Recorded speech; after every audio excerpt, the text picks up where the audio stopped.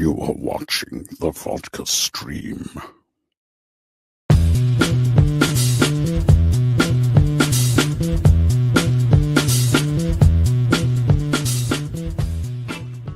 Boop! What is happening, guys? It's the Vodka stream. We made it to another week, as we do. How's everybody doing tonight? Hopefully doing good. We got the panel on tonight. Gee, what are we going to talk about? Possibly all the crazy DC news, man. Telling you what, if you're just a DC fan, and there's no like little sanctions that you're doing, you just like the DC content, man. This week was just full of all that when it comes to Superman set photos, Green Lantern series fully greenlit for 8 episodes, and then of course the Batman the Caped Crusader. So many things. So cheers, guys. I actually have a little bourbon tonight. I have a little bourbon out of a little mini. That's right, because I went to my friend's anniversary party and they had little goodie bags. So a little bullet bourbon. I was like, you know what? I'm gonna have. I love these little mini bottles too. They're cute. They're cute. Make me feel like a giant. All right. So, cheers, guys. A little bullet bourbon tonight.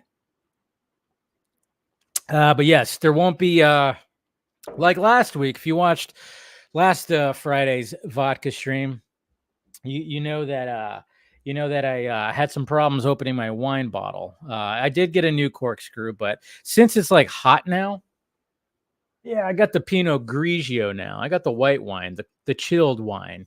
So going for a more, dry, refreshing wine tonight as opposed to the red wine, as I'll be partaking in after this right here. Anyways, all right, guys. So go ahead and this will be the question portion. I'm going to give my full review of A Quiet Place Day 1. So if you guys are, wanting to ask some questions and everything, why not do it? This is the time. We got Mama Film Junkie here. Hello from Canada. That's right. She's up there in Kenyatta right now. Yes, and I'm picking up her dog tomorrow. Thank you for reminding me. Greetings, Shano. Have a safe trip too, Mom. So we'll see you soon. It does help that I'm going to a birthday party tomorrow in your neck of the woods, so it all worked out. Greetings and salutations, everyone. Yes, hopefully we're gonna have a great stream tonight. Ahoy, ahoy, Mr. Jason McKenzie. Always great to see you, sir. Cheers to you. We got Jacob right here. What's up, Dave? About to watch Daddy-O with Dakota Johnson and Sean Penn on AMC. I hope you all have a good stream, though. Daddy-O, man, that's like a 2000s movie. I'm trying to remember that one. What's going on, Lawrence Fury? What is good? Well, the bourbon's good. I could tell you that much. What's going on, Jade? What's up, everyone? Watched Aquaman Lost Kingdom for the first time and enjoyed it more than The Flash. I also started a DCEU Funko collection. There you go. Get that Funko. I got one right up here on my desk, which is just, it's Bruce Wayne holding a Batarang, which love that one. Love that guy. So he's always up on the desk. Versus Seed, what is happening? Couldn't agree more. So much DC goodness. I've been watching Suicide Squad anime. That's right. There's even that. See, I'm not really into anime. I've said this many, many times. I don't have anything against anime. I mean, yeah, sometimes the diehard anime fans, I wonder. I do wonder sometimes. Just kidding. Just fully kidding, of course. But no, I'm not. Anyways. No, but just never really got. But but there is something about the style of anime, and I know some people are like, "Why does that?" They're turning a lot of things into anime. I might check. I probably will check out the Suicide Squad anime. I am looking forward to the Terminator anime, though. I'm very curious about that. So I will be watching that. It's not like I haven't watched anime. I've watched my fair share of movies, anime movies. The popular ones, of course, and then of course.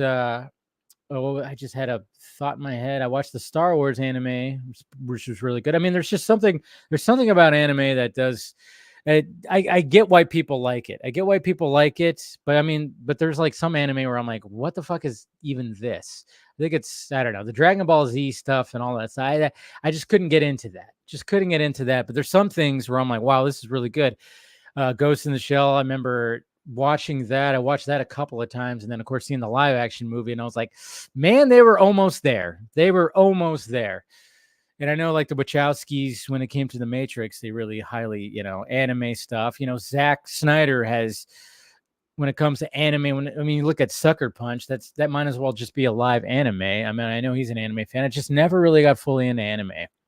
I don't know. One of these days, maybe I will. What's going on, Gilmer? Good to see you. We got Antonio right here. What is happening, RJ? Good to see you, bud. We got Mr. Bauga right here. Anything interesting happen this week? I don't know. Did the cold end up taking? Oh, man. Oh, it's been fun, too. It's been fun getting responses. I've actually, it's fun. It's, I try not to stir the pot, but you guys know me. Sometimes I do stir the pot. And this week, yes, I mean, I not really stirred the pot, I wouldn't say, but when I get some of the lovable people in the mentions, I was even going back and forth with somebody right now on Instagram who had to let it be known that they were going to unfollow me because I was saying something nice about the new Superman movie. And I just was like, all right, let's have a little exchange here because, I had some time to kill. I was like, pretty much everything was set up, and I was like, and I didn't go live on Instagram. I'll probably start doing that again. I'm actually thinking about doing the TikTok thing one of these days too, because some reason my TikTok videos have been they've been going up a little bit too. So I'm like, yeah, maybe I'll try TikTok live. I don't know if I want to though. It just kind of scares me. Those people are gonna have that social media video app is going to have my soul now or something. There's something about TikTok that just makes me a little freaked out, but I'm going to probably give it a try just because, you know what? Just to see. Why not? Why not see that? But I'll do the Instagram lives too as well. But yeah, what was I talking about? Oh yeah, I just been having some fun with people. Sometimes it just when they say very outrageous things, I just go, okay, let's get the thought process. What's going on here? I mean, I was having conversations with people that basically said that, oh yeah, this is only catering to Snyder haters. I'm like, okay, so Warner Brothers is catering just to Snyder haters. That seems like a bad business model. So they hate Snyder and they want to cater to all the people that hate him. Interesting. All right. Seems like a bad business model for a studio, especially one that's very much in debt. I don't think that they're actually just catering to Snyder. It seems like they want anybody to watch. They want everybody to watch their movie. I'm just going to take a shot in the dark. So, anyways, looking GQ. Thanks, man. Thanks, Jacob. Always start off the streams, put the shades on. Why not? Why not? What's going on, Ryan? Good to see you. Good to see you. I haven't seen any other anime. Yeah, I watched some Attack of the Titan. That was pretty cool. Gonna be a fun night tonight for sure. For sure. All right. So I see you guys asking some questions. Continue asking some questions. I'm gonna give my full review of A Quiet Place 2. Good to see you too, Phil. Phil will be on, of course, in a little bit. Good to see you, Cal. Just wanted to stop by and say what up, and hope you have a great time tonight. Depending on how long you're. Yeah. Okay. Well, do your thing, man. Do your thing. So yeah, guys can. We got Mr. Fear Jason. Good to see you, bud. All right, and then of course we have Nerdy Mastermind. Just got done reading Gotham by Gaslight graphic novel. I watched the movie. I haven't read the book. I got to get the book. I got to pick up that book. Really enjoyed it. Plan on watching the animated film. Yeah, so there you go. And then we got Cortez as well. Happy to say I'm liking just about everything I'm seeing from the new Superman film, although it is annoying to see fans using the photos to dig at others in the past. Yeah, that's pretty much. I mean, there's just going to be that. I mean, there's no matter what, there's always going to be. I just hate the fact that it's like, man, didn't we learn anything from when we were fighting for the Snyderverse, when we were defending and fighting for that? Yeah, that's what and like I said it many times, like the further we get away from the releasing of the Snyder cut, the crazier some things are going to get. And that's kind of what has happened. I mean, there's look what's happened with that whole sell the Snyderverse to Netflix. That's crazy. It was just crazy. Like when that whole thing brewed up, and then there's been drama over there like no other that I've seen. I don't comment about it because obviously it's vodka stream. I'm drinking. I'll comment a little bit about it, but I mean, just kind of shows you right there. And I'm seeing like these guys like in constant drama and constant this, that, and this, and turning on each other. I'm like, yeah, that's what I was talking about when it came to all this. But it's like, if you don't enjoy it, fine, it's perfectly fine. It's I don't know. I'm a film fan, love movies, love superheroes, specifically DC. So when those two came together, ever since Batman 89, well, I mean, I think I saw Superman 78 before that, but really my obsession to like all this was like started with Batman 89 because I didn't go see Superman 78 in the movie theater. Obviously, it was before I was born. I don't think I saw any of the Superman movies in the theater. When did the last one come out? 89, 90, 88? I don't even remember when the last one came out. Or was it after Batman? Can't remember. But, Batman 89, I think that's like my, I want to say that was like almost like my I don't know. I'm trying to remember what I saw before that in the movie theater. Maybe Mama Film Junkie can tell me what was I taken to before that. But Batman 89 sticks out in my head, especially since it's been 35 years. Pretty crazy. So when you combine those two together, I'm all for it. And it's like, yeah, obviously things got a little wonky in the past few years, but hey, whatever. All right. A Quiet Place, day one. All right. So A Quiet Place franchise is near and dear to my heart because I think, well, I mean, even with this one, this franchise does not miss. This franchise has not missed. We're 3 movies in now. When you watch the first one and you see how the first one ends and how it all plays out, John Krasinski, Emily Blunt, and following that family, not really knowing too much what's going on with, we just know that these creatures are roaming around, and of course it's like a Tremors. It's like it's like Tremors, but the creatures are above ground. And I like that aspect of it. It was like, it's like Tremors and Signs, kind of like a little bit, and Krasinski did a fantastic job. But of course, we saw what happened in the first one, and then they do the second one without Krasinski because obviously we know what happens. We know what happens. If you don't know what happens by now, sorry, spoiler alert. But the second one ended up being great because then, of course, it expands. You get more characters. I mean, Cillian Murphy was, great in that. And expanding on all that. And then, I mean, eventually I think we're going to get like a direct sequel for that one. Maybe, I don't know. Maybe they won't because now the kids are going to be like, it's going to be like Stranger Things now because now the kids are going to be like growing up themselves. But now they decided to do day one. Now, in the second one, we saw a little bit of day one. We saw day one from the perspective of the family, Krasinski and Blunt, the family. We saw day one when it came to that. Now we're seeing day one in New York City. So they very well could have just went full on like, okay, now we could show this side of it where it's like, we're going to show craziness of New York City. We're going to show military action. This could be like a Roland Emmerich movie. That's not what this is. And, I didn't think there was going to be that, but it very well could have went that. I mean, we got Michael, Stansky or whatever, something ski. And he did a great job of continuing the franchise. Still has that vibe of like, holy crap, the tension, the built up tension that happens in this movie. And then just being a very character driven movie because Lupita Nyong'o's like character, you get introduced to her first. She is sick. So she's like in a place where she's being taken care of, but she's not very social. She has this cat, Frodo, which damn this freaking cat. Sometimes I'm just like, throughout the movie, I'm like, leave the cat. But no, can't leave the cat for God's sakes.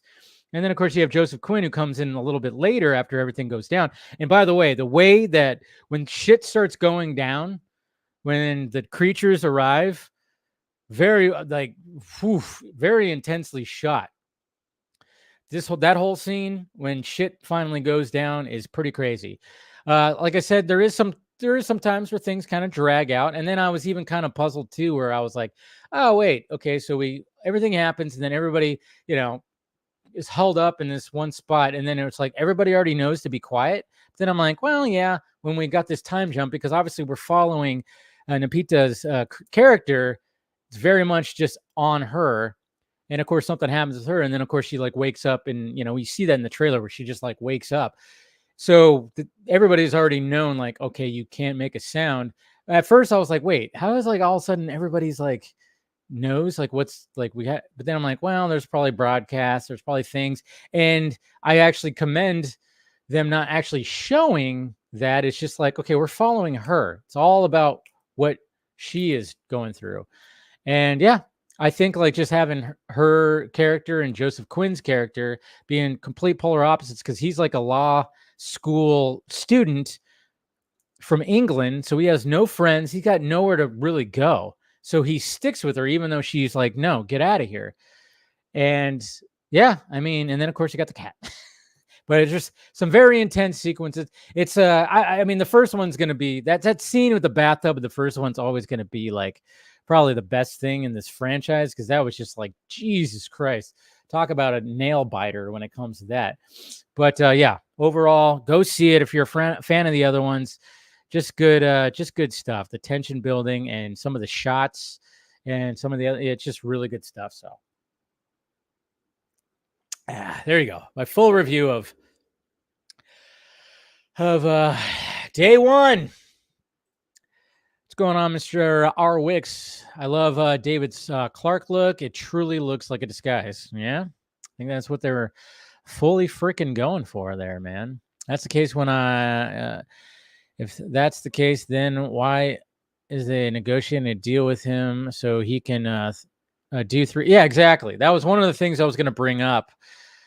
I don't know. I like, again, I think some of these fans, they're still stuck in the 2018 mindset of, oh, it's Warner Brothers that screwed Zack Snyder over. I'm like, no, those people are not even there anymore. The only person that is still kind of there is, that was there during that time was Peter Safran. And that's why I've always said I don't fully trust Peter Safran. But he's just handling all the business side. And I'm like, all right. I mean, I don't even fully trust James Gunn, too. But I don't fully trust any of the fuckers still. But, but at the same time, I'm not like sitting there thinking crazy thoughts. Like, Warner Brothers is still against Zack Snyder because first off, they let him do the full circle thing. And we got to remember that Pam Abdi and Michael DeLuca were there too, so they fully are. And then of course, yeah, they want him to come back to do the 300 series. I mean, that hasn't been, and we haven't heard anything following up to that, but at the same time, it's just like, yeah, we're not in 2018, 2019. We're not in that era anymore, and I think some of these guys are still in that era and they still feel like they have to fight. I'm like, what are you fighting for? If you don't like it, yeah, sure, make a comment, sure. But when you're showing up in people's mentions, I've had people show up in my mentions this week and tell me that I'm wrong for my opinion. That's right. Don't you gotta love that? I'm wrong. You're wrong for your opinion. It's like, okay, it's interesting. Alec Azu, I still think the new Superman costume is ugly. I will make fun of it, but I will judge the movie only after I watch it. I will be fair, because even if it's ugly, maybe the cinema. Yeah, I mean, there's always a chance. Yeah, that tends to happen too. That tends to happen too sometimes. Where yeah, shit doesn't look good. Set photos and videos, but that's what I also love too. I've loved that. I remember seeing that shit back in. I mean, basically when Twitter, when I was like fully on Twitter, I remember when they were filming Avengers, and I remember seeing stuff from Avengers and going, oh man, this could be a disaster. But then you see some set videos and you're like, oh wow, what's that going to look like? I remember specifically seeing set videos.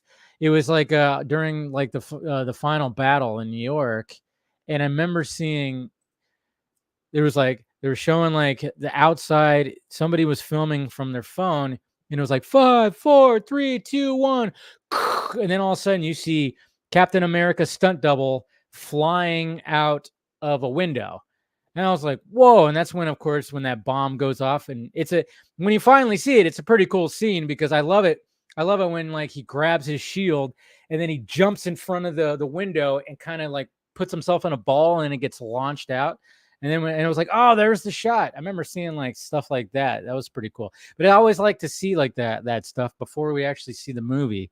It's kind of cool. That's why I like to see set photos and videos, because I'm like, how's that going to look in the movie? How's that going to look in the movie? Sometimes it works, sometimes it don't. RJ, I have so many movies to catch up on because I was sick for the last 2 weeks. Damn.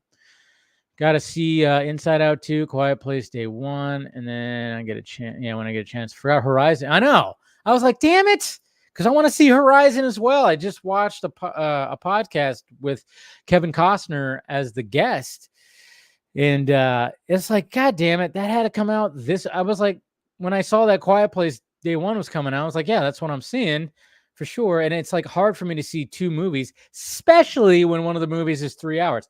I don't know.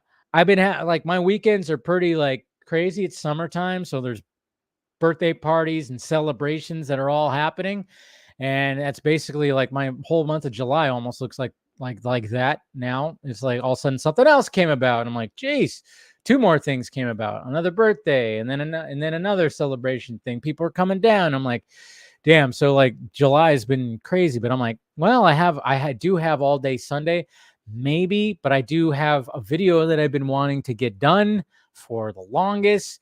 So I don't know. Taking time out to go see a 3-hour movie might not be in the cards. We'll see. Maybe I could catch it, because I do want to catch it on the big screen. Is there an alternate casting you'd have been interested in seeing for a film you enjoy? Is there an alternate casting you'd have been interested in seeing for a film you enjoy?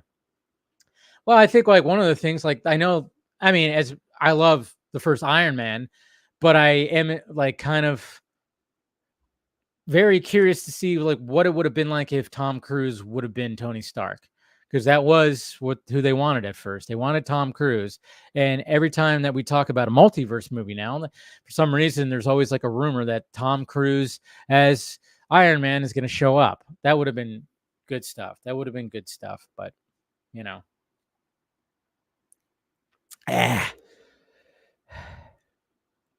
What else we got?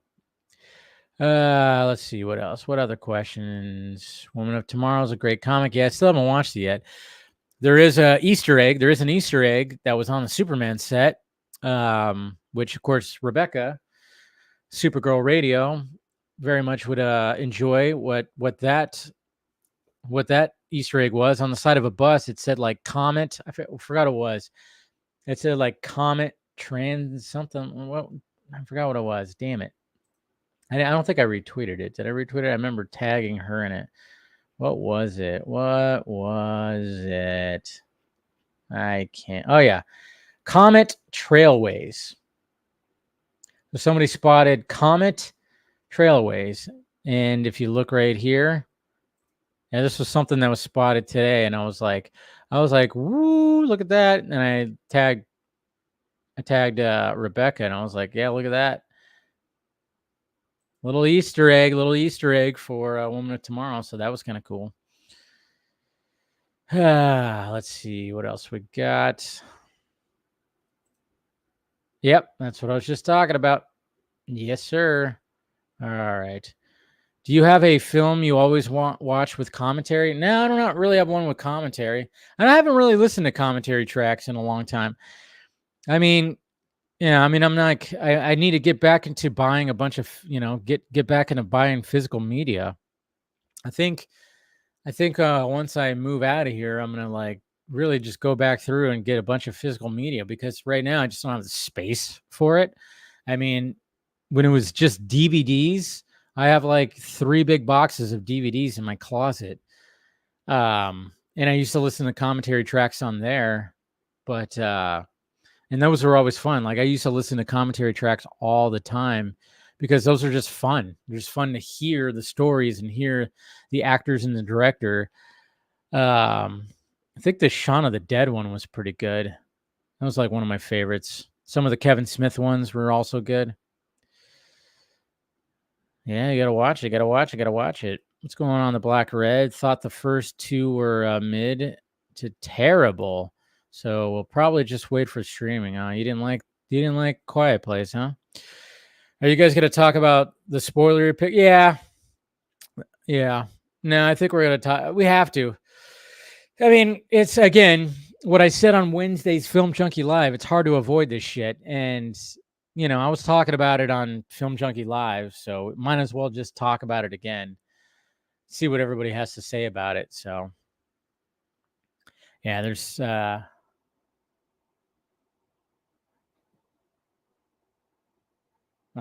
that sucks. Sorry, I just got a message.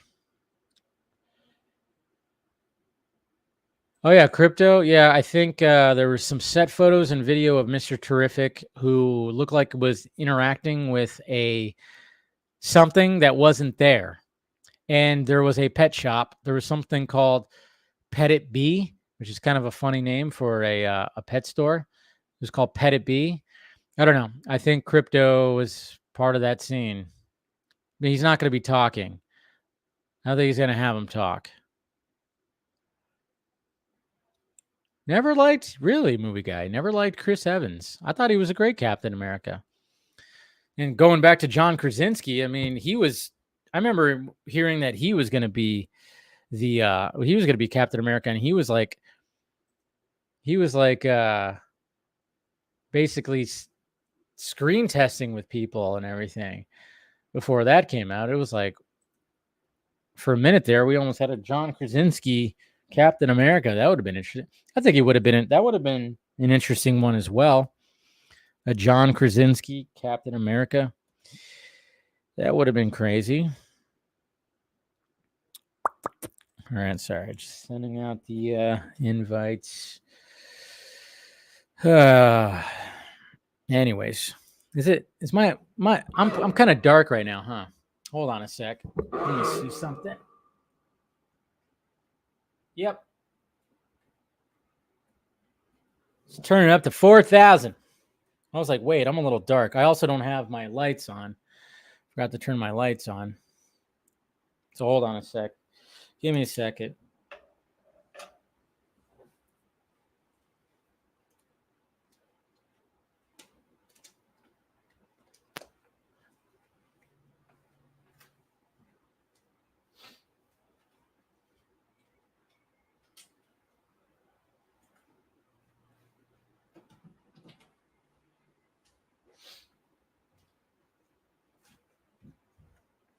All right, there we go. Sorry, guys. I know. I realized I prepped everything but the lights tonight. Like, Jesus. Usually I was like, I had everything else ready to go, and then I didn't turn on the lights. Anyway, so here we go.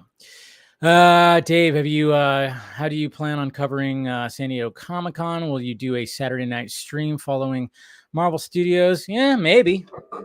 Maybe we'll do something like that. I don't know. I haven't really given it much thought. One of these days I'm going to go. I can probably get the opportunity to go, but I just don't go. I don't know. One of these days I will, but I don't know. Sometimes I'm just like, And I know there are people out there that are definitely going to go.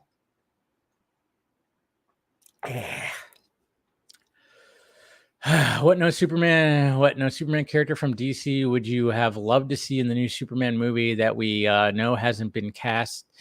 Well, Brainiac. But I have a feeling that Brainiac's going to be somewhere. Something's going to happen. There's got to be something with Brainiac, right? Got to be something with Brainiac, but I don't know. There's that character. There's, of course, Parasite. I would like to see Parasite as a villain. Parasite somewhere in there. Just like a regular Superman character, though. I don't know. It seems like they pretty much got the whole group. I mean, are they going to have Lana Lang? Is she going to be somewhere around there? Because Comic-Con is also the same weekend as Deadpool 3. So it's, oh, shit. It's that weekend? Oh, man. You know what's good, though? You know what's good? I'm going to have a 4-day weekend that weekend, which is a month from now, a little less than a month. I'm going to have a 4-day weekend because me, my dad, my brother, and my nephew are going to the Dodgers-Giants game that Thursday. It's a day game, which, Jesus Christ, that's going to be hot. And then we're going to go see Deadpool and Wolverine after that. So we're going to drive out to LA, watch the game, drive back, hopefully not too much traffic, but there will be, grab a bite, and then we're going to go see like an 8 or 9 o'clock showing of Deadpool and Wolverine. It's going to be quite a day. And I'm going to take that Friday off too from work. So it's going to be a busy Thursday right there. And then of course we have Comic-Con. I didn't even think about that. I'm like, yeah, that's right. Comic-Con is that weekend. So yeah, it's going to be a freaking busy weekend. But yeah, thankfully I'll be taking 2 extra days off. First 2 Quiet Place were fine. I'll check out day 1 maybe. It's a pretty packed theater too, by the way. What's going on, Chris? Anything after A Man of Steel? I felt like Cavill was just sleepwalking his roles. So like every role that he was in? Or are you just talking about BVS and Justice League? Yeah, that's not going to stick. There's no way that that's going to stick. If Dune's coming out the same day as Star Wars, there's no way that that's going to stick. But I hope it does. It would be sweet if it does, because that would be a pretty epic combination for movies. And maybe they'll actually work to make it stick, because they want to do something like that, where it's like, oh yeah, we have these 2 space operas coming out. I don't know. I just don't think it'll stick.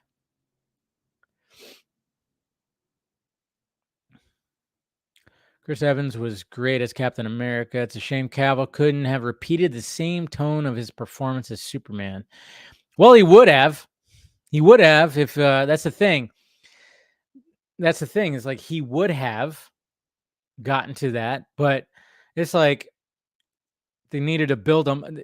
What Snyder wanted to do is not just make him the Boy Scout right away. Snyder wanted to throw him into the lion's den and basically create. Because if you see how he was when he came back, fought Steppenwolf, a lot of people were like, oh, okay, that's what Snyder was building up to. And it's like, yeah, if they would have continued off of that, then he would have been pretty much he would have been that full-on Superman that a lot of people were like wondering. I mean, to me, I love the building of the character and the deconstructing of the character to get to that point. Yeah, I saw that. He's got like the Lord. He's got the Maxwell Lord that we saw on the front of that store when it said like Lord Tech or whatever. We saw the logo on. Yeah, it's on his shirt. Reacher actor Alan Richardson would have been an interesting Yeah, he looks like Captain America, but I think he would have been a little too young at that point. Maybe not. I think maybe he's the same age. Maybe not. It'd be interesting to see Russell Crowe as Argon in Lord of the Rings. See, I don't know too much about Lord of the Rings, so couldn't help you out with that one. I don't know too much about the characters. Chris Evans' Cap, to me, felt like the Superman of Marvel when I watched it. I see.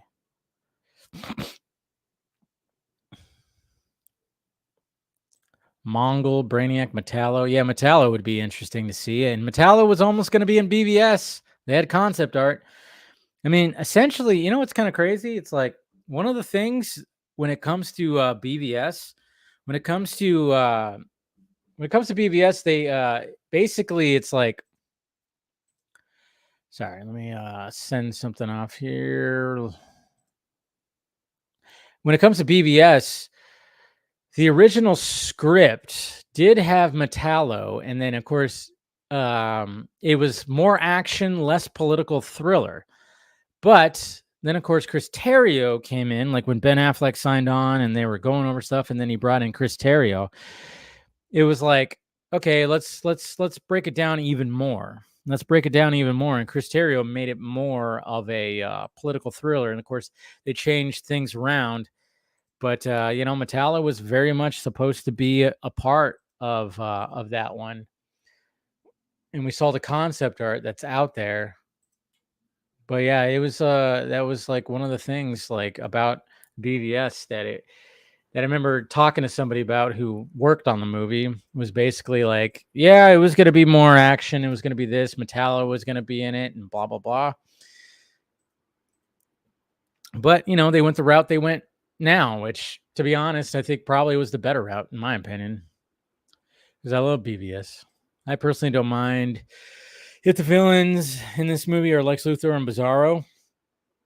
I just want to see how Bizarro, is utilized. Yeah, I know. If like the that whole Ultraman thing, clone thing, ends up turning into Bizarro,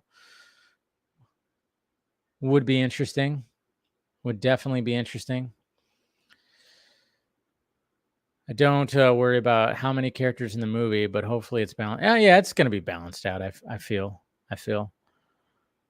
Bizarro makes sense as a muscle villain if you need a power up. Yeah, I mean, and then at the same time, we have to realize too, like, because there is the Ultraman thing, and then but you have to like do a combination almost. We can't tell, like, it's not comic books where you could just flesh everything out and tell like all these stories. You're trying to fit everything into like a movie that's like 2 hours and 15, 2.5 hours. Who knows how long it's gonna be? I don't know. It's just hard to do that. So sometimes you got to take liberties into like combining things. So they might combine the Ultraman and Bizarro thing. I know I've read some of that stuff too. Wow, Comic-Con and Giant. No, I'm not going to Comic-Con. Well, yeah, but I mean it's that weekend, yeah. So, but I'll be covering stuff that comes out of Comic-Con, and I probably will do a live stream after one of those, because why not?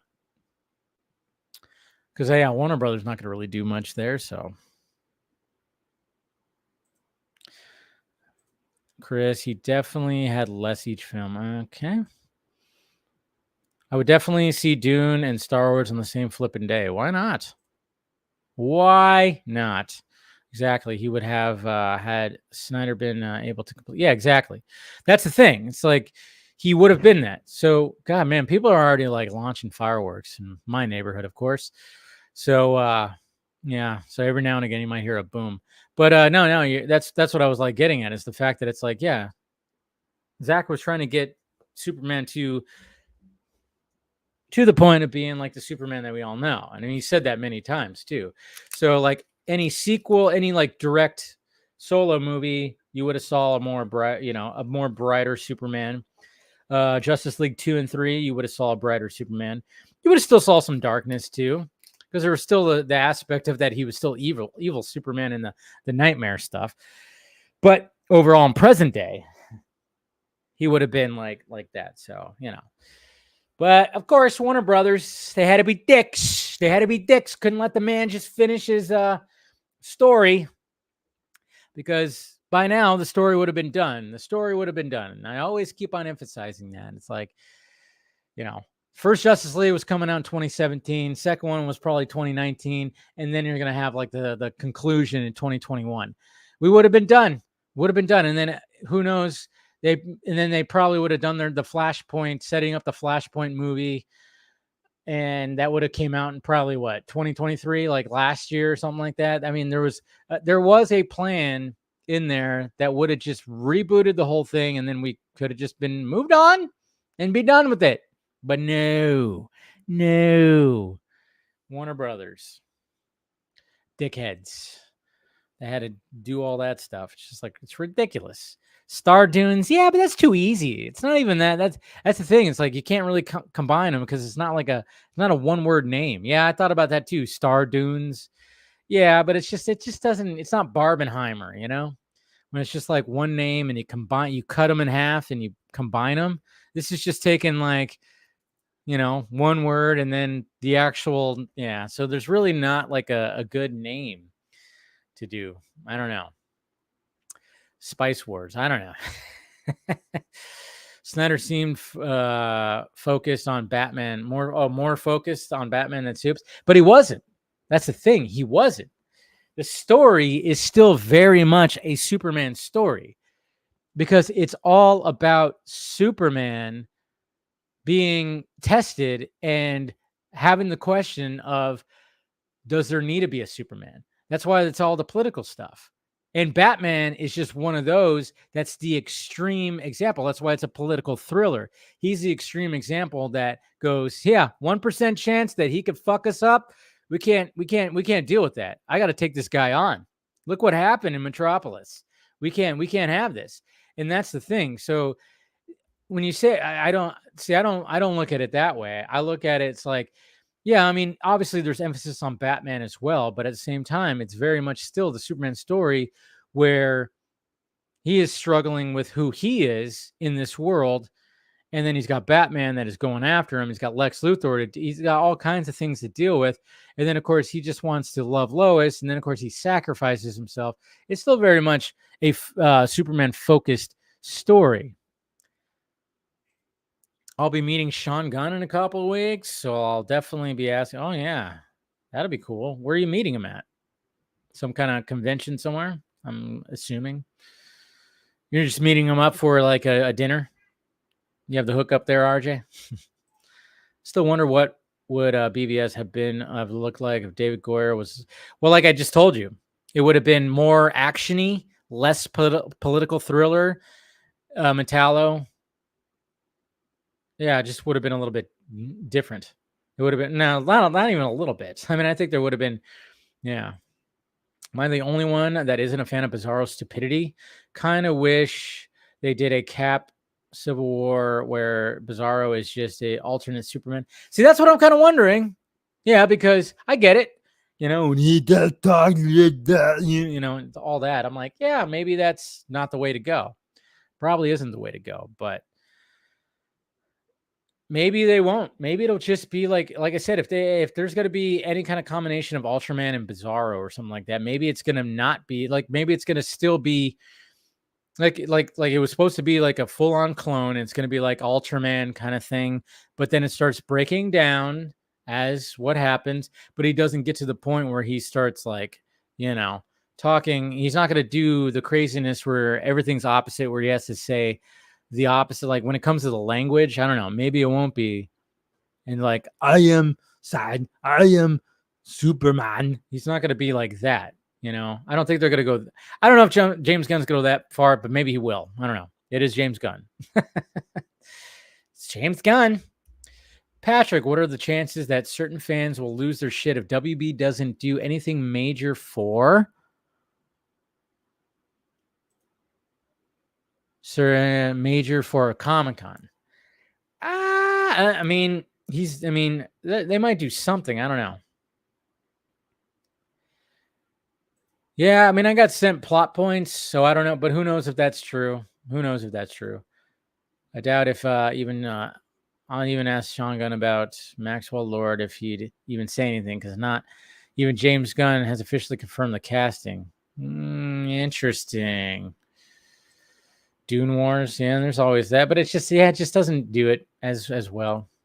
I mean, he wanted to have a kid with Lois. What are we talking about? I just thought that was kind of cool.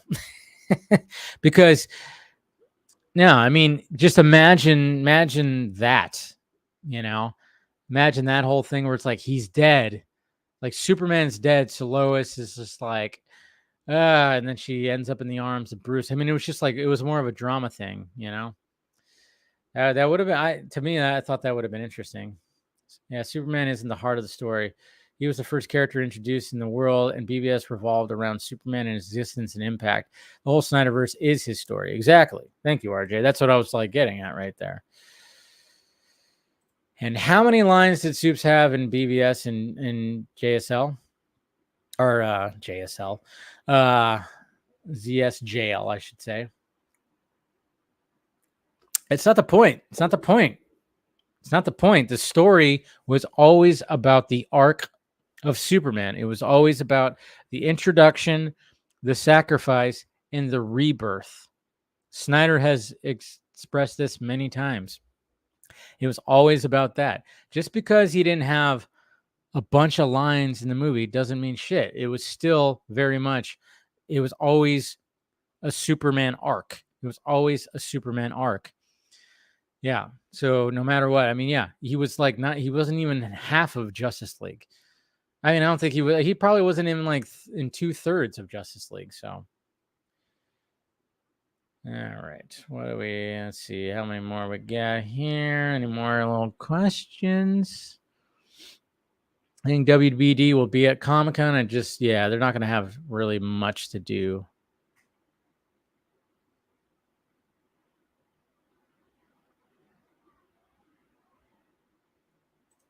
Again, he wasn't pushed aside. The whole thing, I mean, even Justice League was revolving around Superman's death. And then the whole thing of bringing him back to take on Steppenwolf. You gotta peel the layers. He was not pushed aside. The whole thing was like, we have this threat and we need Superman. So that's the thing. And then if you look at it like a counter to BVS was, do we need a Superman? That's what it asked. It asked the question, do we need Superman? Justice League was fucking A, we need Superman. So you got to look at it like that. BVS was, do we need this guy? Because this could be dangerous. Zack Snyder's Justice League answered the question of, yes, we need this guy. You got to look at it like that. I like your Bizarro idea. Just feel like his voice is a little comically offensive and a little cringe. Yeah, I'm wondering if they'll go that far, if that's going to be the case. Batman or Superman push. Yeah, not really.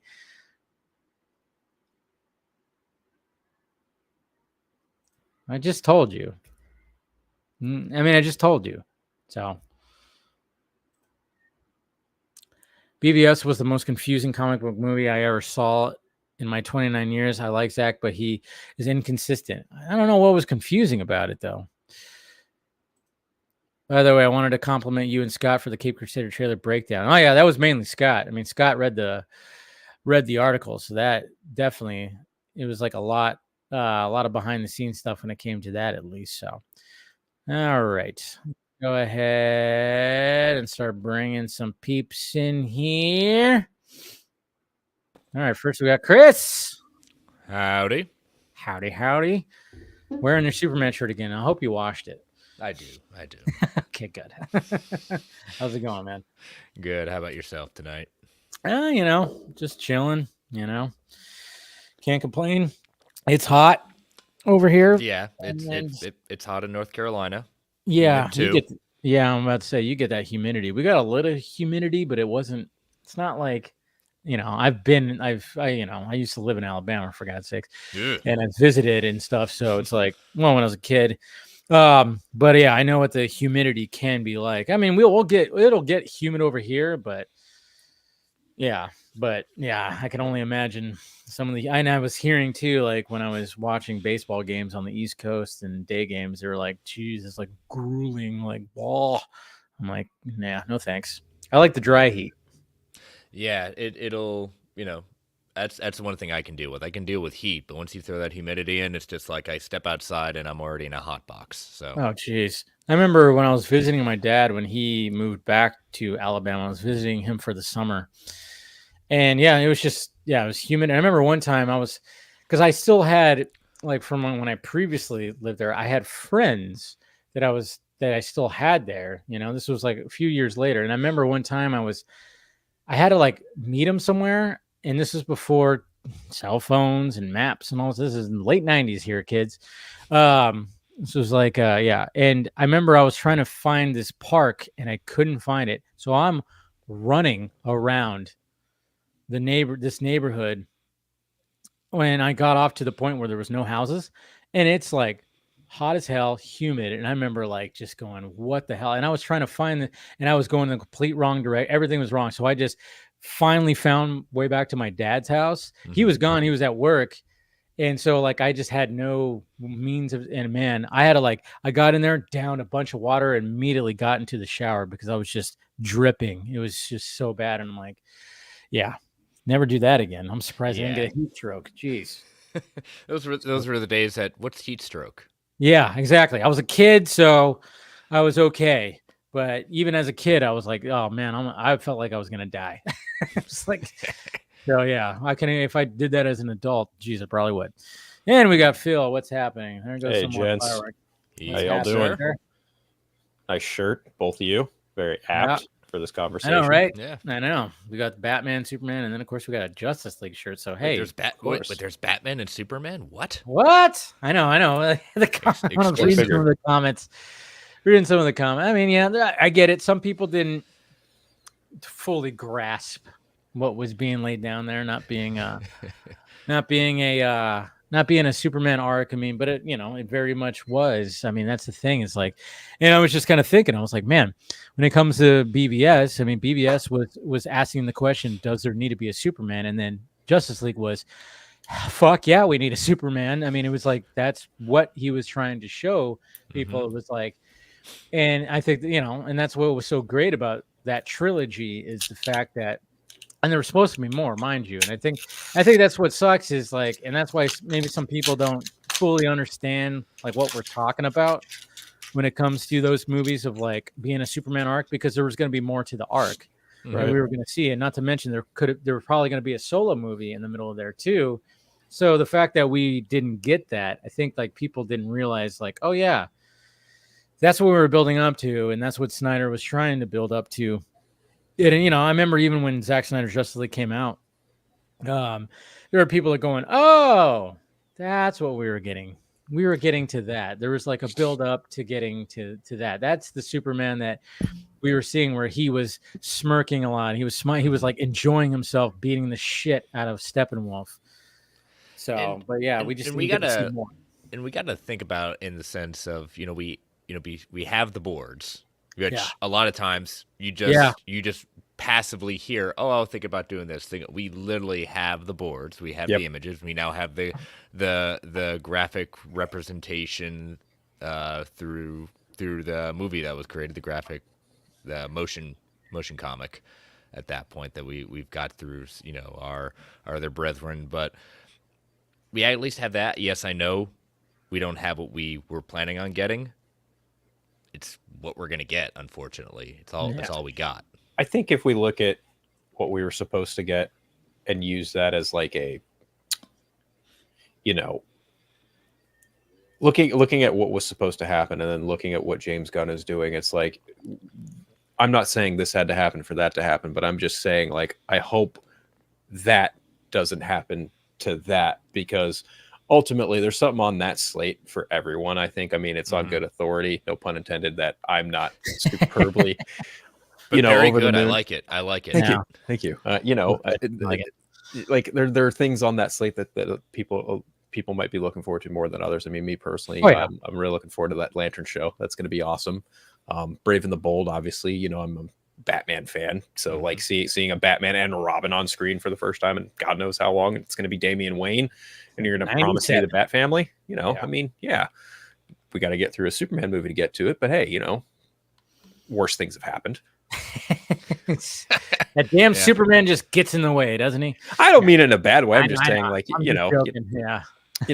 endured a Green Lantern movie that was, toiled and tootled with by Warner Brothers. We endured, the disaster that was Justice League, and of course the Suicide Squad, which still hasn't even gotten its day in the sun from David Ayer, which I hope one day it will. I'm sure it will, maybe someday down the line.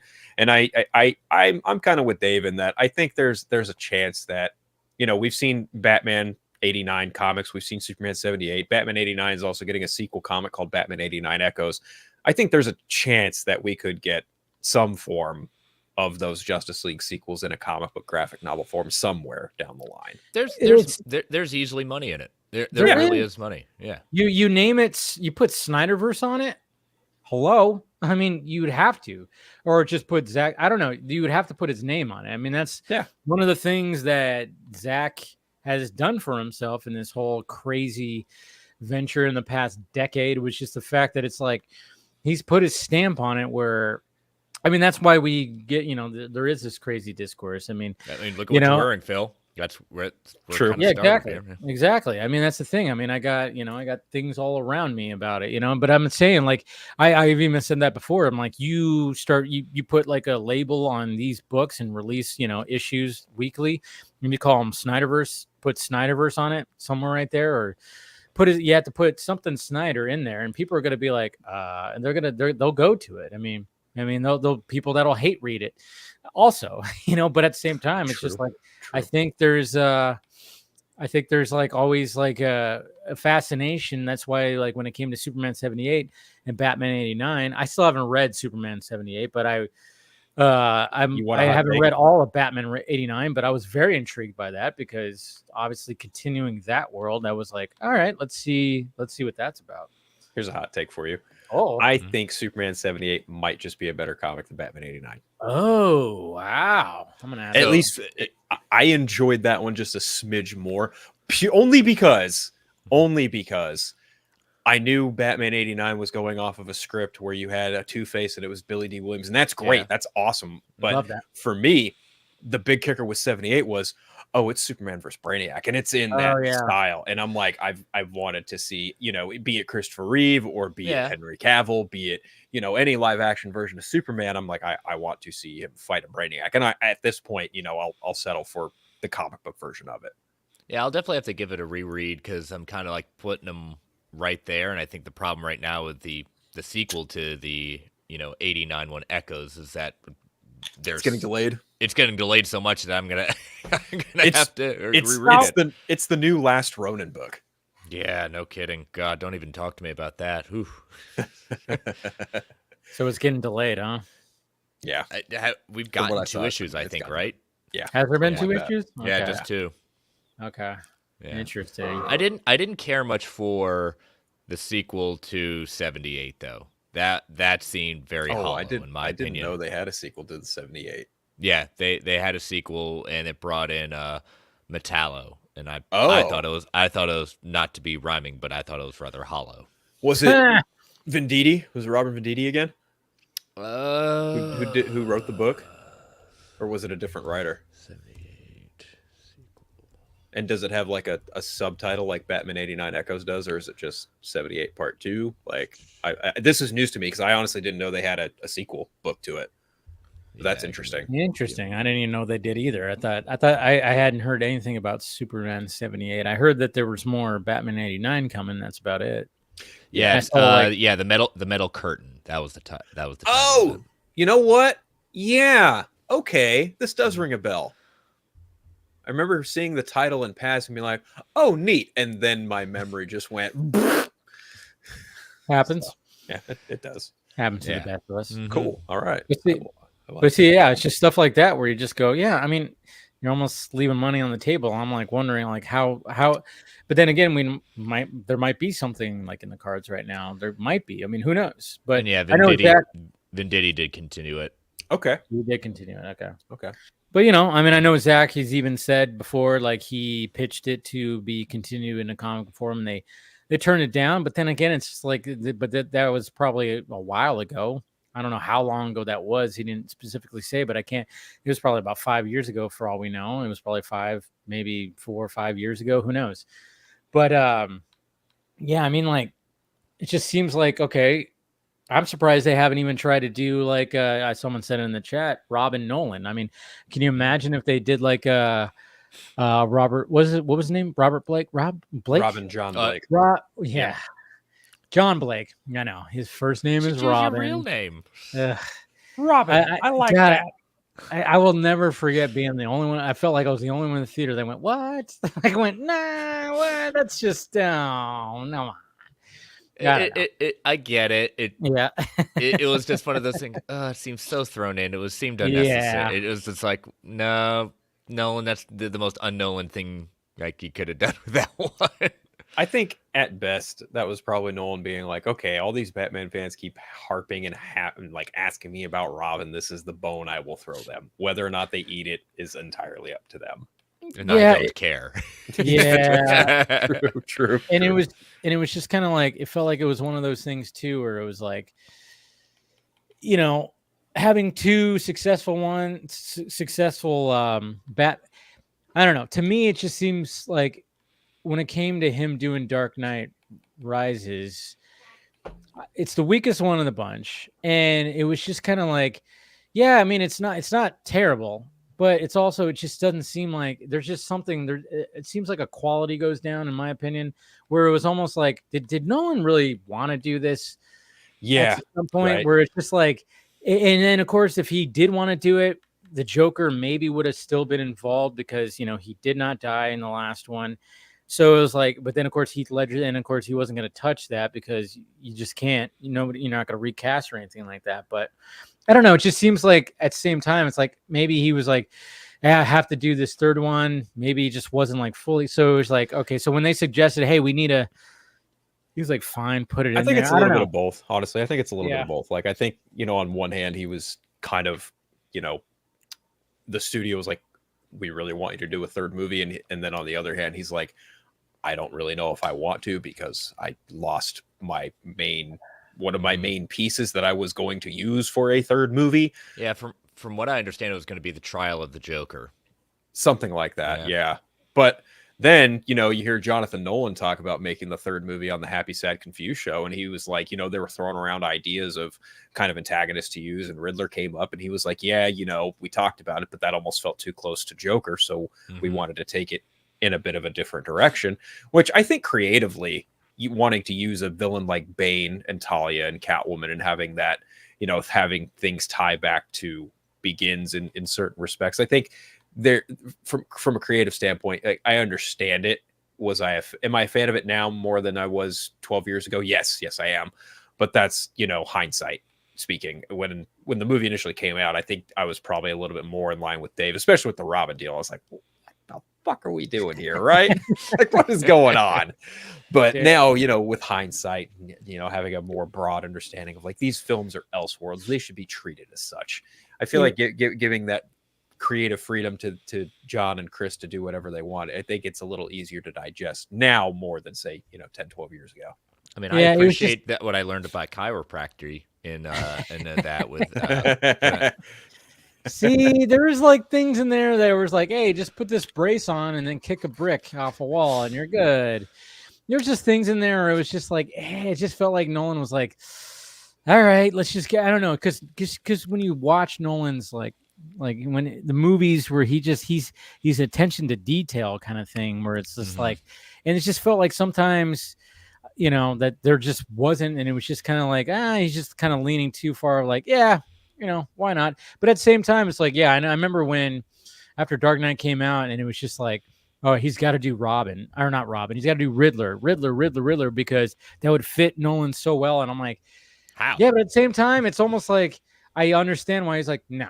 It's just, and then like you said, it's like too much. It could be too much like the Joker, and I'm like, yeah, and then that's what everybody expects. So when it was announced that, oh yeah, Bane is going to be the main, I was like, what? I remember being like, huh? Like Bane? Like seriously? Like we're going to get Bane? Of course, changed the character up pretty significantly and stuff. It's like he very much did that, and it's like, okay, yeah, it makes sense. But I mean, at the same time, there were still things in there though that were like, well, I mean, he did have a mask. He was very big and brooding, and he did break Batman's back. I mean, he still kept some elements. It just didn't have. I remember, I was like talking with some of my friends, and we're like, can you imagine if they like, reenact like the scene where like Bane breaks his back? And I was like, yeah, it'd be crazy if like, I don't know, if it was like a scene, like, it's like out in the rain and he just grabs him. It's all in slow motion. And he just goes, and you see, Batman's face. And then it's just, you get that shot. Can you imagine? Of course, we didn't get anything like that. I mean, if you ever actually think about when he actually does it, it's kind of anticlimactic. He just kind of goes boop and he just falls over, and it's like, oh, okay. Wasn't really dramatic. I was wondering what would break first. Yeah. Your spirit or your body. I think what I did appreciate about that sequence is that they cut out all the music. Literally Nolan is awesome for doing that. I mean, he did that in Dark Knight when it came to Joker going after the armored truck, going after Harvey. I mean, there's no music there too. If you somehow can, I think Nolan's done it more than once as well, but I love it. I always go, and I'm always I always catch it too. I don't catch it right away, but I always go, wait a minute, there's no score, there's no music. Holy shit. I mean, it's all sound design, it's all editing. If you could pull off something like that, I mean, Jesus Christ. I mean, that just shows like that shows you that you're like one of the top tier filmmakers if you can like pull it off and not make me go, yeah, there needs to be music here. It's like, no. Do the music when you need to do the music for sure. But man, I think for like all the flaws of that movie, that was probably one of the best sequences in it. The soundless, visceral, primal instinct that is just two former members of the League of Shadows, just one trying to beat the shit out of the other, and then one prominently beating the shit out of the other. Yeah. I think it's a brutal scene. I mean, it's a brutal scene, especially when he just starts freaking just nailing him in the head and he cracks the fucking cowl, and it's just like, Jesus. Or he just like picks him up and you see his hands just squeeze right into Bruce's body, like even almost through the Kevlar. That was just wicked. And it's an interesting kind of flip in the sense of what Nightfall was, in the sense of the wearing down of the Batman. You know, the Arkham inmates are freed after the fact in the movie, when that's one of the purposes of wearing Bruce down to the point in the comic. And he's more in the sense of, yeah, you haven't done this job in a bit, so that's why you're not necessarily on the up and up of where you were at your peak. You fight like a younger man, but you're... Yeah, pretty much. I mean, you do a pretty good impression there, Phil. I mean, you have to put your hands in front of your mouth and talk like a bit of a Caribbean heritage. It has to go a little something like that. I mean, let's face it, that opening scene in Dark Knight Rises was just, my God, that thing was pretty damn good. I mean, you know, Fire Rises. I mean, it's just like, yeah, I mean, everything, and to build up a villain as Bane, like to that, I mean, it's just like the way that, I mean, it's similar to how he did it with Joker and Dark Knight. It's just like, okay, let's open up a scene with like something crazy that happening, and it's epic and it's so cinematic, and it's just like, it's pretty wow. And then of course, just making Tom Hardy look like just like the biggest beast in the world. And you know, he's not a big guy, and they made him look like he was like towering, just 6'5", full of fucking, you know, they didn't.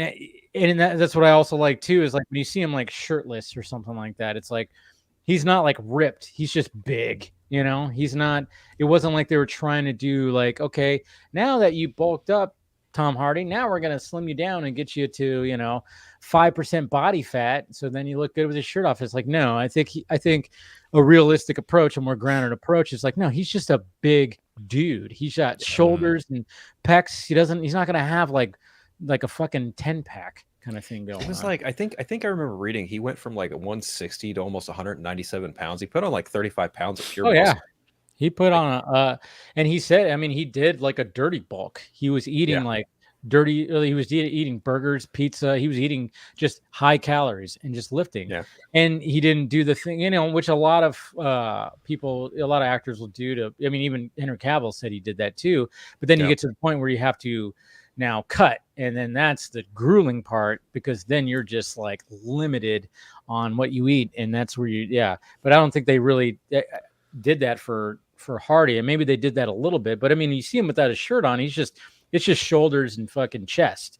It's not really. I mean, they did a very good comic accurate, as much as they could in the real life of what Bane is. Right. You know? I love that scene when it was one of, what's his name, when he puts his like his hand on his like shoulder, like in a karate chop hands. You feel you're in charge here? You feel you're in charge. And it's just like, do you feel in charge? Yeah, I mean, that's the thing about how he put Bane on the screen, was the fact that it's like, you did not want to fuck with him. Like, he was scary. Like, he was like Nolan did such a great job of taking that character, rearranging him, and putting him into this more grounded reality. But he made him so freaking frightening. Anytime you heard, I mean, it was almost Darth Vader-esque with the way he talked to that mask. And sometimes you just hear the voice first, like, and then he starts, you know, and then it's just like, ugh. Like, even the first time that he says it, like when he's got the hood on, what was the first line that he says in the movie? I forgot. I totally forgot what he says anymore. Shit. God damn, I had it in my head. I remember like one of the lines was when he asked if I take that off, will it hurt? It would be excruciating. Extremely painful. There but when they're on the plane, there's like when with you Deathstroke apparently. Yeah, I know, right? A lot of people are freaking out about that. Yeah, that the one dude that's standing out there is Deathstroke. It's Slade. And apparently, like there was like, I don't know. I remember that was going around. I didn't even touch it. I was like, shut up, people. What are we doing here? We got to be mad about something that week. So what's the next step of your grand plan? Crashing this plane. Yeah. With me on it. It's amazing. God, you said something about throwing out the guy in the plane because remember somebody got. God, I cannot remember the line. It's gonna be so quick to shoot a man. Oh yeah. Something perhaps like that, yeah. Yes, that's right. That's right. Perhaps he says something. There it is. Something about shooting. Perhaps he's wondering why someone would shoot a man before throwing him out of a plane. Yep. Yeah. Perhaps he's wondering why someone would shoot a man before throwing him out of a plane. Yes, right. But at first you hear that.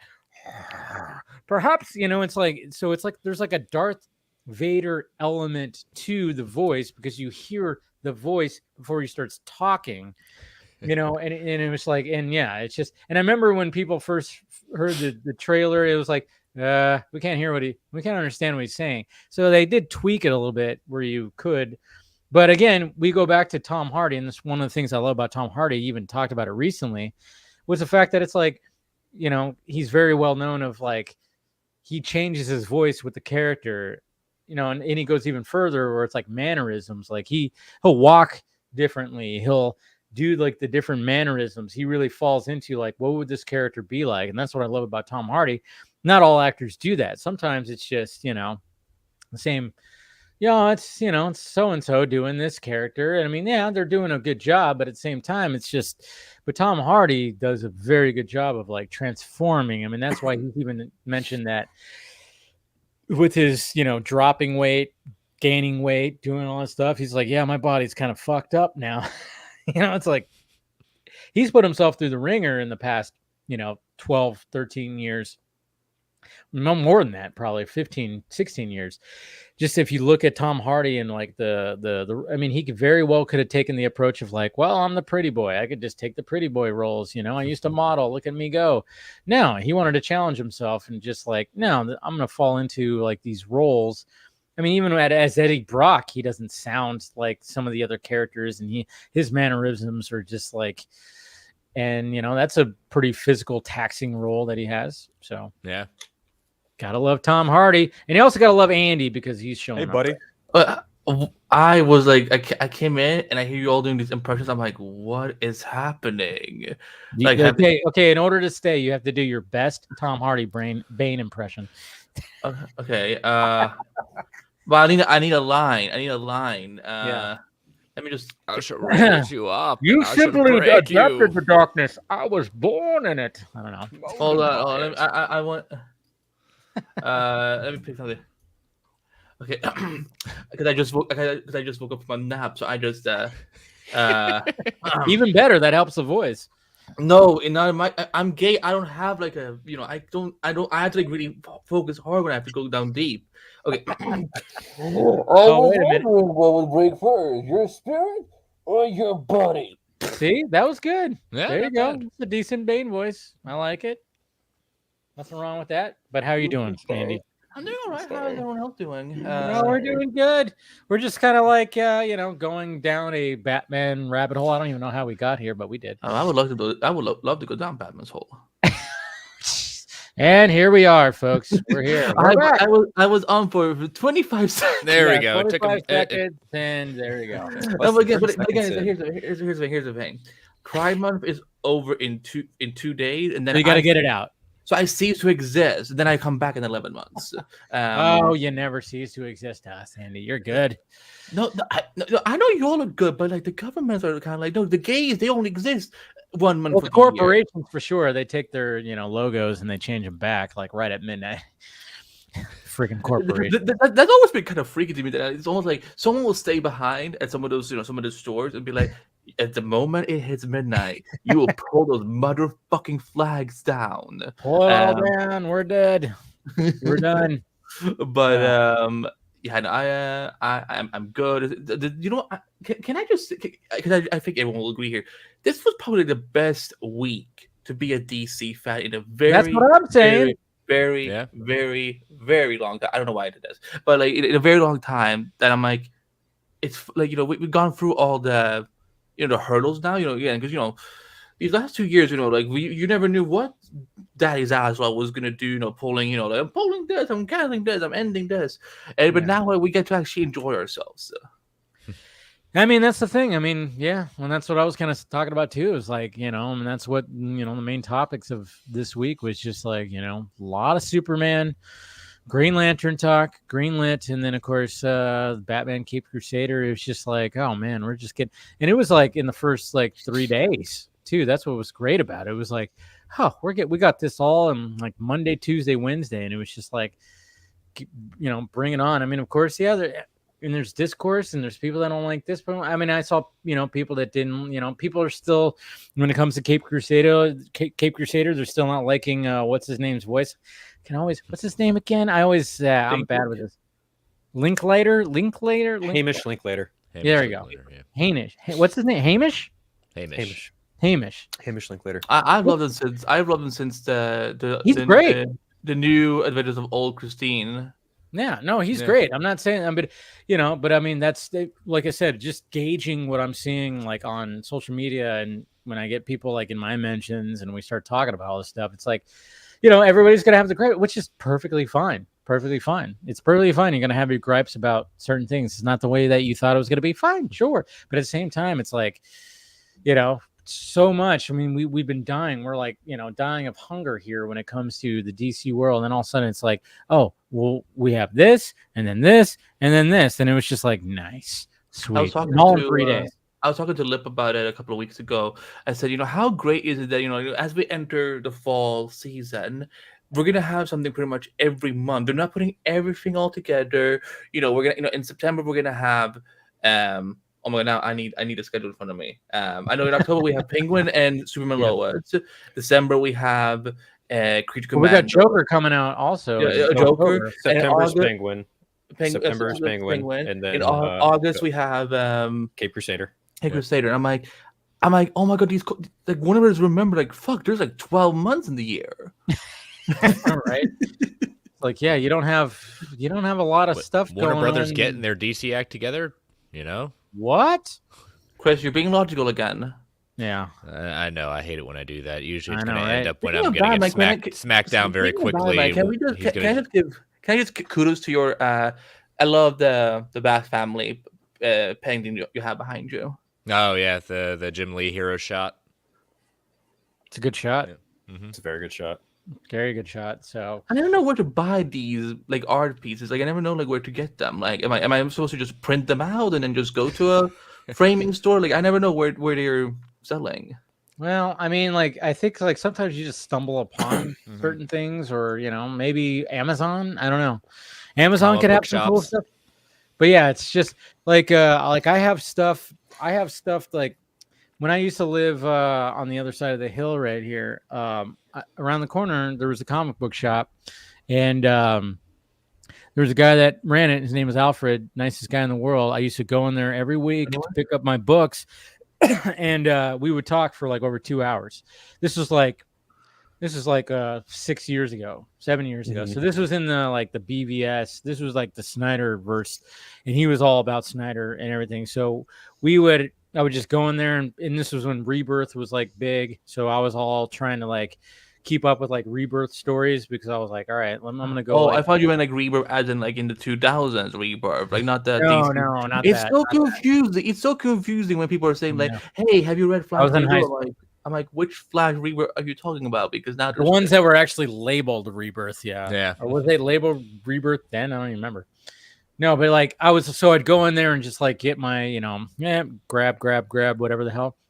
And then I would just talk to them. I mean, literally while people were just walking up. And it was that's what's fun though about a comic book shop is like I'm sitting there just leaned up against the counter, and we're talking bullshitting. He's got like, Man of Steel on, in the background, or some superhero movie on or something, and we're just bullshitting. And then of course somebody walks up, and then we start bullshitting with that person, and blah blah blah. And it's like, but then sadly, he had to close up shop because it just wasn't doing as well. I tried to save it. Was it because of COVID? No, this was before COVID. Because he wasn't in a good spot, and the town he was in is a very small town. Just wasn't in a good spot. And so when he was like, hey, I'm just like doing now, like kind of like, hey, I'm marking things down. So I went in there and I'm like, all right, I'll buy this, I'll buy that. I mean, I have an Avengers Age of Ultron cool little fucking picture right over there. I got like a armored Batman piggy bank. I don't need a piggy bank, but it was cool. And I'm like, I'll take that. Gotta save your pennies there, Dave. Gotta save those exactly. pennies. But it was cool because it was from BBS, and I'm like, I'll take that. And I just grabbed like a bunch of any of the things you have behind, like around you. No, none of this stuff is. But yeah. There. See, I need to get that Funko Pop. God damn it. Yeah, nice, from the Dark Knight Returns. Yeah, I actually got this marked down at a half price books. I'm pretty sure I got this guy from him. He opened it. I did open it. Oh yeah, I'm not one of those. Unless it's like a specific like limited edition. I have like you'll actually appreciate this, Andy. I actually have a Pride Batman that I got. It's a rainbow Batman. I left it in the box because I got like because I was like exchanging. I didn't know it existed. Oh yeah, I did. They got a Funko for everything for crying out loud. Of it. But it was like a limited edition, and I remember I was like exchanging with somebody else who was like, and we were like going back and forth of like finding different like Funko Pops. So I have ones that I've not taken out of the box, and one of them was the Pride ones because it was very limited edition. It was a Pride Batman. I was like, okay, yeah, send that one over, and I was like, so I still have it in the box. It's a Flash Pride now, like because I kind of would like to look it up. They probably did a whole line of something, but remember there was just I had an exchange program with somebody, and we were going back and forth. So there's certain ones that I haven't taken out of the box, but the normal ones, I'm just like, it's like, I'm just taking a few Batman ones out of the box. Yeah. Like I've got a Batman Joker-ish. Well, it's Batman, but in Joker colors. I took that one out of the box. And then I've got a smaller Batman one that's just traditional, like, blue and gray. But outside of that, I have every one of the Batman Funkos minus the big one that they did. But I have Batman in the Batmobile. I don't have the big one. Yeah, I have. I don't have the Batmobile either. What's the big one? The big one, I think, is just a bigger version of Batman, like Pattinson's Batman. I think. Oh, okay. I think it's either that or it's like I don't remember what it is, but I know for sure I've got Batman, Penguin, Catwoman, and Riddler, and then a Batman in the Batmobile. Yeah, I for sure. Did they not do a Bruce Wayne one? I think they did, but if they, I didn't get. They did. Okay, then that's another one. I didn't get one of those either. I didn't either about it. Yeah, I got most of the Batman ones as well. I actually have a Batman. I have a Batman 89 that was a limited one. I have a normal Batman 89 where I think he's just holding a batarang. Yeah, I think so. But there's one that was limited where he's got his fists up. Mm-hmm. So I left that in the box. So I do have that one left in the box. Every Funko I own is literally behind me. They're all in the box because I'm like, no, I don't want to. Like, I feel like a crime is being committed if I'm opening one. There was one time because I bought there was two versions of Black Bolt being sold at Comic-Con, and there was one with one was with silver and one was blue. I don't know what it was, but I was kind of like I started pulling my putting my nail in through the. I'm like, maybe just one. No. I felt like I committed a sin. So. Some people feel like that, and I mean, I get it, but at the same time, I'm like, it takes up so much space. It does. Mm-hmm. It takes. There were two Bruce Wayne ones. There were, yeah. There's even two Cobblepot ones. Interesting. But of course, I have. I got all the Zack Snyder's Justice League Funko Pops as well. I have Superman, Darkseid, Wonder Woman, and I think I might have more, but I'd have to look. I have a huge Funko collection that's all packed up in my storage at the moment. Yeah. Did either of you get the Darkseid throne one? Yep. Yes. Got that one. I got both. I got the regular one where he's just holding his staff, and then of course the So one. you know what? I got Desaad too. Now that I think about it. Yeah, I got Desaad as well. But yeah, I've got him on the three. No, I searched for all those, and luckily there's at the mall that I have that's around the corner from my house. They like had them all, and then I think I went to the one over the hill in the town I grew up in, which has like a really cool comic book shop, like one of those where you walk in, and it's just like, oh, the one at the mall is, it's in a part of the mall, it's fine. But the one over there, it's like, it's like in a downtown, like old area, and it's at the corner of, a main street, and they got all the decals on the wall. So when you walk into this place, it's like, it's a legit comic book shop. I love those type of comic book shops. It's got that smell too. Oh, dude, it's got that smell. It's got that everything. We're when you're checking out and you're looking like display case and you're looking around and you're like, oh yeah, I'll take that too. And also that. What the fuck? You have that? Yeah, let me get that. They just have shit everywhere. And you get like shirts that you wouldn't even think that existed. Like, what the fuck? Like you have like the shirt where it's Joker spray painted on Robin's fucking costume. You remember like in BVS? Yeah. It's like, what? They made a shirt about that? Now the joke's on you, Batman. I'm like, what? You have that? I gotta have that. Stuff like that. I only have one comic book store in my city, and it's like probably like the store is probably as big as his living room. Yeah, I kid you not. And I'm like, and they don't have things like that. So, but mad respect to people who run comic book stores. And again, I'm sorry that your buddy where you live had to shut us down. So yeah, support your local comic book stores, y'all. Mm-hmm. That's what I was trying to do. Like when I found it. It immediately we hit it off, and it was just like, so it was like a weekly thing where I'm like, all right, I'm gonna go get the new issues that I want to get, and then we just shoot the shit. I mean, sometimes I go like twice a week, just because like, oh, I'm bored. I don't want to, and I miss that. I miss that so much, especially since like I'm here now and I'm just like online constantly, and I'm like, I need a disconnect from the Matrix. Yeah. There's something I miss about getting Entertain. Calm down. Okay. Whoa. I'm not saying I don't have a cigar in my mouth, shaved head, and like shirtless and you're I mean, you're actually pretty compared to him. He's not.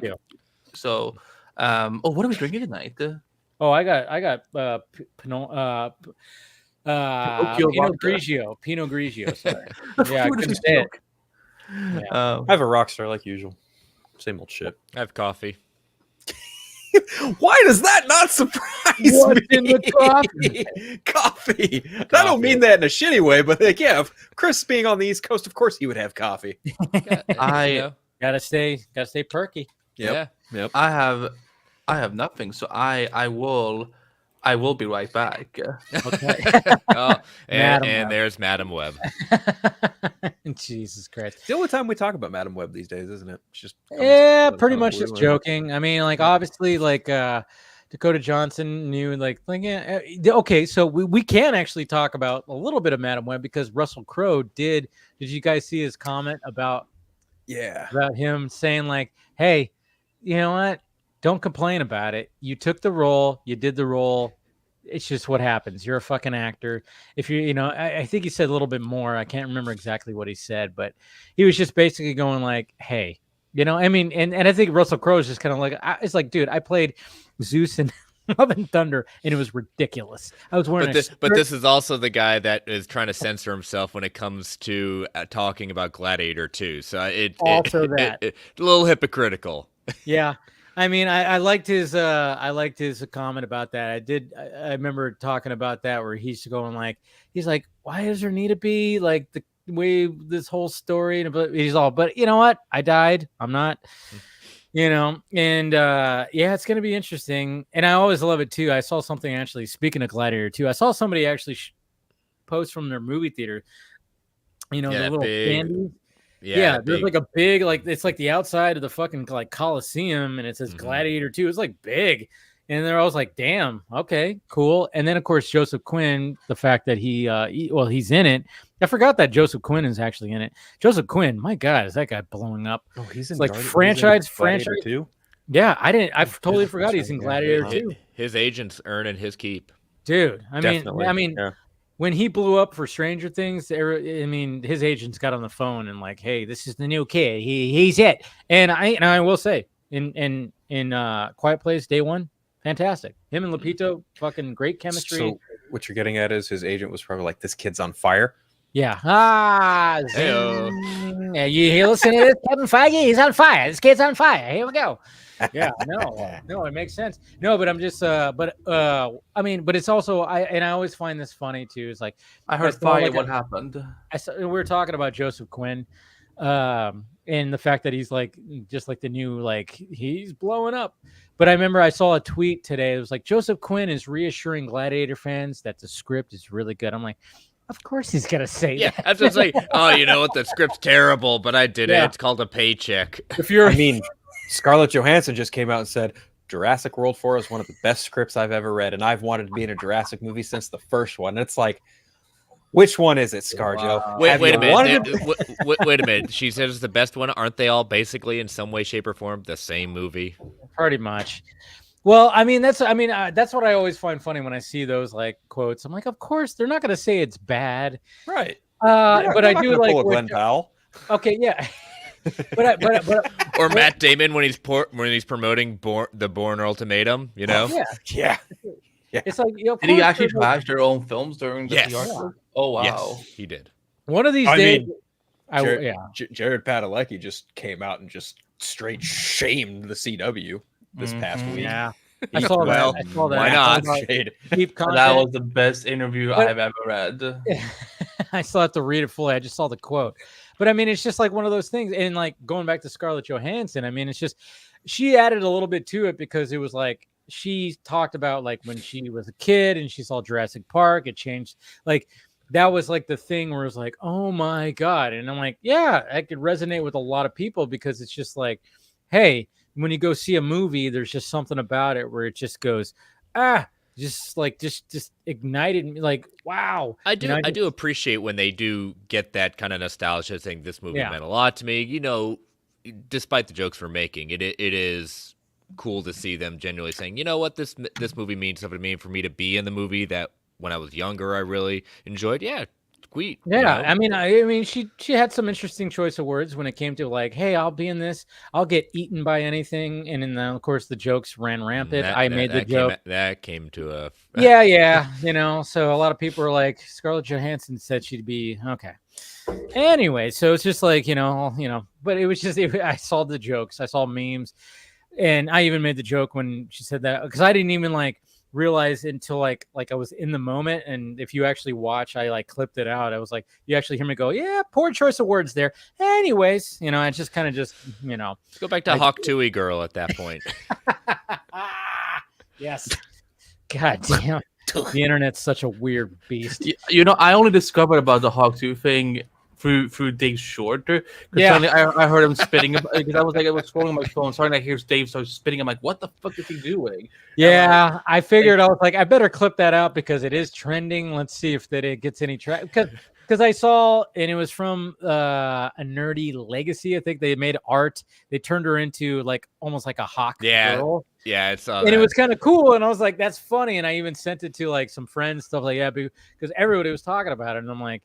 And then I was like, I had to talk about this because, yeah, the hawk. Do you know the full thing, Andy? No, I mean, I live pop culture for you. So well, it's just a random girl that this dude was in Nashville, just saying like, you know, just interviewing girls, and she was, you know, probably had some drinks in her. I'm pretty sure she had some drinks in her.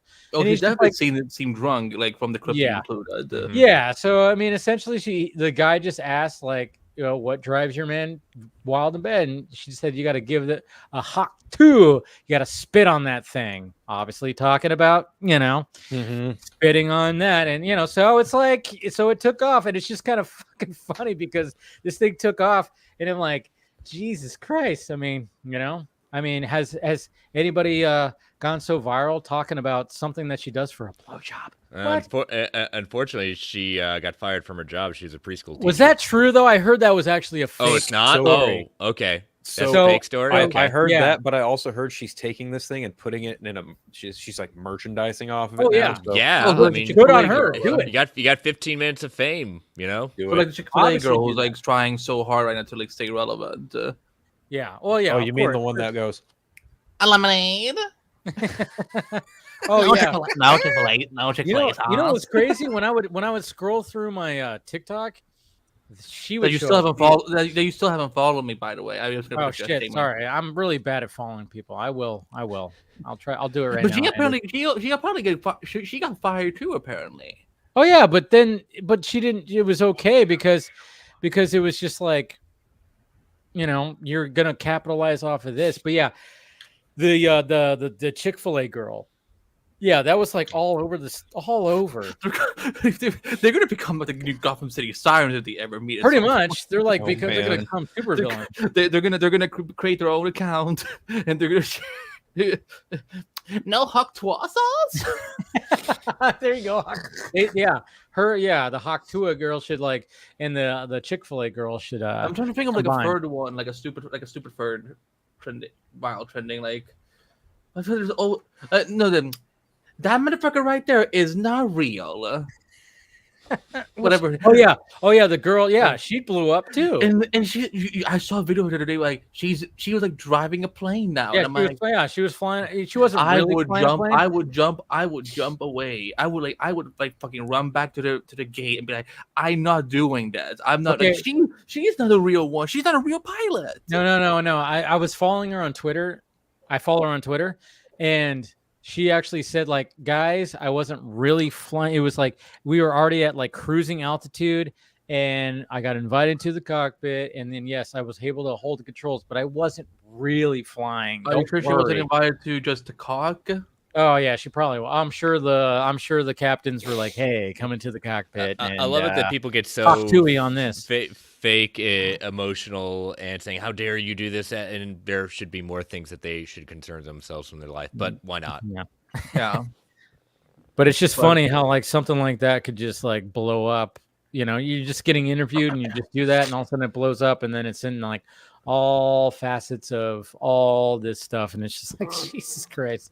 Hopefully those can become like a new Trinity on TikTok, and they can do But at the same time, I was like, all right, so I'm going to talk about this, and then I'm like, all right, let me post it and see where it goes, and it's done. The clip's done fairly well on YouTube, and so I'm like, yeah, see, that's the thing. On the topic of Hawk Girl, when are we going to see her from Superman? Oh, I know, right? All right, let's start talking about some Superman stuff, because whoa.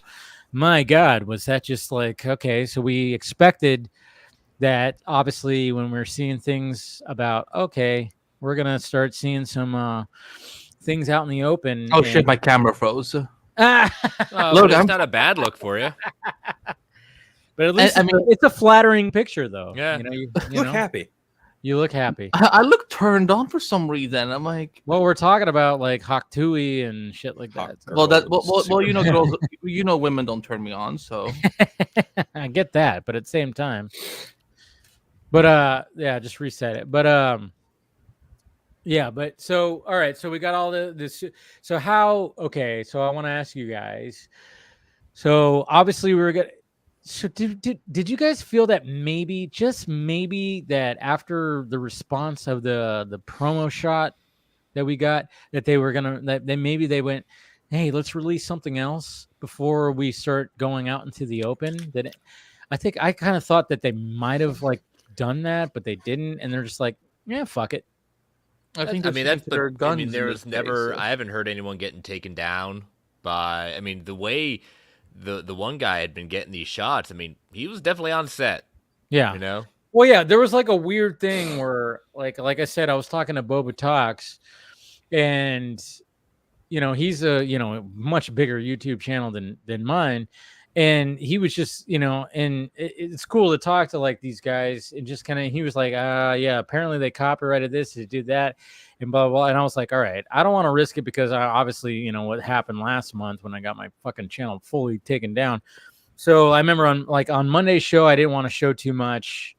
And because we were talking back and forth, he was even telling me like before that, he's like, yeah, be careful with all this stuff because, And that's what's so stupid. It doesn't even make sense because I was talking to somebody else. It's actually my friend who works in Hollywood. I was talking to him. He's all, yeah, they could like get you like a copyright thing, but you shouldn't be able to get a copyright strike because it's not their property. It's like they took the picture, yeah, sure, but it's like there's the logistics of copyright is so fucking flawed, especially with YouTube. It's so fucking flawed. That's what sucks.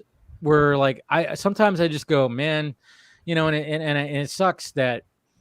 Sometimes I feel like, oh man, any day now I'm just gonna get like a copyright strikes up the ass. I get caught like for like the past 3 weeks, my Film Junkie live streams, because I use a certain guy. His name is White Bat Audio, which I would put credit underneath the streams because that's what he requested. When I looked up, but I was like, I would use him for like my opening little splash scene where like you have the bat logo and showing like what I'm going to be talking about. I was using his music, and then I stopped because I was like, you know what? I was like, because I got one already, and I was like, where I got a copyright thing. It was like, yeah, you don't got a strike, but you don't, you know, you're not monetized. Now the copyright owner gets the monetization. I'm like, all right, but then I was like, somebody else that has a YouTube channel that was on my timeline also getting the same thing. And then he was saying like, no, this is an entirely different like, you know, company that is claiming these. And I was like, oh really? And I was like, oh, so if I were to, cause I was getting them every day, I'd wake up with, you can't monetize this. And these are like streams from 2 years ago and stuff. Oh, that's annoying. It was so annoying. And I was getting them all. I'm like, oh, this is all because of I used that audio, and this other company is claiming it. And then I don't know if that specific artist decided to like, he like joined this company. So then the company is like, hey, now you have to. And then I was like, wait a minute. I thought and then I realized, oh shit, I didn't like, I was consistently putting his, you know, crediting him. And then there was like a time where like it didn't like auto populate. I thought I had it like linked in there where it was like doing it for every stream. And then I was like, oh shit, for this number of streams, I didn't put the full credit. And I'm like, I'm not going to go back and just fucking do that. I'm like, damn it. So, you know, and I'm like, these are old streams. I'm like, yeah, it's whatever. It's such a weird thing. So far with the Superman pictures though that you used? Yeah. Okay. So when it comes to that, yeah, like I said, me and Boba Talks were talking, and he was like telling me, he's like, yeah, I don't know. Like I'm hearing that because he was like, you know, he takes it very much more serious than I do. But at the same time, I'm like, yeah, well, let me know like what's going on. And he said like, oh yeah, the Cleveland News, whatever, they were very much just going like, these are ours. And he said he contacted them. It's like, you know, if you use it, you have to pay like a pretty fucking hefty fee for the pictures.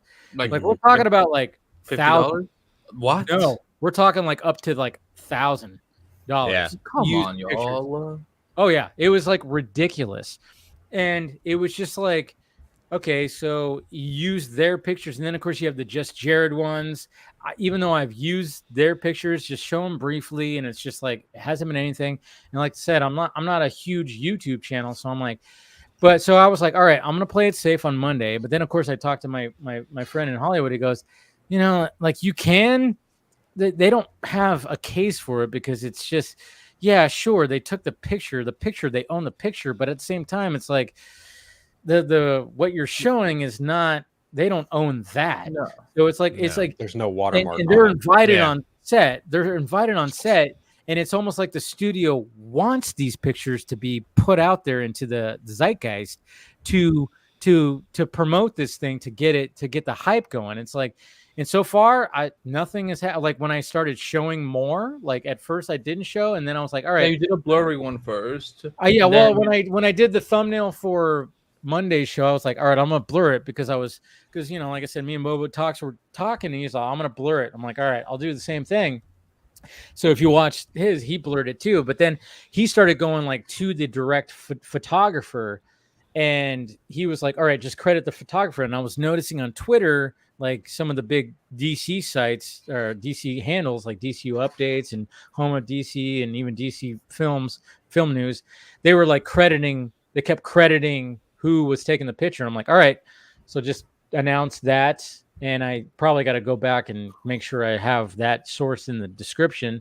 I'll do that this weekend. But I was like, oh, yeah, this is from his name was Eric Drost or something like that. Mainly the pictures were that. So I'm like, all right, long as I do that, he's given the go ahead. Certain things, I don't know. You got to cover your ass. But then I'm like, but every day I'm like, all right, I'm going to wake up and this shit's going to get dive bombed. I don't know. It's just dumb. It's set pictures. It's building up hype. Big fucking deal. I don't know. So what are we thinking about all that? Yeah, like, let's go around the horn a little bit. Okay, so obviously I think we were all I mean, well, when it came to the promo shot, it was kind of like, okay, interesting. I didn't hate it. Wouldn't be my first choice for a promo shot, but here we are. Yeah, but it's like we all didn't hate it, but maybe some of it, I don't know, who knows. Let's go around the horn. Chris, like, what did you think of the suit out in the open? I didn't get Ben. I mean, we're all in some way, shape, or form, really involved in this in some way, shape, or form, being fans. So I mean, it's wrinkled, it's not form fitting. That's not how these things work. So that didn't. Both wrinkled. Yeah. Wasn't that the joke you made last time? Like... Yeah, exactly. Clothes wrinkle, exactly. Yeah, clothes wrinkle. But that didn't bother me as much. It was good seeing it kind of out there in the light. Seeing how he kind of, even though it's just photos, even the video stuff that we saw, kind of some movements with it. But even, I was kind of making a joke in our Geek Ultimate Alliance network chat that every time we got a new image of someone coming out of that ship, whatever it is, it's like, oh, next contestant on Who Wants to Be on Superman. Like, everyone's coming out of this. That's it. This is how we're introducing the cast, or the members of the Daily Planet. But I mean, I was very impressed with seeing Mr. Terrific in pure comic accurate fashion, especially we're getting a little Maxwell Lord because he got that logo of Maxwell Lord right there in his shirt. So yeah, I mean, he's definitely leaning hard into that Justice League International. So I was happy with what I saw. As with everything, I'm not gonna hold up saying, oh, it's terrible, it's the worst thing ever with the suit. When it's all cleaned up, we see our first trailer, we see our first kind of real photos of him not sitting down, putting one boot in front of the other. At that point, it'll be better judgment. But I was good with it, especially seeing the logo on the cape that we haven't seen since the Reeve days. That was a nice touch. Actually, we haven't seen it since Smallville because he had the yellow S on his cape. He did. Yeah. Right? Right at the end. It counts. Yeah, it does count. You're right. It still counts. It does still count. But no, I mean, I think the cape was the best. I mean, when I saw that shot of him and Mr. Terrific like looking up at something, I was like, that's a really cool shot right there. And the cape was like, because we were kind of wondering, we've talked about it here too, is like, is the cape going to be short or is it going to be long? I'm like, long in the first. No, it's long. It's photo. long. Yeah, it's long. It goes down to the ground. It's like the length of him. And I was hoping for that because I don't know. Just to me, I just like the look of that. I didn't want the short cape for some reason. I'm just like, I was hoping. When you say short cape, like, were you worried they were going to do that All-Star Superman cape? Kind of like that, but even Christopher Reeve had a short cape. Like it went down to like, to the back of his knees kind of thing. So it was a short cape too. I didn't realize that too when I was talking about it. But yeah, I was like, oh yeah, Christopher Reeve had kind of a short cape. I don't know. It's just. But we're not allowed to criticize Christopher Reeve. Oh, you can criticize anybody if you want to, but he was the GOAT. That's the thing. No, but yeah, he's classic Superman. We don't get to complain about that.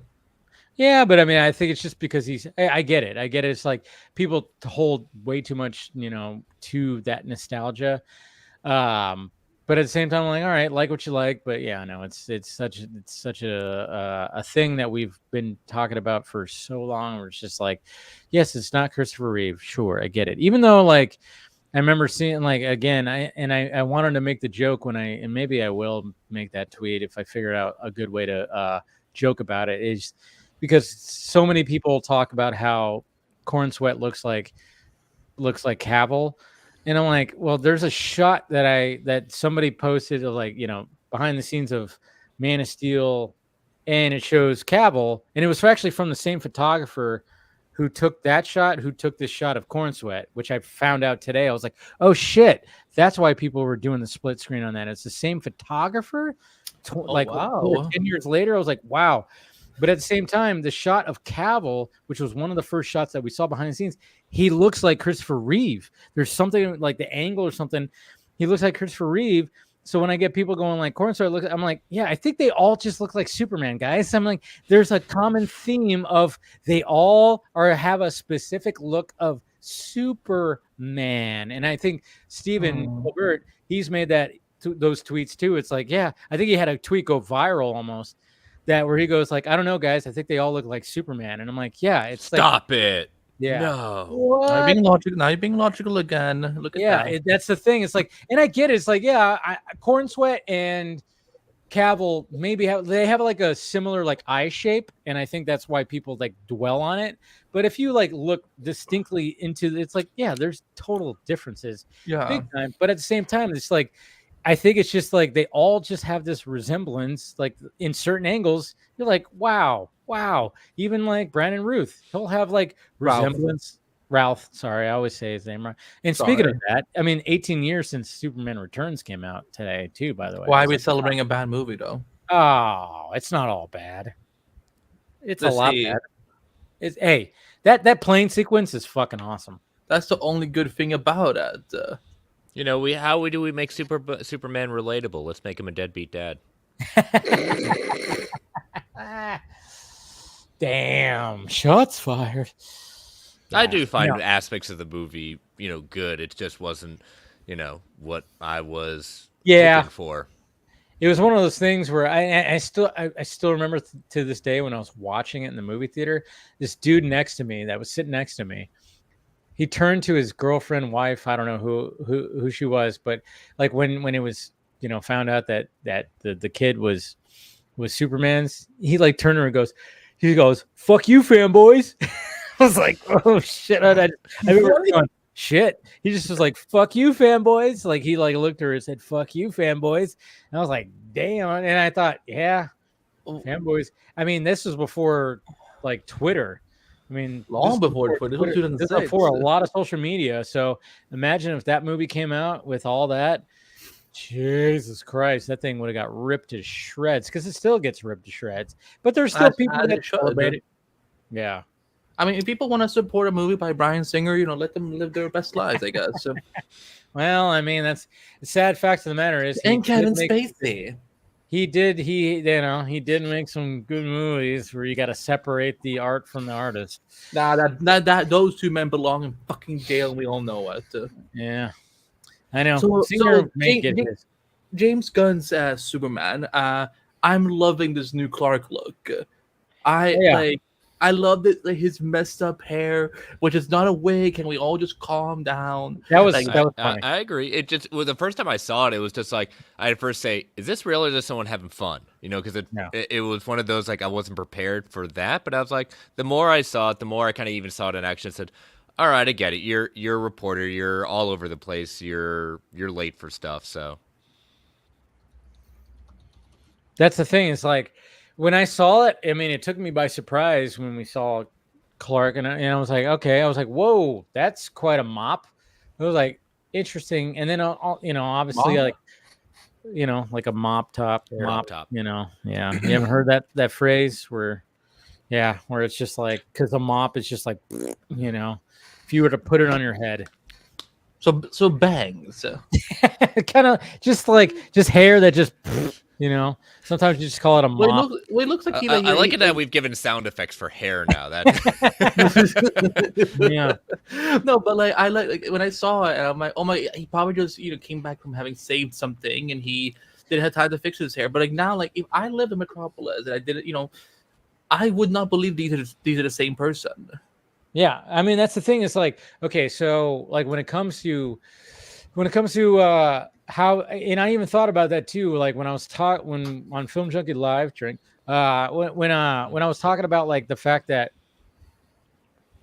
All right, so we're gonna get Clark Kent. I even thought, and I didn't say it there, but I remember thinking after, I'm like, how are they gonna make his hair? Because they can't. It's obviously not gonna.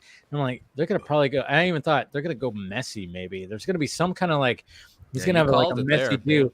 I didn't say it there. I wish I did because I was like, I just immediately thought about that after. I'm like, if we see Clark, he's got to have like messy hair or something. I don't know. Because obviously when it came to Cavill's version like styled it differently, and because obviously like wasn't more put together, I would say. Wasn't there this whole thing where they couldn't use the curl? Do you guys remember this? What? They couldn't use like the Superman curl. Like who couldn't use it? Like Snyder, like the reason why we didn't see the Superman curl because there was something that had to do.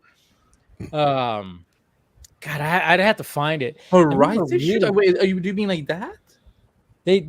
There was something that I heard that there was a copyright. There was some weird copyright about the Superman curl, which is why Cavill really like.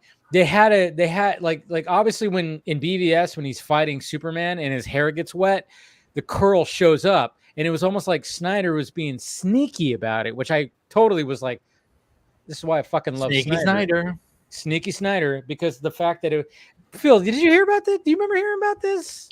Kind of rings a bell. I mean, I remember reading about it in passing. Yeah, it kind of rings a bell a little bit. But I remember hearing something about there was something about the curl that they couldn't use. That's why Cavill Superman, especially in BVS, they slicked his hair back like this way, like they kind of flicked it back, so you didn't have the curl until he was fighting Batman, and then his hair got wet and stuff like that. So then the curl shows up, and everybody was like, "The curl!" And then it shows up one other time too, at the very end when he takes the Spear to Doomsday. And he tells Lois. Yeah, because his hair's still wet, so like it worked, and it was like Snyder being, I don't know. We might have to look it up, but I thought there was like a reason why they didn't have this sounds so dumb. It does sound dumb, but at the same time, this is just the way that things. Not even Warner Brothers. It was like a DC. I don't know. It was. I don't know. We have to look it probably. Up. Yeah. I don't know. It was like a weird thing. I remember reading about it, and I was like, "Is that why like Snyder Superman didn't want the curl?" Or I don't know. Maybe it sounds ridiculous. Trust me, it does. Like the fact that I'm even saying it. But it is Warner Brothers, so yeah, it's Warner Brothers. It's DC. There's like kind of weird things. I don't know. Well, I just remember seeing something about that. But anyways, where was I getting at? Oh yeah, the hair. Yeah. So when it comes to the hair, it's like, yeah, that's a thing, and again, I hate the discourse now that comes out that goes like, well, if I saw Henry Cavill's Clark Kent, I would think he was. No, you wouldn't. At the same time, it's still, you had to suspend disbelief. So no matter what, we're suspending disbelief, When it comes to Superman, yes, the glasses were always like suspend disbelief on comic book characters. No, it's got to be real. Everything. You're talking about a character that could fly, that came from the planet Krypton and gets power from the sun. I know it's always one of those things where it's like, all right, I like it that in the context of the story that you're going to try your best to make the character be distinct from Superman. And even when I did a rewatch of Lois and Clark a couple of years ago, when it was on HBO Max, when it came on HBO Max, I was like, you know what? I haven't watched this since I was a kid. I'm going to watch it. And I was like, remember thinking, I'm like, did Dean Cain even try to do like a distinct Clark Kent? He did. He did. And I was like, oh yeah, he definitely did. There was like a distinct and the hair, of course, was different because even back in Lois and Clark, he didn't have the curl. It was slicked, similar to how Cavill's hair was in BVS. It was slicked, and then when he was Clark, it was just kind of parted and just kind of like, whatever. And I was like, okay, so he did do, a distinct version, but at the same time it was still kind of like, yeah, but I mean, if you're looking closely, but at the same time there's always been jokes throughout, even in going back to Superman Returns, there's a joke in there where Lois and her dude, which is James Marsden, where James Marsden looks at Clark and goes, hey Lois, you ever look at Clark and think, doesn't that look like and then they kind of laugh it off. And she smacks him in the back of the head saying, you idiot. Yeah. How tall is Clark? And like Clark starts listening, and he's like, "I gotta be goofy." What, guys? Yeah, he's got to do this. And Brandon Routh did the best job of doing the goofiness. And I know a lot of people sometimes don't. Some people out there don't like the goofiness. It's like, does he really need to do that? But it's like, yeah, it's part of the character of playing. Yeah, Clark Well, Kent. that's why I feel Mal is. I mean, that thing I was talking about it on another stream the other day, and I said that I think something that when I look to read Superman, I think that series of films really messed up the definition of mild manner. It doesn't mean bumbling idiot. It just means, a little more laid back, a little goofy, whatever. And I feel that's what every Superman that's come since then has really been able to live up to, and I kind of feel that's what we're getting with David. Like mild manner is not like that. You're constantly like messing up or running into walls. Yeah, aloof. Yeah, because Christopher Reeve played it pretty clumsy. He basically. I mean, you got a dog, Phil? Yeah, I'll be right back. Got Crypto over there going like, "Hey, I knew. that's talking about me." And he sounded like Chris Pratt there too. Zing. Don't curse us like that. I don't want Chris Pratt in this franchise. Like, let him. Oh, he's gonna show up somewhere. Oh, yeah. He's gonna show up. Hopefully in a limited role as one appearance and then gets killed off. He's gonna show up as Hal Jordan. Watch out! Nah, he's not old enough to be Hal Jordan. Yeah, he won't show up. He won't show up as Hal Jordan. I don't think. Is Chris Pratt like 35 or something? Like Chris Pratt can be Hal Jordan. Yeah, but I mean, nobody plays their age. I mean, look at Frank Grillo. He's playing Rick Flag Sr. Ooh, look at Tom Welling back in Smallville. Definitely wasn't playing. He was playing a teenager. So he was playing 14 when he was 23. Yeah, that is the actors never play their ages, so. Hello, Riverdale. Hello, Grease. Have you watched the original Grease? Oh yeah, there's like 30-year-olds also playing. That movie I have seen. So yeah, I get that reference. Yeah, I've seen that movie so many times because my mom loved that movie. There's some great songs in that. Like, I'm not saying it's a bad movie. It's iconic. It's great. No, trust me, it's a fantastic movie. Anyone in the chat, raise your hand if you thought at some point we were going to be going from Superman to talking about Grease. Grease is the way. It's the way. It's the way. Yeah, come on. I always wanted to be Sandy, but of course. Of course you wanted to be. I mean, John Travolta. I mean, my mom would always say, like, she would tell me, she was like, because she had a crush on John Travolta, and it was like the reason why she had a crush on John Travolta is the first time you see John Travolta in Grease is when they call for him and he turns around, he's got a cigarette in his mouth, high school student, and he does like this little smile and kind of like, hey. It's the iconic like John Travolta. Oh my God, yeah. So that was like, oh yeah, that's when people when the ladies, some men, fell for John Travolta. Anyways, wow, we went on a fucking tangent. I was trying to read what it says. I'm trying to find this picture of this Terrific where you guys were saying that he has like a Lord Tech shirt. Like where is that coming up? Let me see here. Yeah, you'd have to get a good high quality just to kind of. Let me see. I do love that Terrifics is on the back of his jacket because the team Terrifics. Maybe that. And of course, I mean, fair play. I mean, it's although like again, it looks so vibrant, like because we had Mr. Terrific on Arrow. But I kind of feel like they were like kind of nervous, like to fully embrace his looks from the comics. So when I saw this, I'm like, oh, let's go. And whoever's doing, I'm assuming it's full makeup. Whoever's doing his makeup, the T-shaped mask, like kudos, because that looks really clean, really spot on. I do hope he gets to have like the red eyes, like he has. Mr. Terrific. Yeah. I'm sure. I mean, like as legit as he's like fucking making it right, like as that costume is. I can't find that shot. Damn it! Who the fuck posted that shot of like him? Here, I think I could find it because I put it in our chat this morning. Okay. Pointing it out. Yeah, try to find it because I'm like typing it in on. I typed in Max Lord and I should probably just type in just full on Mr. Terrific. Here, You got it? I'll put it. Yeah, I got it. Yeah. So basically, like when we saw like the storefront of Max Lord and the Lord Tech, there was like a logo for it. Okay, let's Yeah, see. okay, we have it right here, so that'll work. But basically, it was just like this right here, and so we have the Lord Tech right here, and we got this symbol right here. Are you allowed to show this? Yeah, Okay. I've showed this before. Okay. Yeah. Okay. So that's the Fine. logo. And then he's got it right here on the side. Okay. Yeah. So That was a good catch that they had. I know. I didn't even. Yeah, somebody. Yeah, even like this is from House of Home of DCU, and I love. Yeah, they gave credit in the comments of who. Found yeah, they it. gave credit to James Brown. Goes by Jimmy. That's who posted. For them, James Brown 56296. There you go. Credit. There's a lot of numbers. But yeah, no, this looks. It's a fun. I'm hoping.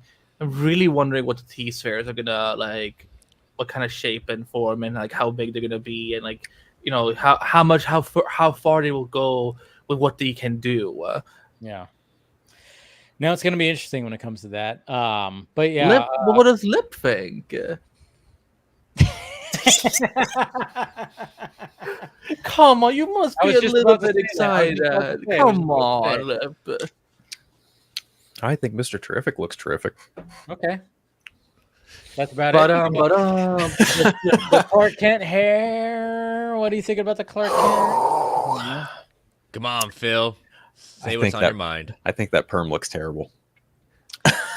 I'm not even gonna. I can't not be honest with you guys. Honestly, those Superman photos didn't move the needle for me. Somehow, it almost feels like they might be even worse than the initial presentation photo that James Gunn shared maybe a month ago. But okay, hear me out. Here's the thing: these are set photos, and they're not meant to convey what the final product looks like anyway. So that's really all I can really say about it. Honestly, to be 100% clear, I had to mute the word Superman on my Threads feed because I did not want to see these photos. Okay, well, I'm about to show one that's kind of cool where it shows like Superman merch behind Clark. Yeah, fuck it. There better be selling some of these when I'm sure they will. Like, okay, let's see. There's a water mug. There's a coffee cup. There's figures, yeah.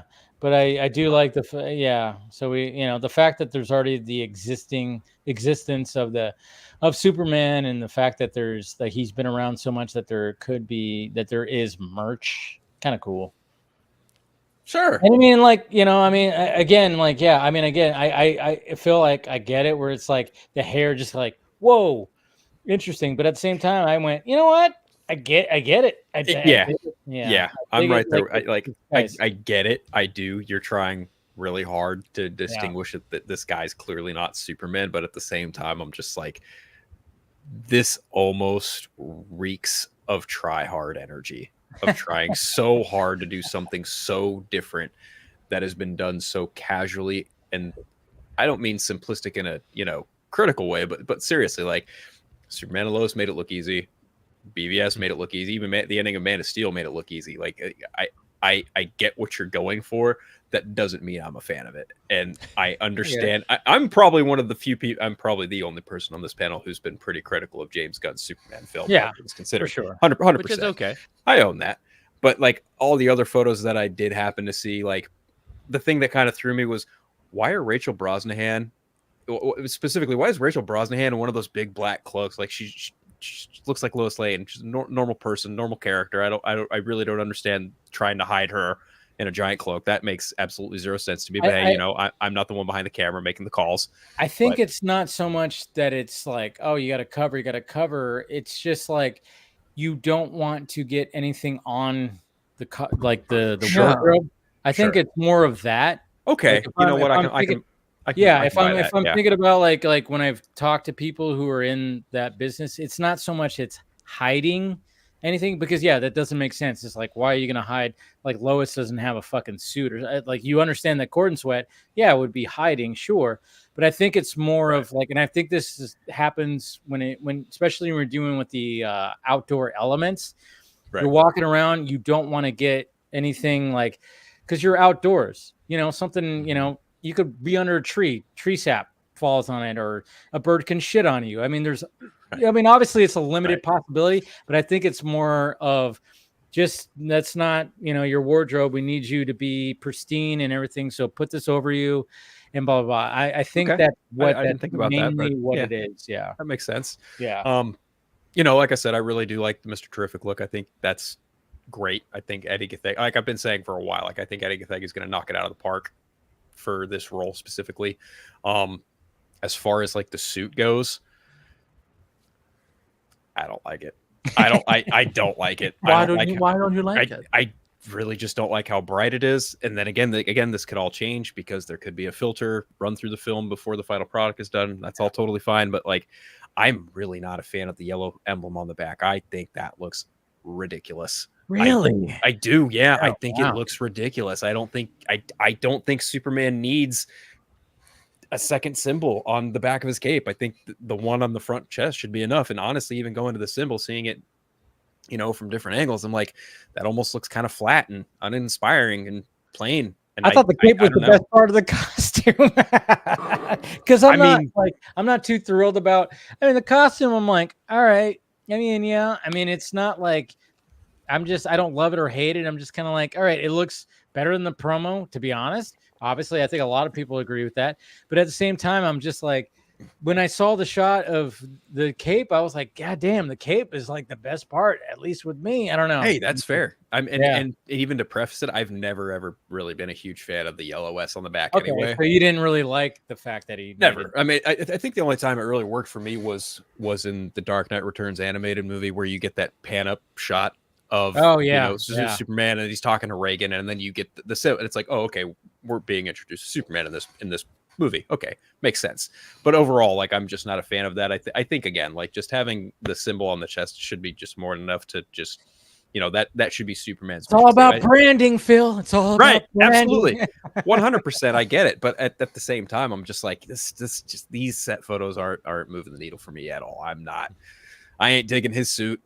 I'm not feeling it in his Clark Kent. I just don't like it. That is the nicest way I can say it. I just not a fan. All right, and we're gonna bring in Brad right now. And before you ask, yes, Andy, it is Brad Curran. Wow. Okay. Dude, he had that chambered. He had that red. Oh, yes, I did. I feel attacked now. I saw Andy. I was like, oh yeah, there's no way I'm not opening with that. There you go. Funny. I can't tell. I can't remember things. Like, again, it was like you came in like the first time, and I was like, okay, it says Brad Skarsgård. I'm like, Brad could be anyone.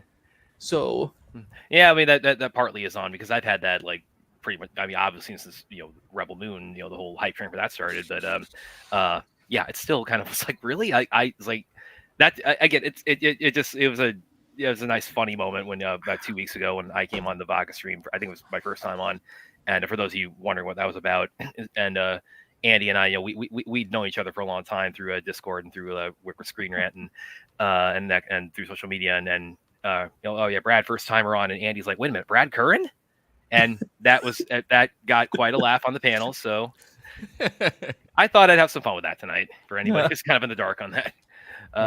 And I guess maybe I should go ahead and also share my 2 cents on the set photos and everything. I'm more or less kind of with everything what Phil was saying, because the biggest thing for me really was the perm on the Clark Kent look. I get the idea of like really wanting to emphasize like the contrast of him in as Superman versus as Clark Kent, but yeah, that kind of struck me as this is kind of a little like try hard. This is like really almost overkill in terms of really. But really at the same time, it's not so much that they're doing a perm. It's just Corn Sweat's hair. Yeah, I get that. It's like I've seen like other photos where it's like that's essentially what he kind of his normal look. Yeah, Also, it's like I kind of I don't think I necessarily like the yellow S on the back of the cape. I don't. I could go either way with it, but I think it's from Superman Returns, which incidentally is the 18th birthday of, for anybody who wasn't aware. That's pretty much cinematic. We were talking about that, yeah. It's pretty much cinematically. We're kind of where they sort of left the Yellow S behind, and then the comics. I think around New 52, that's kind of when they also dropped the. They brought it back periodically here and there, but the comics more or less kind of lost the Yellow S, or they would have like the red S with like the yellow behind it. They would kind of have a new style with it, and so in the new animated universe, they even put a black logo on the back of his cape too. Yeah. Yeah, wasn't that what he had in the New 52? Like, I think so. I think in some books, yes, and some others not. Yes. Yeah. Right. So I can go either way with like the Yellow S. It's like I don't need it. It's like it doesn't bother me when it's there, but it's like it's not really like make or break for me. And kind of same thing with the red trunks too. Although again, I do think that again, and that was about. Again, that was a New 52 change, and also Man of Steel. That's kind of where cinematically they established the losing the red trunks, and then of course Tyler Hoechlin also did that. So yeah, I'm kind of I've been looking at these set photos like, and again, I always have to preface this by saying it's like the how and the why of why this Superman is coming about. Those absolutely have impacted my ability to get excited for this. But even putting that aside, it's like, okay, not your best foot forward so far as like set photos. That could change. I'm very open to with everything I lay out about. It's like the path to getting here. Yeah, that is a roadblock to me for developing excitement or interest in this universe and the Superman. But I've said elsewhere, I didn't think I was going to like Superman and Lois, and that's become my favorite Superman TV show of all time. So I'm on season 3. Oh God, it's like I'm assuming. Have you had the ending of season 3 spoiled for you yet? Because I know about it. I know full well what happens at the end of season 3. We've all got ours. I'm well aware. It's hard to just, if you're not watching everything right when it happens, you just get spoiled. I mean, pretty much. If you live, especially if you're like online, all of us do our own things when it comes to media stuff. So we're always online. Yeah. We're always jacked into the Matrix. So, I mean, I said this on Wednesday's show. It's just like, no matter what, spoiler. I mean, that's why, like, when it comes to even spoiler images that, we'll talk about in a little bit, it's just like, there's no way of avoiding. I remember I saw one of the, like big DCU Twitter handles just go like, oh, there's spoiler images now. And I'm like, oh boy. Or no, somebody. And then all of a sudden I'm like 3 people tagged me. I'm like, well, there it is. Like, you can't avoid it. I mean, it's not like you weren't going to see him, but don't be doing that. Yeah. Well, the thing about the getting to spoilers, because kind of a bit of a personal story here, because my dad was in the army for 22 years, so I actually went to high school in Italy. It was, wow.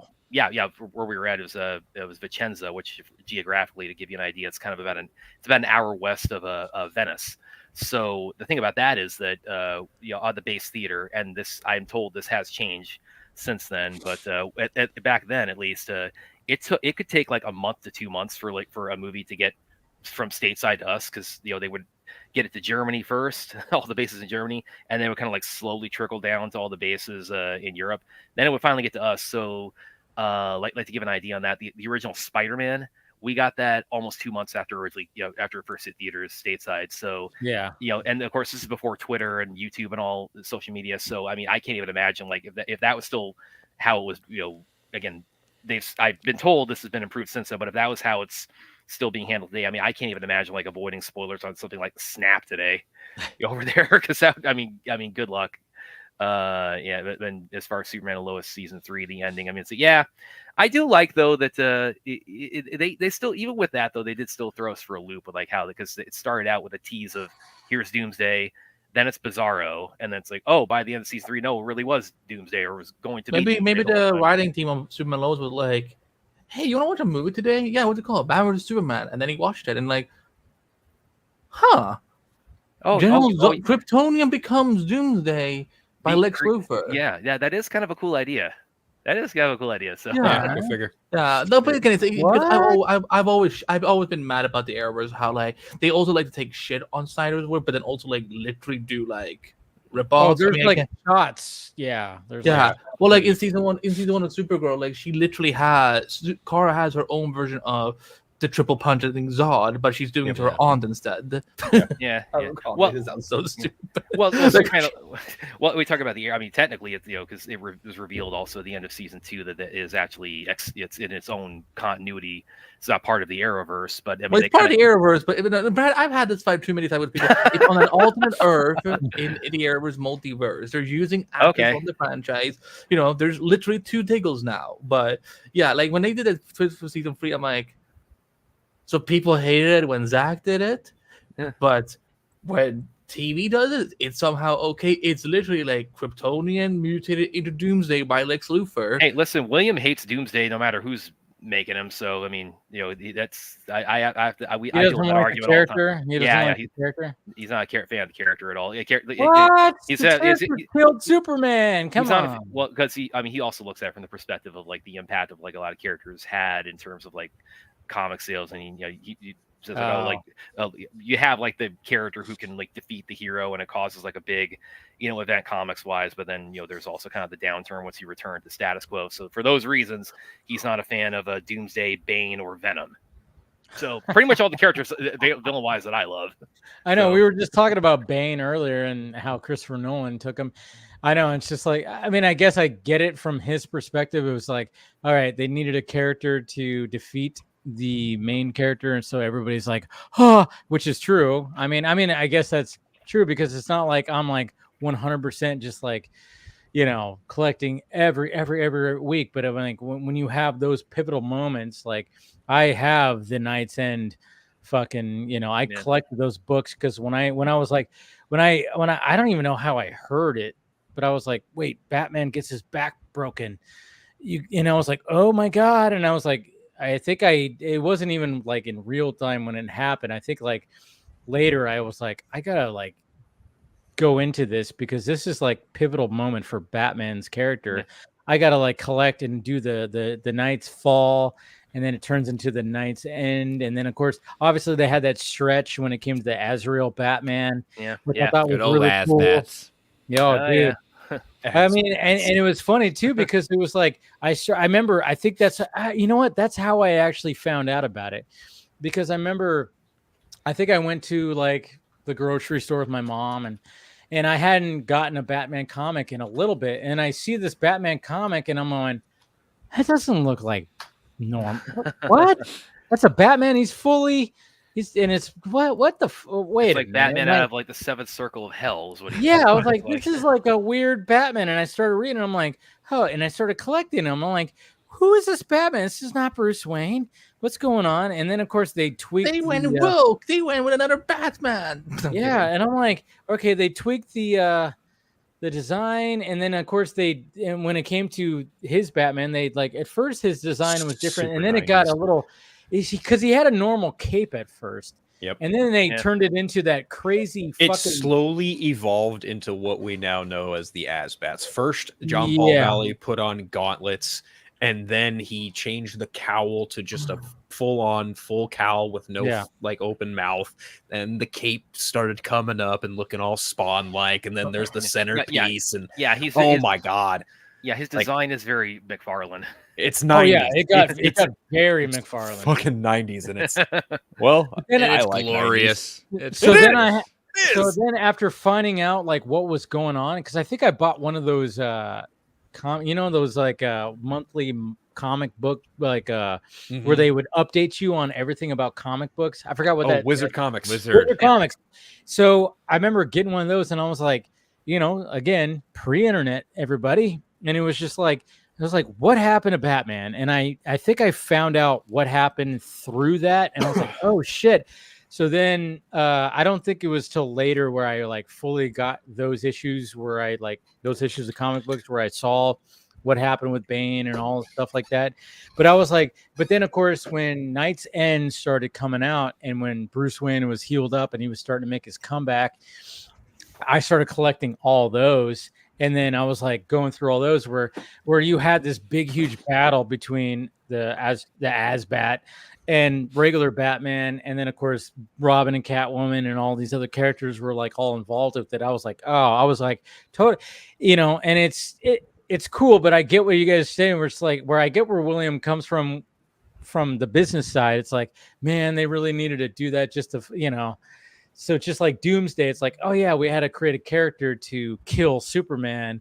And I had the comic books and I also had the actual book. Like I got the book and read the book of the death of Superman, you know. Yeah, well, and because you know, if you like read any like the you know the kind of the behind the scenes of the death of Superman, because what originally they had wanted to do the marriage of Lois and Clark, and Lois and Clark the show was going on at the time. There it is. There we go. Can we full the screen first it? part of it. Let's see. Hold on, let me. Yep. Yeah. Yep. So that's John Paul with claws first, and then that's where he started, like, Yep. getting Let's see into if I it. can get a full image of the. But new but I think sleeping on your couch. What? Is that a Charmander sleeping on your couch? Yeah, I got that at full circle. Dave was with me when I got it. Dude, I was with him when he spotted that at Target, right? That was at Target. Yep, that was Like, a Target. Mine. Yeah. All of a sudden, so we were cute. at Target walking around, and he like, Ooh, there it is. There we go. That's what it turned into. That's what it turned into. That looks so gay. Like, That into. looks like a rock. Yeah, I mean, I love Azrael, but like this looks like a rock star punk Batman. Oh, look! Hey, Scott. Hey, we got a Scott that's right here. I love Nightfall Batman. I love Asbats. It looks so I fucking have cool. the issue. I have the like Bane like breaking Batman over his knee. I have that 497. You have 497. Yeah, because it's also the one that's got like the little flap on the spine. Mm-hmm. Yeah, No pun intended. Dude, you know what I loved about Night's End though? That was It's good. like- That was good, Brad. I appreciate that. You know what I loved about Night's End though was like when you collected those books, they had like the Knights, the Asbat, you know, the bat logo that he had, like, you know, in the And it was top corner. slowly turning back And into. it was shattered. They shattered it, and then it was like breaking off piece by piece to turn into the normal bat logo. Oh, because- that one. Yeah, that one. that That's bat the one. logo was like in the corner of every issue, and it was shattered in the first part, and then it kept like each issue there was like a shard that would break off, and it was turning into the normal bat logo because Bruce Wayne was reclaiming Batman. So cool, so fucking cool. That's awesome. Anyway, welcome, Scott. How's it going? Scott. Sorry, Yay, guys. It Scott. was we had a family game night, which was fun, Yes. and then Heather and I Did you finally win? Declan won. And then we Heather, after we got the kids to bed, Heather and I watched the finale of Dark Matter. So I had to spend some time with the fam, you know. You have to spend time with the fam, and I do. I want to watch Dark Matter so badly. It is so good. I wish KC was on here so KC could like totally like geek out Boner. about it. Yeah. Oh no, trust me. We have like an Apple TV chat where it started off with Severance, and then it became Severance and Silo, and then it's sort of like on the down low became Severance, Silo, and Dark Matter, and now Casey is trying to get us all to watch Presumed Innocent with Jake Gyllenhaal, which it's on the list. So it's I mean, Apple TV Plus is like low key making some of the best streaming television out there, and I'm They just can like, afford it. That's the thing. They can afford Give me it. Ted Lasso season 4. I still haven't watched Ted Lasso. oh, Ted Yeah, Lasso that- is so good. Yeah, that kind of came out of nowhere. I start hearing about it. I'm like, what's this all about? And apparently, it's like It's a show that just makes you feel good. That's Yep, that. Then It's when it absolutely ends- delightful. When it ends, I'm gonna just binge it because But that's what we already don't over. know. It is. Yeah, It's it's Oh, over. it is over. It's over. Okay, Yeah. I don't know. I still feel season 4 might still I know of it. happen. I know of it. I just haven't watched it. And Yeah, the only reason I know about it is because of Chris and Brent Yeah. and them always talking about it on Marvel. I remember. I think it was Thanksgiving. I finally got my wife's uncle and aunt to start it, and it was funny. It was like we went something like 4 episodes in. And they were like, "Damn it, we're going to subscribe to Apple TV because we got to finish the show." I was like, "There you go." That's awesome. Sorry, I just freaked out a little bit right now. Well, I mean, it's totally off topic, but sorry. I don't even know what the topic is. I just show up and talk. I'm off topic. I'm off topic. This goes to sports because the Giants and Dodgers are playing ultimate rivalry. You know, That's just the way it is. And you know, I'm a Giants fan. My dad's a Dodgers fan. Me and my brother are Giants fans. And we have no faith in the Giants this year. The Dodgers are dominating. But guess what happened? The Giants beat the Dodgers tonight. I'm like, holy shit. I was like, whoa, because I just got a text message from my dad. He was like, okay, BS, good game. Maybe tomorrow. I was like, what? I was like, because we bet $20. So he spoiled. He spoiled it for you. Well, yeah, no. Well, I'm not gonna watch it, but it was just like, it was just playing. You're gonna have all these feelings about it, like. No, I'm kind of happy right now. I'm a little happier than I was just because I'm like the Giants beat the Dodgers. What? Yep, Okay, yep. I Dave. Anybody who knows sports, yes, I feel the feel. I mean, we all have our rivalries, and when Yes. our team wins, we just feel a little bit better. It's just especially when you have no faith because the Giants have been yes, shit. You're The obligated Giants to have been gloat. pretty Yes. shitty Well, lately, that's why you should watch and the it live, so Dodgers you'll have learn been all about dominating. faith. Oh man. And the fact of the matter is, I have fans. Jose, if you're out there, we all know who Jose is. He's a Dodgers fan, and I wish he was out in the chat because I would, totally rub it in his face right now. If you, of course you would. Of course you would. guys went to a Dodgers Giants game. yes, we have. Yeah, We've gone. yeah. I've hung out with Jose at two. It's been twice. I think it's happened where I've met up with Jose to go to a Giants and Dodgers game. So, yep. Fucking in your face, Dodger fans. Anyways, carry on. What are we talking about? Batman? I think Scott jumped in at a time when we were talking about Superman set photos. Oh yeah. Yeah, Scott. Let's get your input on what. Yeah, you've seen so far. Which side are you? Are you with Brad and Lip, or are you with the Dave, Chris, and I? I don't know because I don't know what the sides are. I've been spending time with my family. What do you want to know? Be more specific. I need questions. Just give us your thoughts on what What's your 2 cents? Yeah, on the set photos that you have seen. They're set photos. Very good. There are set photos. photos. I would say that I don't post about it on Twitter because it's not it just who gives a shit. But complaints I've had about the way the costume looks right now. My one thing would just be the bagginess. The bagginess bothers me. I did think it was interesting because the set photos don't have color correction to them. Right. How it was just like, whoa, that's bright, compared to that first reveal photo. But the only thing that I look at that suit and the only thing that makes me go is just the wrinkles and the bunchiness and the bagginess. Like I said, it's I've had that complaint before with Hecklin's costume when he moves his body in certain ways and it kind of shows up. Yeah. When he would lift up his arms, it would just be it would just be weird. Yeah. Right. With that one costume. Yeah. Or anytime he would when he moved in, the padding on the chest would kind of crinkle, crinkle and bunch up. So that is the only thing about the photo that makes me go, eh. But once again, not enough for me to go rant and raving on Twitter. It's enough for me to go, and move on with my life. What about the first shot of Cat Grant? I haven't seen the Cat Grant shot. Oh yeah, she's one of 10 million people coming out of that ship right now. Yeah. Yeah, there's we see. I saw a good meme when somebody said Ben Affleck was coming out of that ship too. Oh, I know. I was going to make something. I saw Optimus Prime come out of it too. There was one that someone literally put Zach in the ship. I saw Deadpool walk out of it once. I think. Yeah, Deadpool. Oh, that's good marketing. There's the Cat Grant shot right there. Yeah. She's got the blonde. Oh, okay. Yeah. I wondered if she was going to be blonde. Yeah, I was wondering that too. I was like, are they going to change the hair? Cats. I mean, in the comics, Cat's blonde, so that makes sense. I did enjoy finally getting to see Rachel as Lois. Fucking A. Yeah. I forgot how short she was because when I saw her next day, I'm like, holy shit. Well, he's she's 6'4", he's 5'2" or 3", and he's 6'4". Oh, even better.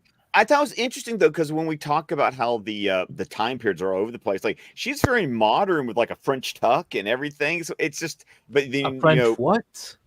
Okay, a Scott's French culture. tuck. So for the rest of us, Okay, bring up find a lowest photo.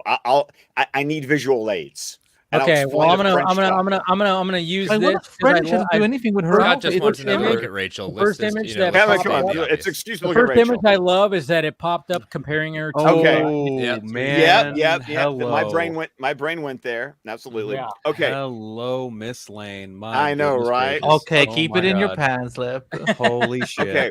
So If there's a Look- reason to watch this movie, it's definitely her. yes, Yeah. she's the reason I'm excited. For Okay. sure, Scott. We're in alignment there. Okay, where's the French part of this whole thing? Okay. Look at her top. Notice how it's tucked in I the am. front, and then stop it. Notice how it's tucked in the front, and then it's basically flared or untucked the rest of the way. If you've seen women wear that, that's called a French tuck. It's where just the front part, right at like the belt, is tucked in, and then the rest of the top is flared out or untucked. That's called a French tuck. Yeah, I've heard. Of I that. think y'all are thinking about Now it. this too has been hard. fashion talk with Scott. I'm sorry that y'all apparently don't understand fashion. I understand some parts. I just never knew it. That I didn't know that had a name. It has a name, Chris. Yes. Why has your wife failed you and not educated you? That'll be the first. Damn. Yeah. Yeah. I still love you, Scott. Well, you know what? Chris, Let's- you know. See, that's the beauty of me. If I give you shit, it means I care. I know. It means I Ooh, the love drama's you. starting right now. But let's face it. I mean, like, It's you know, Rachel. Oh, I dear mean, God. Rachel. She's Ay, just. caramba. I mean, know, right? oh. And if you have, and once again, for the umpteenth time, if you haven't watched The Marvelous Ms. Maisel, what the fuck are you doing? And go watch the show. I mean, I haven't seriously. seen it. I haven't seen it either. And I haven't, but I've seen clips. I've seen Yeah. clips. I mean, she's just gorgeous throughout the entire thing and funny as hell. That first So- episode, that's Lois Lane. Like, that Oh, yeah. first episode, yeah, it sold me. I believe it. That's Lois. I don't have a problem with her. So she's and You only I have a think- problem with David. You only have a problem No, with it's not David. You know even what? David. I've seen But him that's act in a couple different things. I know full See, well why he's cast as I'm looking Superman. forward to watching him because I'm a AAA 24 member. And they gave me a free ticket to Maxine, Nice. but I haven't seen X and Pearl yet. And he's so in Pearl. yeah, I heard he's really good in Hollywood too. so I'm the only thing I've asked around about the gore level in these movies, and so I'm checking out X and Pearl at home. With A24, of course, is full of gore. well, A24 doesn't necessarily mean gory. I mean, because I've seen lots of A24. But they just push the boundaries. I mean, let's face it. I mean, if you're going to go into an R-rated A24, you're probably going to walk away going, "Wow, that fucking one scene, Jesus, You're gonna feel Christ." uncomfortable. Yeah, there's going to be I a. remember I saw Midsummer like a couple of years ago. That was Oh, dude. Yeah, okay. and I still need to watch Midsummer. I've got Scott, Oh, brace Scott. yourself, Scott. Scott, boy. when you watch Midsummer, it. Okay. Yeah, it's Just- not gory. It's not gory. It's But there is a intense. very, very uncomfortable scene where you go, I've heard about the scene. Uncomfortable. What do you mean? the scene, there's a few. "Oh yeah, there's a few Yeah, scenes. But there's one a in few. particular that I'm There's- thinking about right now." There's one scene. It's about a 2.5 hours long. No, I feel no, about this. actually, I think you guys are all pussies. So come on, it's just one scene. It's Come one on. No, I'm just kidding. No, I'm just saying, like, no, yeah, there's one particular scene where I'm like, I went, fuck, man. I was It's like, one geez. scene in 37,000 parts. Yeah. Oh my! Yep, I know exactly what scene Chris is talking Yeah. about. I mean, that's the thing, though. It's like you have some of these directors that just like, hey, you know what? We're gonna make you, and I appreciate it, but at the same time, I go, yeah, all right, I'm good for It's- a All while. A24 needs to do is just a Homelander movie, and then we're all set. It's one of those movies where you're like, okay, I watched it. I appreciate the art. I never have to watch that ever Yeah. again. Well, I've I've seen the seen director's those cut. movies where it's like I've- that movie was fabulous. I'm never watching it again. Yeah, That's yeah. how I I've seen, feel about- I've seen the director's cut, and that's like that's like that adds everything you would expect in terms of like In Midsummer, Yeah. There's a director's cut. Oh yeah, there's director's cut. That's what I own. Yeah. Fuck Oh yeah, me. you got to watch the director's cut. Oh no, I don't need yeah. to watch All right, that. Bill's got his homework for the weekend, ladies and No, gentlemen. no, I don't. 2 of the regular and 1 of the director's cut. Yeah, You're a stronger man than me, and that's for sure. dude. But I mean, like you're talking about like something about Alex Garland's Men. I don't know if I ever want to see that movie again. No, I'm I don't. determined I'm that good. based on That's what not what I everyone has needed said, to see. I'm never going to see that movie. Like, yeah, I yeah. need to You watch shouldn't that. see it with like how you get, a little queasy with. Oh man, it's like I've learned that this is one of those movies that I don't need anything that apparently you guys saw stuck in my head. No, you don't. You do not, When you because see Midsummer, you will never forget it. the last like 15 minutes of Men, I remember just shifting so much in my seat, going like, Jesus Christ. I'm like, what the fuck, Garland? You went. I was like, he went for it. He went for it. And I remember I was telling my ex, like at the time, I was like, I don't know if you want to see this movie, because I was telling her about it, and I was like, I don't know, and I'm not sure what this movie's gonna be about. And then I was telling her, like, it was like a good, like the whole movie, like there's like a thing that happens consistently with the movie where I was like, you know what? It's like there's a psychological, it's so psychological. And it's a good movie. It's like a really good movie, but the fucking last like 15, 20 minutes, you just go, good God, whoa. Like this, like you had some kind of fucking trippy, shroomy, acidy thing, Alex Garland, and you came up with this concept. I don't know how you came up with this concept, but I'm like, this, so I appreciate it. But at the same time, I'm like, I can't fucking watch this movie. At least not that fucking final act. Like, it's hey, so Dave, by the way, goddamn because I didn't see you post the first reaction video and I'm late to the party. 30 seconds. How was Quiet Place Day 1? Ooh. Oh, I just came for that actually about a half hour ago. Franchise? Okay, yeah, I want to get your take on it. First, like when it comes to my reaction, this franchise doesn't miss. Okay, cool.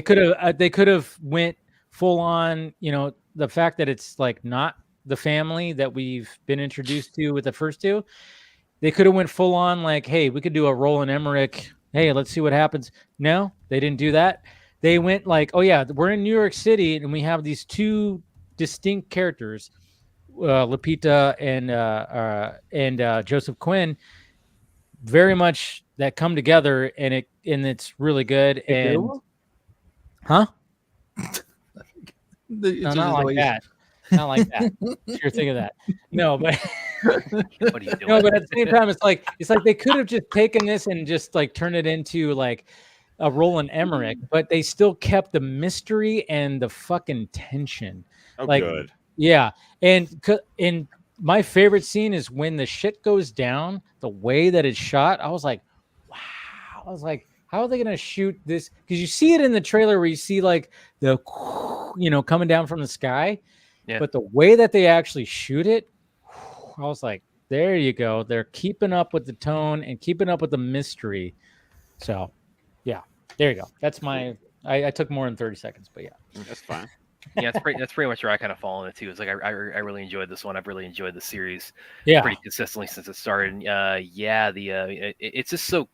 I just really love how each movie they have all these like creative ways they develop of people being in scenarios where they have to escape these creatures and making as little noise as possible. Like there's a part in it, I don't know, like how much. I don't know. Don't say anything, Brad. Just say nothing. Okay. I think I know what part you're talking about. As far as like escaping while making as little noise as possible, there's one where like a large group of people try to do this. And okay, I know exactly. Yeah, I exactly knew what you were talking about. Yeah, there is a scene where you go, "This is not going to work." You go, "What are we doing here?" And then Lupita's character goes, she just starts looking at her like no, yeah, no, and then shit, and it goes south. So, well, I can tell you guys, I saw Kevin Costner's new movie last night. Yeah, I saw you. Okay, Horizon. Yeah. Right? I saw you post about it, and I just even listened to a podcast interview with Kevin Costner talking about it. How was it? It was good. This is okay. So good. I heard it cooked. It's so cooked. Here's the thing. Okay, one, yes, it's 3 hours long, but it still feels like you've only read, I think I tweeted this or in one of my reviews reactions. It's like you're reading a novel, but you still, after 3 hours, you've only read the first 100 pages. Like, you are introduced to so many characters with distinct storylines that are happening in like completely different locations. So it's just sweeping and grand. I felt this way watching the movie. I was like, this is what it's like to watch a novel. Like like this movie is written the way a novel it unfolds. And like and when you're constantly going from one set of characters in one location to another, and you don't know how this is, and there's a thread that connects them all together. Okay. Or at least there's a thread that's running through it, but you don't know, but because you're only read, like, you've only seen a fourth of the story, like, you're still wondering, like, how was this all, like, they've all got to meet up at some point, you think. And it's like, and what's that going to look like? So you've got to go into this movie knowing you're only watching the first 25% of a story. And it takes its time to introduce you to all these characters, but you're still not going to get everything from them because you've only watched. I mean, you got to think, if a normal movie, if a standard movie is 2 hours long, this is like watching the first 30 minutes. Wow. And this movie's 3 hours long. Okay. So one of the things. And it's only part 1, too. Yeah. It's chapter 1 of 4. There's 4 films total. And he's already got the second one already Chapter done. 2 is coming out in August. Yeah. Yeah, he's in the middle of filming 3. He's filming 3 right now, and he's in financing and pre-production of 4. Crazy. And I love it. I love it that it's a passion project and he's putting his own money into it. And it's really funny is that they put Kevin Costner on the poster. I mean, obviously, the man wrote it, directed it, produced it, and is in it. But he's not. But that's what I got from it. He's not in it that much. He's not in it that much. Like because there's so many different stories and character. I mean, this is a true ensemble. He doesn't make himself the star of the movie. It is truly, at least in this part. Yeah. In his section, he's the protagonist, but this is truly an ensemble piece. And it's a thought that didn't occur to me last night when I was watching it and I wrote my reaction. I thought that literally came to me today because of all the different storylines and all the different casts of characters. It to me, just based on chapter 1, it's like Costner is trying to tell the ultimate Western by taking every plot that has ever been told about the American West, but instead of being, well, it's this kind of Western, this is the movie that's going to take all those Western ideas and Western plots, and we're going to stitch them together into one movie, but this one movie is going to give you all of it. Yeah. When I was listening to him being interviewed, he goes, at the time where this takes place, there was only 30 million people in America. So there's a way to connect like these stories that are like going across this whole thing. It's like, it's not how it is now where it's like, fucking 330 million people in America. Now it's just at that point, it was only 30 million, which is still a lot, but it's like, all right. So it's like, it's obviously more condensed. And it's like, yeah, how do you connect stories of all this? And how do you, he, like the interview that I watched, he talked about all these different Westerns. So like what you're saying, Scott, it's like, yeah, he's pulling from all this stuff because he was even saying that he went to watch these movies as a kid and he's like, look at that. you got something like Silverado or something like, just like these old, even John Wayne Westerns where it's like, you got to like just pull from that, pull from this, pull from this. So yeah, I want to see it, but I was like, damn it, it had to come out this week. If it's got, the way you've described Scott and hearing the interviews and what little I've seen since my theater's not carrying it right now, it's almost like if this is going to be the final Western, this might as well be it. Well, because it's going to be like, this is the Western that's going to be it's like, this is the Western that's going to distill down every Western that's ever been done. I mean, I don't know if it would be spoilery just to kind of hint at what are the different kind of like Western tropes that are or storylines that are kind of used in this movie. But it's like, think of a Western you've seen and an element of that is in this movie. Like, and look at the Kevin Costner movies he's been in. Okay. Yeah. I mean, it's Quick Draw, definitely.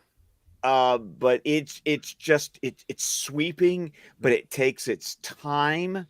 And you know what?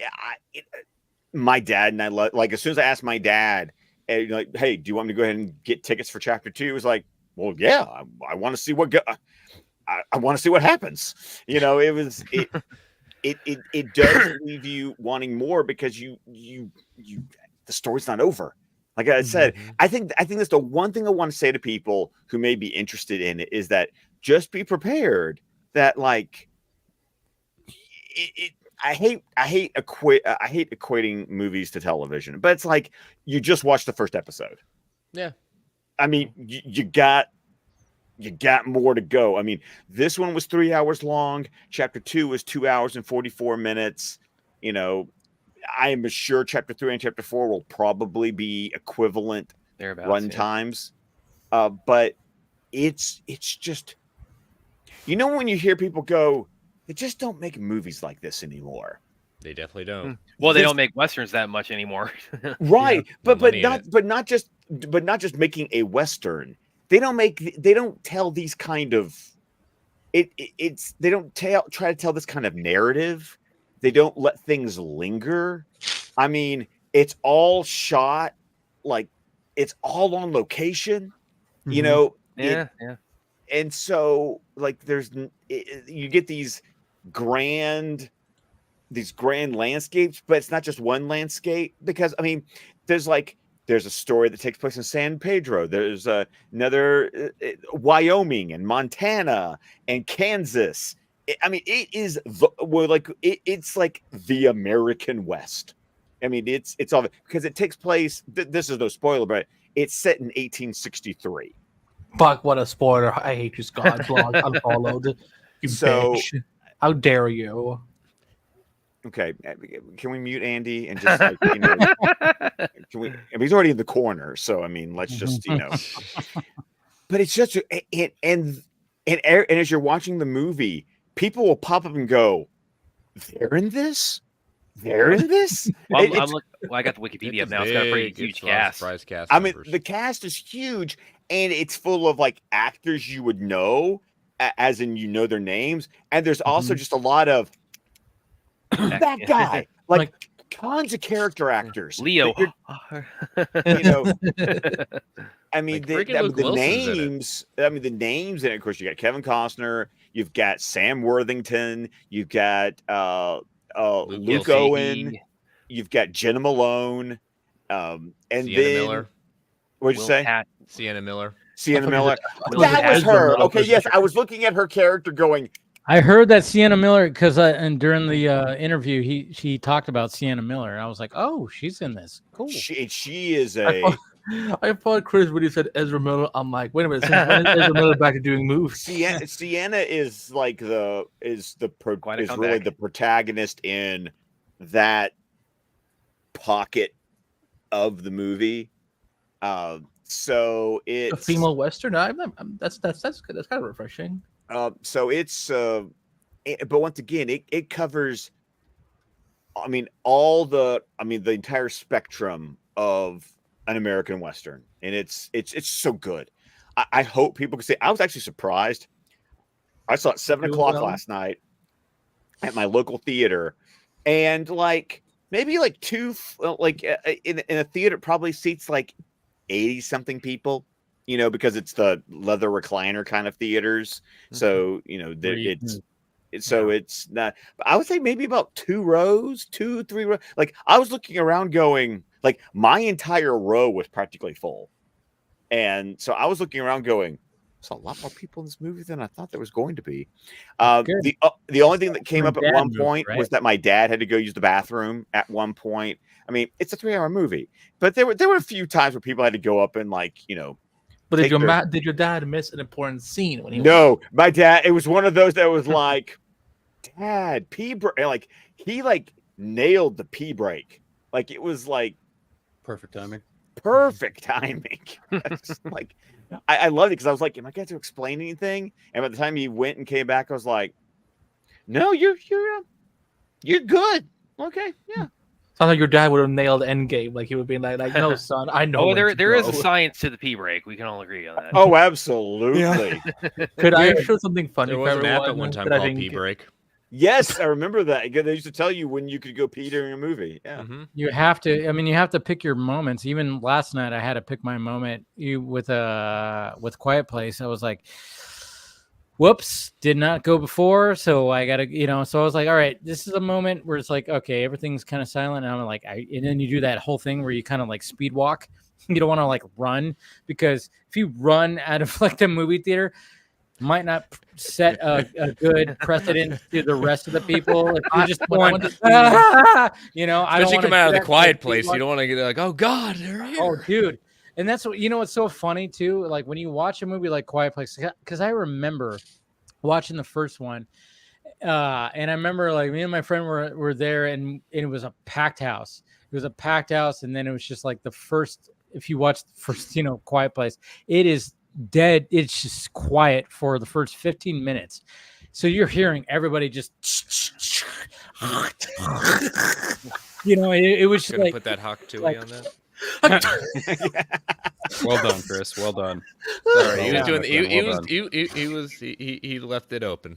It was just like, but it was funny because with my screening, like the theater people, like the lights like came on and it was like, whoa. And then also it was like, hey guys, just letting you know that there's a lot of quiet moments. So I had to like remind people. And mind you, when I walked into this, like I remember I was like, okay, so I was like, all right, I'm gonna go get a drink, because I was like, all right, let me get some wine, because I'm like, all right, I'm gonna sit here and chill. So I walk out, and literally a family of probably 16 kids for a scary movie just come walking in. I'm literally holding the door going, when I walked out, I looked up, I'm like, am I watching Inside Out too? Oh no, this is okay, this is the movie. I was like, I looked at the thing, I was like, there's a whole family that just came in here. I'm like, what? We're actually 16 people, Dave. It was not that many, but okay. Over exaggerating, of course. But yeah.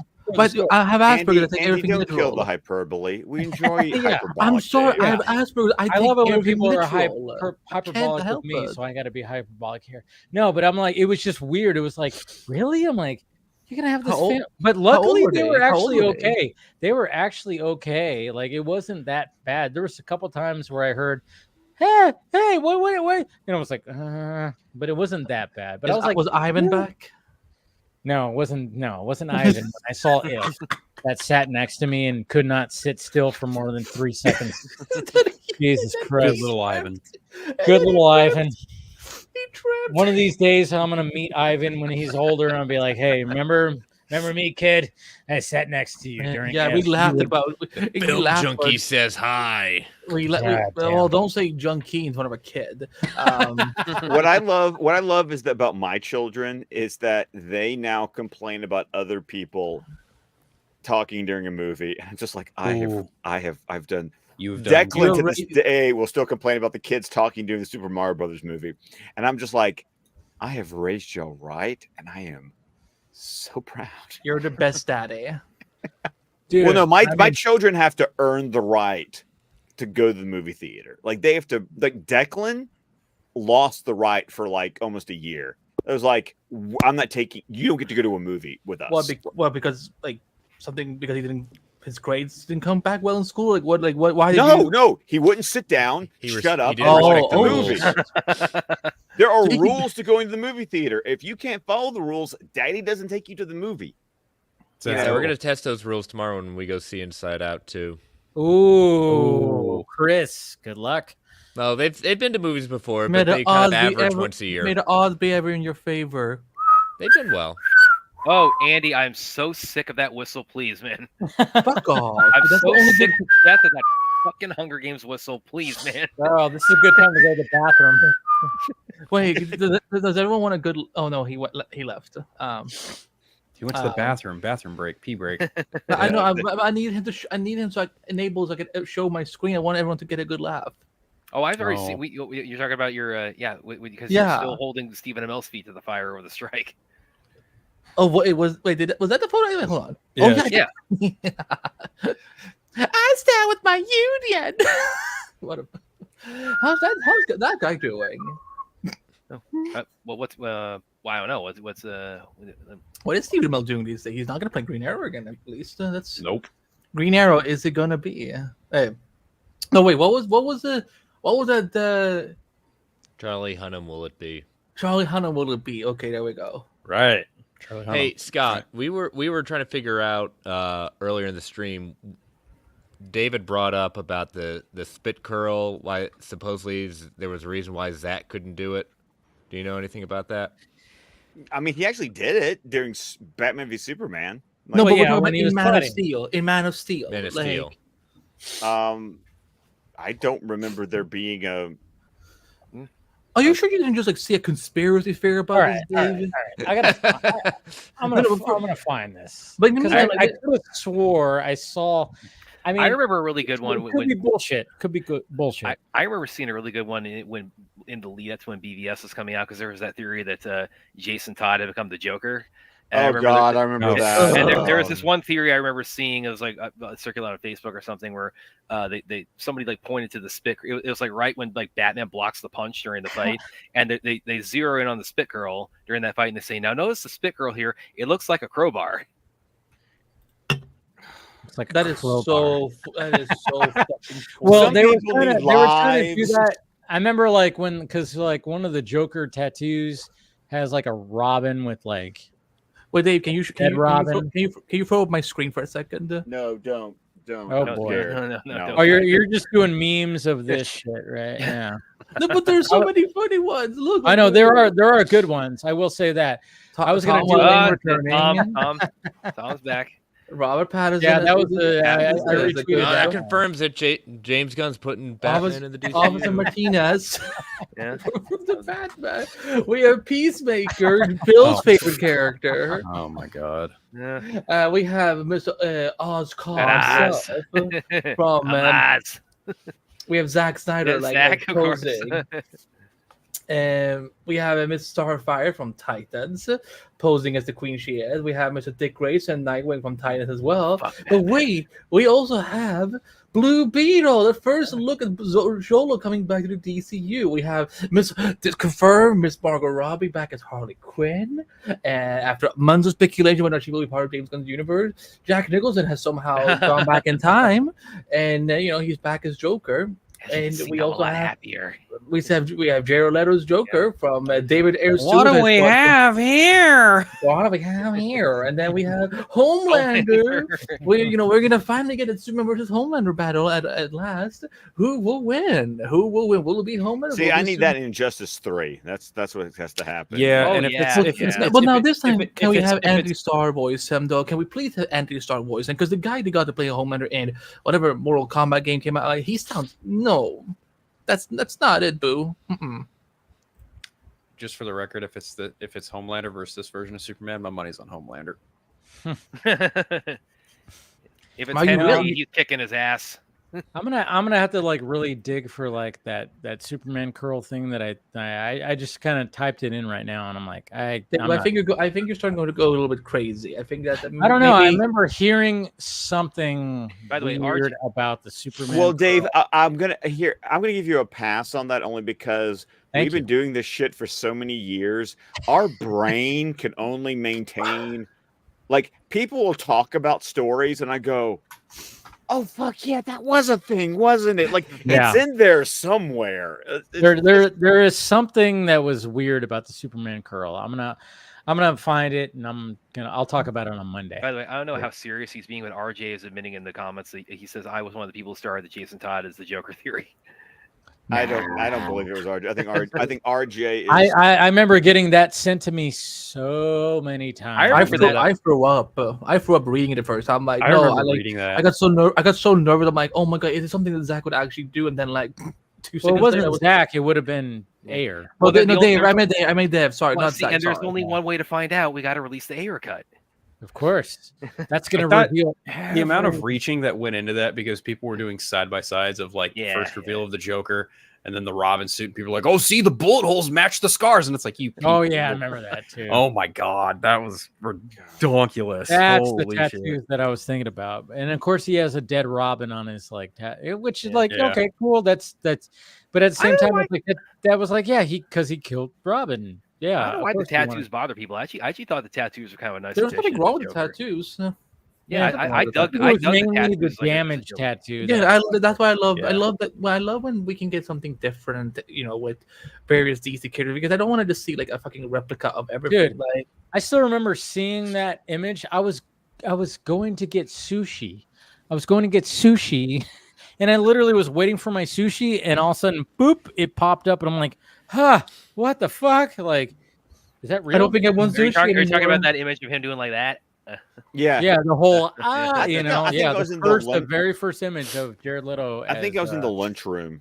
At my. I love the lunch. I love the food. It was late, dude. No, I don't think it was. Well, maybe you saw it the next day, but it was like in the evening, my time.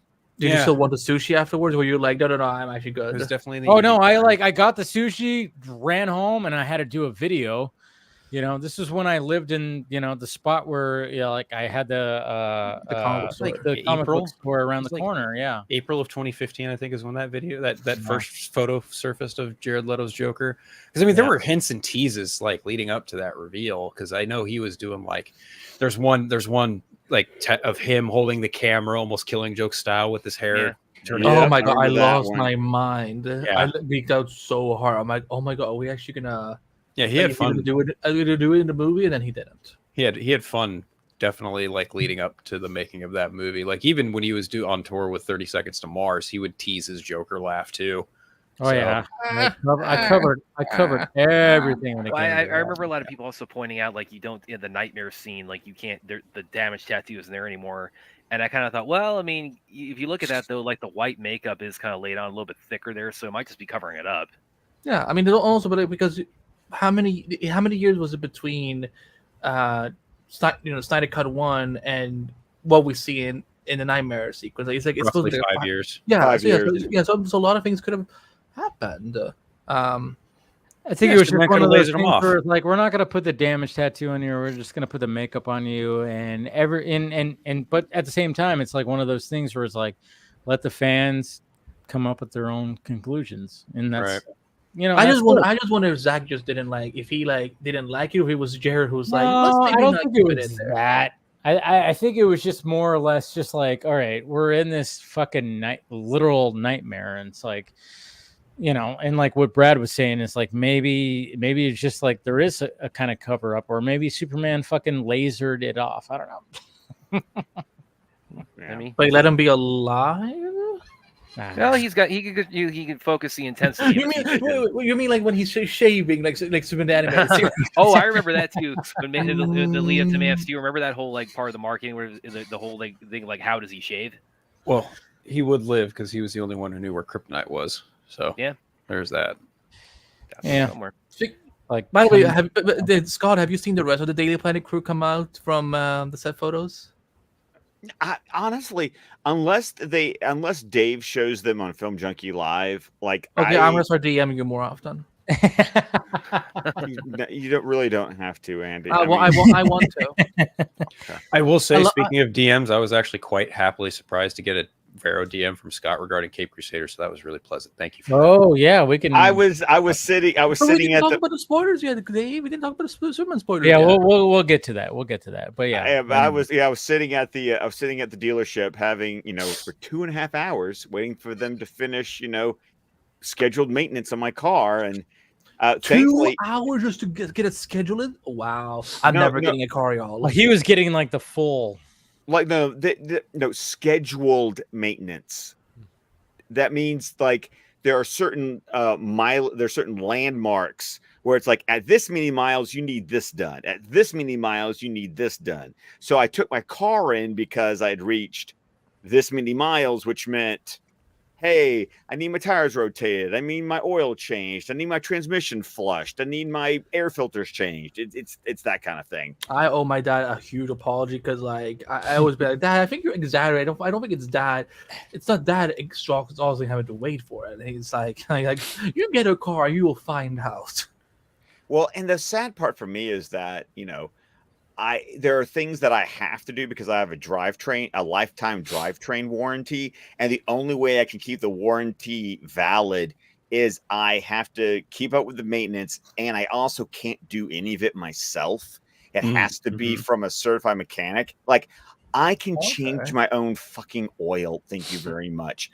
But because of this warranty, I have to go to a shop and have it done professionally to keep the warranty valid, which pisses me off because for a quarter of the price, I can change my own fucking oil in my driveway. Thank you very much. But no, I don't get to do that anymore. So that's frustrating. But no, so I was sitting in the dealership waiting. I took like 3 graphic novels with me, finished 2 of them.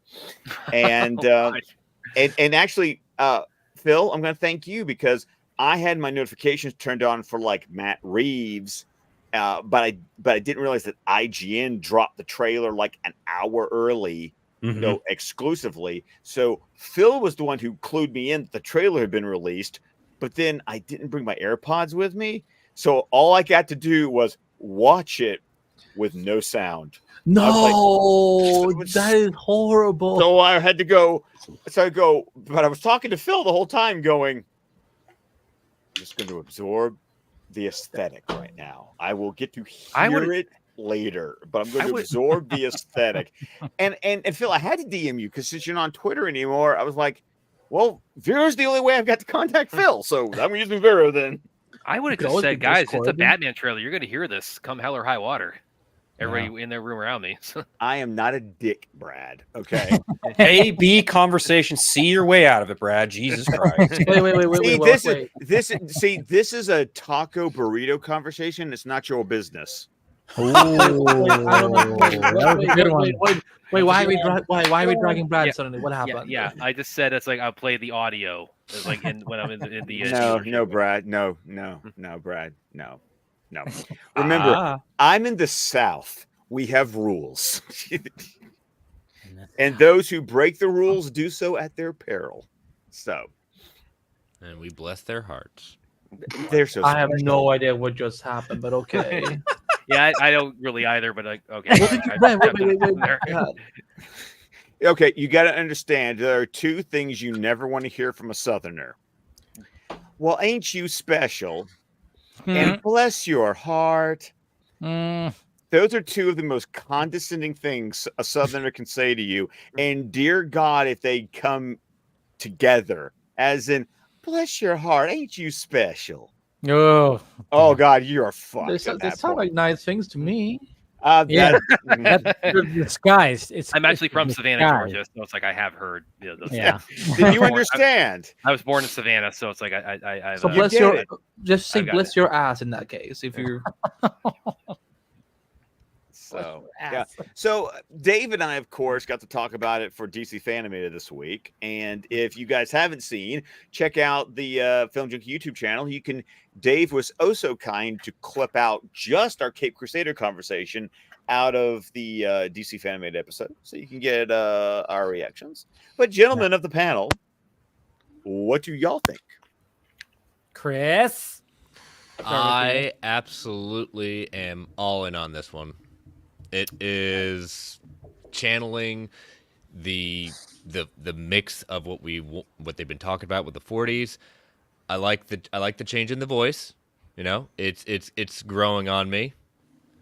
But the aesthetics of the costumes, the cadence, everything about it, like I'm binging this as soon as it drops. Yeah, it's gonna be a good weekend. It's gonna be a busy weekend. No one's gonna sleep. Absolutely, no one's sleeping, dude. I mean, we were talking about like that weekend of all 10 episodes. Yeah. When you guys got to realize the weekend that this comes out, what also comes out is Zack Snyder's Rebel Moon director's cuts and Trap from M. Night Shyamalan, which looks fucking awesome. So it's just there's a lot happening. So it's like only 7 days a week. Josh Hartnett's in that. Yeah, he is. He's the star, man. Yeah, right. Yeah. Okay, Phil, your thoughts. So I would like to thank Chris for sending me the voice cast list a week earlier, because that caught me by total surprise and finding out that Christina Ricci is going to voice Catwoman, because that is fucking spectacular in and of itself. Had a crush on her for so long. Oh, me too. Casper, anyway, that was the one that got me. Casper, yes. Right? Dude, I crushed on her on Wednesday. Oh my gosh, she was in Casper. That was her. Sleepy Hollow. Right, yeah. Sleepy Hollow. Oh, Wednesday. I mean, come on. The original Wednesday. Well, I mean, I only have one Wednesday. That's Jenny Ortega. You know, you've also got Zack Snyder alum from Sucker Punch, Jamie Chung, voicing Harley Quinn. I'm to sum it up, I'm with Scott. Like the whole, and Chris too. Like the whole 1940s aesthetic. Just I love that. Getting Golden Age Batman, and he looks like Golden Age Batman. Seeing it in the Bruce Timm animated style just warms my 6-year-old little heart, because I'm a huge fan of Batman the Animated Series. When this trailer dropped, Craig, my podcast host from the Eternal Light, was like, "Hey, we have to talk about this like today," and I was like, "Yeah, sure, no problem, always." So of course, right, and then like just seeing that, like that's the thing I've been waiting for the longest time in regards to this, because you know this was announced in 2021, then it got moved from Max to Amazon, and then we didn't hear anything, nothing, right? So then IGN gets the deets, or rather Vanity Fair gets the deets on the voice cast, right? And then there's a whole spread there with comments from Hamish Linklater and Bruce Timm and James Tucker, and all that was just glorious to digest. And then you get that little snippet trailer of Hamish Linklater being like, "Here are the voices of Batman, Caped Crusader," and he just goes down all of them, and finally he ends it with that "I am Batman," and that was like, "Oh, okay, this is what he's going for." And then you get the actual trailer, and he sounds fucking tastic as Batman. I can't wait to hear what he sounds like as Bruce Wayne. But that's what they're holding back on, I think. I know, because the story is like Hamish's take on Bruce Wayne, and I want to hear that. The story they tell in that IGN interview is like gold, and it's like, oh, I want to know what that sounds like. And to see all these villains in under like a 1940s vibe, like, you got Golden Age fucking Clayface, you got Onomatopoeia, who's a Kevin Smith creation. Yeah. I almost wonder, I know Mark Bernardin wrote on this, and I wonder if that's the episode he wrote on. I wouldn't be shocked if that's the case. I wouldn't shock me in the slightest. Mark Bernardin, really? You've got Mark Bernardin wrote Ed Brubaker. Yep. And then for season 2, J.M. Dementis is writing an episode for season 2. So this is kind of cool, because that also kind of feels like Batman the Animated Series when I didn't realize who the writers were. And you go back and you watch those old episodes like we've been doing on Fanimated, and you go, well, fuck me. Denny O'Neil wrote this episode. This is kind of cool. Wayne also wrote on the animated series, if I'm not mistaken. Yep. Which one? Lin Wein. Oh yeah, Lin Wein wrote a couple Wein. of episodes. Yep. He actually wrote the Night of the Wolf, which adapts a story he wrote in the comics. Right. Yeah. That's right. Yeah. So and I'd be remiss if I didn't bring this up. The motherfucking Batmobile looks so damn cool. Oh yeah, it's like that a old hot Cruiser rod. I hot love rod. it. Yeah. You know what else? So excited for the show. I can't wait. And shameless humble plug. I hope they show this off at Comic-Con because you bet your ass I will be there to I'd be very surprised if they don't have an episode that they're gonna. There's got to be a presence there. Yeah, I would think so. And Fingers crossed. I love that Rucka's writing the episode with Renee is going to be a central figure of. Yeah. You've met Rucka. You met Rucka recently, didn't you? I did. He's very excited about everyone getting to see the show. Nice. What were you going to say, Brad? Yeah, well, I was going to say, well, one thing with this is kind of more of an aesthetics thing. This definitely fits in with the 40s setting because I'm kind of I have two kind of polar extremes with my preference for like the bad ears. Basically, I either want them like the nubs from Dark Knight Returns, or again like Legends of the Dark Knight, a lot of like Todd McFarlane illustrations where they're just like this tall. Kelly Jones. Jones. What was it? Or Kelly, or like Kelly Jones ears. Yeah. And this is really leaning into that, where it's not only that, but also like the very early like Detective Comics, where they go straight up, they're really tall, but also they protrude out. So it's really that touch of it is really emphasizing, or it's really driving home the 40s setting of it. So that's something I'm really looking forward to seeing play out. That's the thing. Is like the 40s setting is like what I mean when we were talking about it. I mean like. You're really just getting that. I mean, and it's dark. I mean, there's things in the trailer where you go, yeah, the standards and practices would not allow that in the 90s for sure. So who wants to take bets if Batman's going to kill in this? Oh man, Batman doesn't have to save him. About that. Back not only did he kill, he pow pow back then. Yeah, I mean. Do you think that they're actually going to show Batman like utilize a gun? I don't think so because when I look at him like I don't know because you remember they did that 75th anniversary short and he had when he's fighting Solomon Grundy and Hugo Strange and he had a Gatling gun on the Batwing. It was like the gyrocopter thing, and so Bruce Timm's not above, going there. Bruce Timm is a creative, like he can go like he can do like that episode of like Batman Beyond where like Bruce picks up the gun and then has like a complete like meltdown because he even thought about it. And then he can do like that little short where it's like, oh no, this is Golden Age Batman. He's got a freaking like Strange Days, Tommy gun, yeah. Strange Days. Yes. Yeah. I don't know. I could see. I think it's 50-50 whether or not he'll kill in the show. So maybe not directly, but I could see people something happening. Yeah, and him just being like, they deserved it. Something like that. Well, that would actually work with almost like the way they described how Batman's going to be. Like James Tucker's quote was, he's more Spock than Spock. Yeah. Like they're going like when you said that last night, I was like, Jesus. They're going like he is almost sociopath. Like he's just shut down. Which is good. Yeah. Which is what's going to make that Bruce Wayne so interesting. Yeah. So it sounds like he's going to be almost like Big Daddy and Kick Ass. And then there's also like Diedrich Bader voicing Two-Face, and he sounds. Yeah, he does. He's done before. I know. That's what makes me so happy. You hear his voice, right? But it's not Diedrich Bader. My problem with Diedrich Bader has only been that there hasn't been any variation. Diedrich Bader sounds like Diedrich Bader. When I think about him, I think about Napoleon Dynamite. Is it, would you actually attack a guy wearing these pants? Anybody remember when he was like the instructor in Napoleon Dynamite? See, I go to Jay and Silent Bob Strike Back. There's that too. Tea Party. Yeah, and of course for me, and of course I just love the Brave and the Bold, like Hammers of Justice. He was such a perfect Batman for that show. It was and Harley Quinn. Yeah, because because that Batman is so ridiculous. Like the tone of that show. He just has that. He has a deep voice, but it's also comedic kind of thing, you know. But when you hear him as, you know, you hear a little bit of Harvey Dent in there, you're like, oh yeah, this is not that.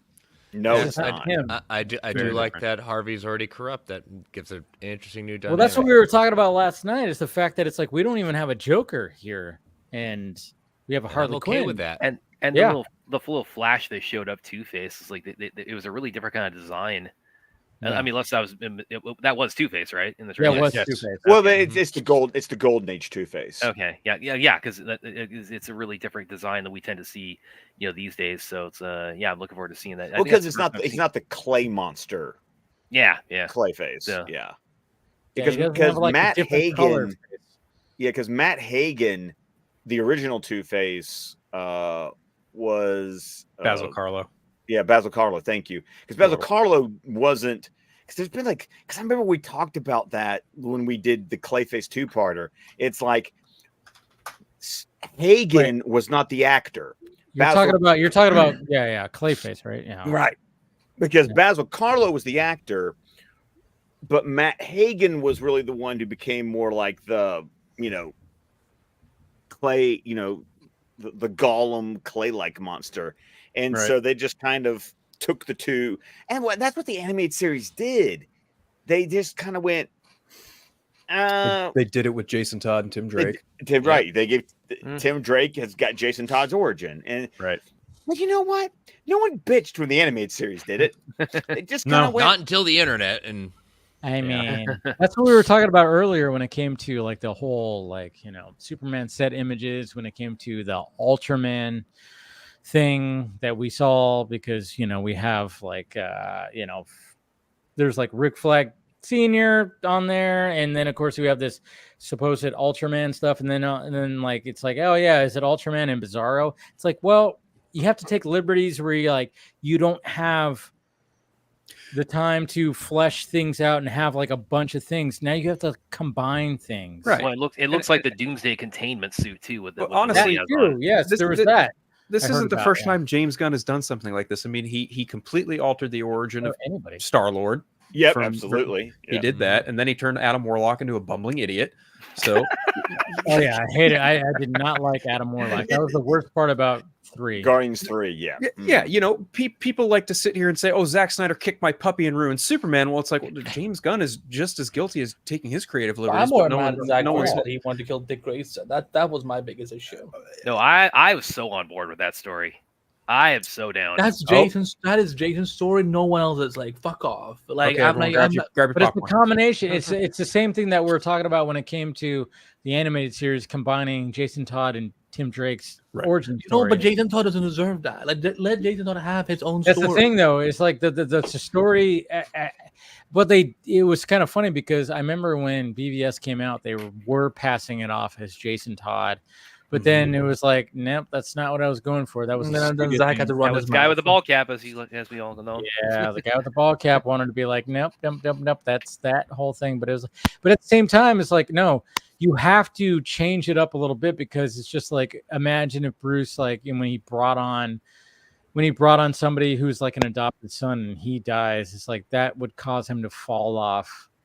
Well, and the funny thing is that if you just look at the comic history of Jason has been a kicked puppy the entire time, because I know that's why I love him so much. Jason was just a Dick clone. Yeah. I mean, literally, he was a circus performer. Like, literally, they just he was a redhead even. Yeah, and then post crisis is when they give him the origin that, you know, we all know. Yeah. But then we got to the animated series, they were like, well, Tim's currently Robin. But Jason's backstory is, well, so damn good. It's good, but then because you can't have Tim's origin story without Jason dying, because you can't do that in a cartoon for kids. Right. You can't have this like, oh yeah, we're gonna have Jason. But yeah, we could have a Batman. They might get phone calls. They might get a few phone calls. There's and emails. There's a possibility. Have you seen that Batman Returns fucking like talk show video? Yes, I have. Yeah. Jesus Christ. Is that the one they had where they had because they had to pull like the McDonald's like tie-in for Batman? Yeah, Returns? exactly. Yeah. You know, the McDonald's Happy Meal figure with Penguin and the goo coming out of the face. They did think that was maybe crossing the line a little bit, but it did make it through. People just there's also the Return of the Joker, the flashback of how Robin got turned into Joker Jr. It's a very twisted spin on. What's really funny though, depending on which version of Return of the Joker you've seen. Yes, that too. Yeah, so that's gonna be because I'm gonna tell you when we get to that on Fanimated, oh dude, that discussion of Return of the Joker is going to be so interesting because we really have two different versions of the movie to kind of like discuss. Yeah, which is funny because you can't find the edited version anymore. No, I thought I saw just the clip of how Joker dies in the edited version not too long ago on YouTube. If I can find it, I'll send it to both of you. Well, no, you don't have to send it to me. I still have my DVD. Oh, I held on to the edited DVD, and then the original version of the movie is the one that like I would get. Oh, I went from DVD to Blu-ray, and then it's just included in the box set for Batman, like the complete series box set for Batman Beyond just comes with Return of the Joker. Yeah. And but funny enough, once they released the original version of the movie, it's kind of like what we want to happen to other things, which is like the other one literally just disappears, and this version is the only version that ever gets released. Going forward, and then you have to do a hashtag movement. I don't have to because I have physical media, and so I still own my DVD from December of 2000. Listen, I don't. The only reason Scott loses that is you break into his house and steal it. And listen, I don't want that version of Justice League disappear. I want to anybody who's not familiar with that story. I want to to see the before and the after on that.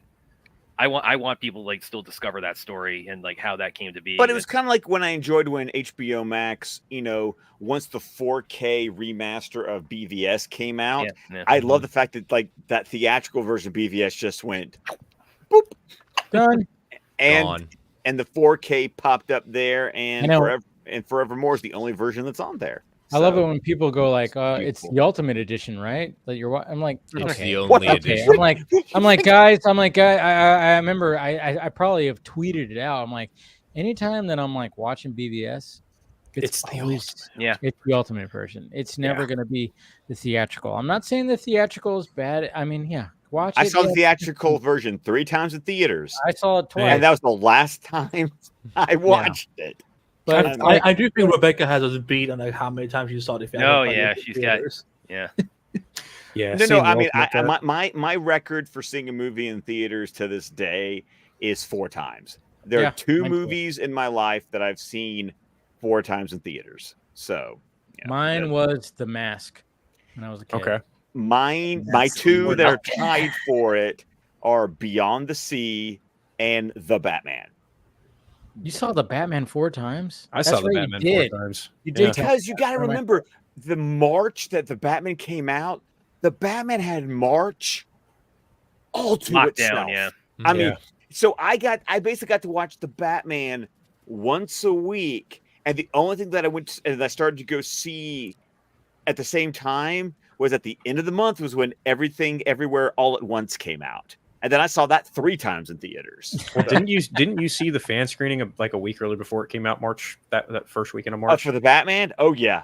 Okay, so then there's that. I saw it that same weekend that Scott did, and then in a very similar vein, I saw it every weekend after that because I had friends that were like, "Hey, do you want to see the Batman?" I'm like, "Who are you talking to?"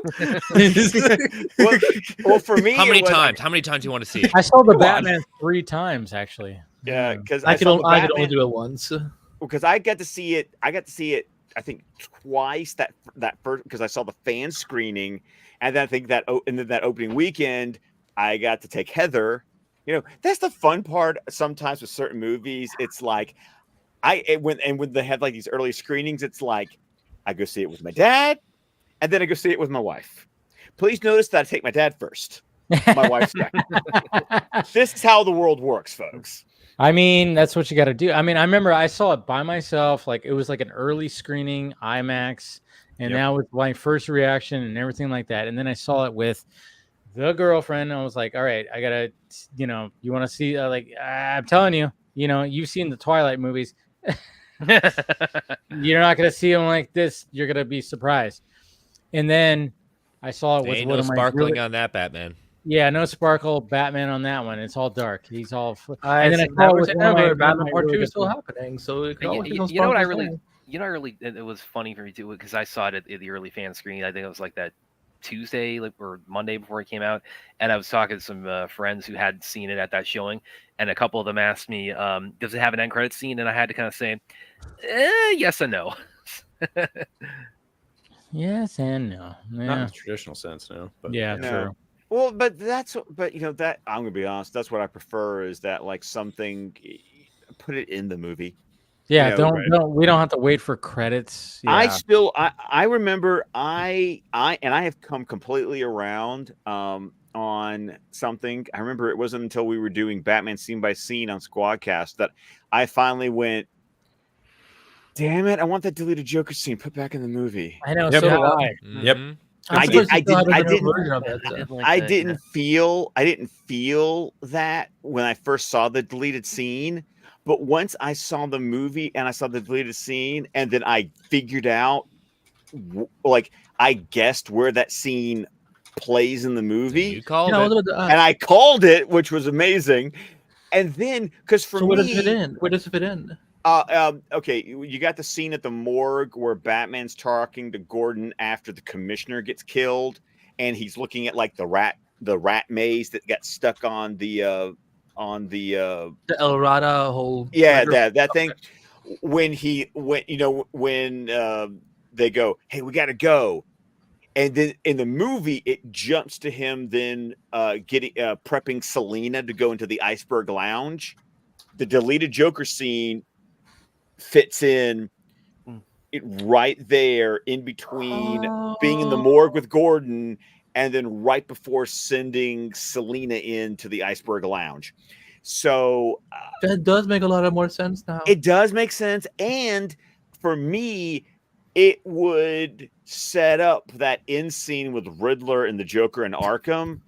It would feel more organic to me if that deleted Joker scene was like in the movie, and especially the way it was revealed, because the way that scene was shown. I mean, it's pretty much the exact same way that the Steppenwolf BVS scene was. It's like it popped on YouTube, and that was also very easy to figure out like where it took place. But the difference is that actually eventually made it into the movie. Well, it was one of those that was supposed to be in the movie. Matt Reeves made the decision to cut that Joker scene out. And it's the one time I look at Matt Reeves and go, why? I disagree with you. No, I think this belongs in the movie. It's a perfect homage to Silence of the Lambs. Yes. It really is. Yep. And that's where we're hoping for that for the Batman Part 2 is like, can we get more scenes where he visits Joker, because and then eventually lead where Joker gets out, of course. But I don't think it's happening until Part 3 that he gets out. Yeah. Oh no, absolutely no. For the Batman Part 2, it's like have more scenes like that. Have 2 scenes now. Like if you know, no. You know what's better than 1? A billion scenes. That might be overkill. Social network. I understand. No, I wasn't sure because no one's. We're talking about money compared to scenes. I mean, a billion scenes might be a little too much. Yeah, Hannibal Lecter him in the second part. But I'm just saying, like make him more Hannibal Lecter, where like Batman goes back. Multiple. It could be even more, than that. And also, the thing about the deleted scene that I really appreciated the more I watched it was how thematically it really sets up the idea that Batman and the Riddler are like, two sides of the same coin. Mm-hmm. And it really plays thematically into Batman's black and white thinking of they're bad. They're bad, thus they because that's why it plays so well coming right after the morgue scene, because Gordon has a little bit of feelings about the commissioner because they used to be partners. Right. And all Batman can say is, he was dirty. And Gordon's like, so he deserved this? And there's kind of that unspoken, kind of like, maybe. You know? So he had his own Jonathan Kevin Costner moment. Yes, exactly. Oh, yeah, so but they didn't have 80 million think pieces written about it. Yeah, so but that's why I liked the that's true, Brad. That's true. That Joker scene. It's like, I really wish that was back in there. I really do. Can I just get my 2 cents on Caped Crusader, by the way? Yeah. No. We've moved on, Andy. You lost that opportunity. Go, Andy, and you're also frozen again. Oh no! For fuck's sake! We can hear you. That was perfect. We can't hear you though. Yes. Well, now it just went to black. I had to turn it off. No, I'm kidding. Really? No. Dude, you were about to really I get did ejected. I did it just to piss one of you off, and I'm like, okay, no. That's all of us. You're gonna piss all of us off. Yeah. No, I'm used to pissing off, man. No, I love the animation style. I love that it's like, again, something very, very different. Again, because I haven't really read any like very old school Batman stuff. For me, I'm like, well, if we're gonna get another Batman show, because I do think Batman is very saturated in a lot of ways. But if we're gonna get something with Batman again, let's do something fresh and something different. I'm like, I'm not bored by any of this. Like, I want to see every frame, every second of the show, and the cast is, I like who they got for Batman, because again, I've watched him since the New Adventures of Old Christine, which also features MCU veteran star Clark Gregg, who was Phil Coulson, but and also Valentina. There you go. Like, they all went up to do superhero roles after this. But yeah, no, I'm really curious, because the biggest thing is I didn't know that there was a Clayface who looked like that. So I'm like, a lot of different Clayfaces. Yeah. Well, you remember, I grew up with Batman animated series the first time I saw Clayface. So like, I've only been like shapeshifter, mud monster. But then when I saw this, I'm like, this, because I also started thinking like this could fit into the Batman Part 2 if they wanted to, with Clayface. But yeah, I'm excited to see all of it. 1940s. I mean, that will definitely be, because that also means that he has a very different tech setup, of what was available back in the day. Yeah. So yeah, look at that Batcave stuff. Like, he's got a microscope, and it's like there's no back computer. He has a glass. He has like a whiteboard, but made of glass. Like, there's like, again, I'm excited for it, and I'm hoping that the show goes on for as long as possible. And I like that they've already said that, hey, don't expect a bunch of other superheroes showing up in this show. I'm like, oh yeah, we don't need that. Show. It's gonna be like a one continuous story. It's not gonna be like separated on like, oh yeah, then we have. I hope it's not 20 minutes long, perhaps. But I hope it's like each episode is 30 minutes. On Amazon, it'll be if like Invincible is any indication, like it'll be a solid 30. It'll be a solid 30. Mm-hmm. It better if we're only getting 10 episodes, I might, and we're supposed to, it's coming on the same week. I might then the same day. Same day. Yep. Yeah. August 1st. I explained this in our breakdown, but Amazon does this. Amazon traditionally does the binge model for their season ones, because it's a brand new thing. So they're just like, we want to put you on the hook. So we're going to go ahead and give you the whole season for you to binge.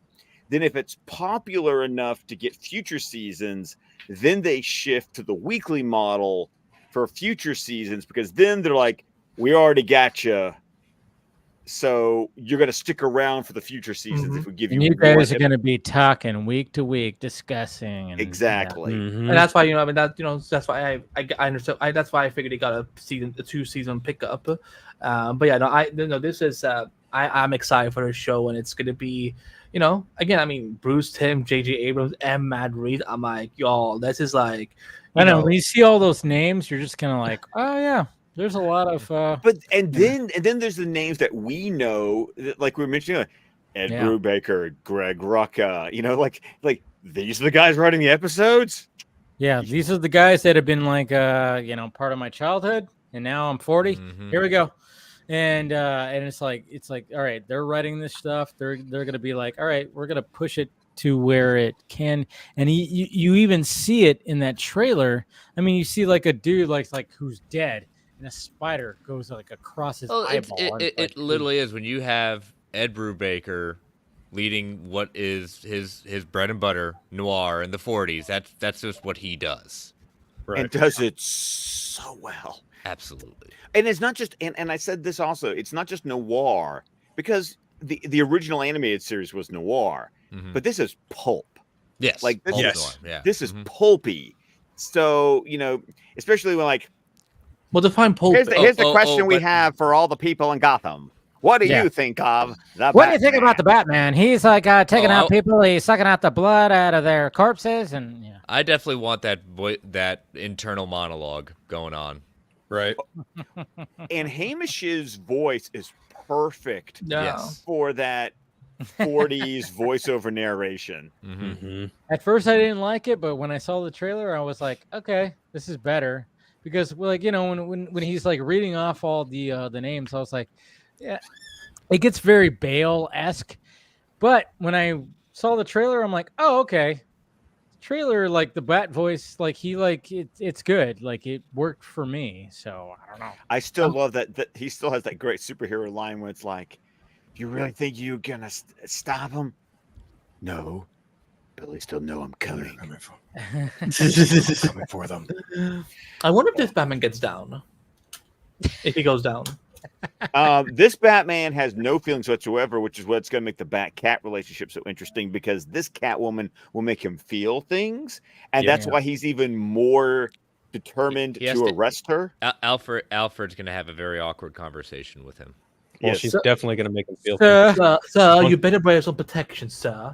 She's going to punch him with an electric gauntlet. Let me tell you about the. I know, right? I saw that brass knuckle. They will get king. She will be like, "You want me to whip that?" Fucks him up with a smile too. She just fucking. Catwoman's also in high heels, which I get. That's the design, but I'm like, how do you run in that shit? Because animation.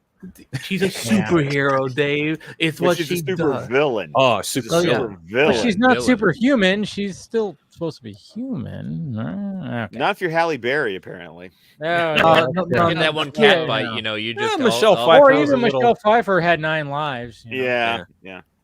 Oh, I'm excited to meet the Robins at some point. Like what they will be like in they should. Hopefully, Bruce Tim, you're letting my boy Jason Todd finally shine in this universe. So, I think Jason Todd is my self-declared son, and I will protect him no matter what.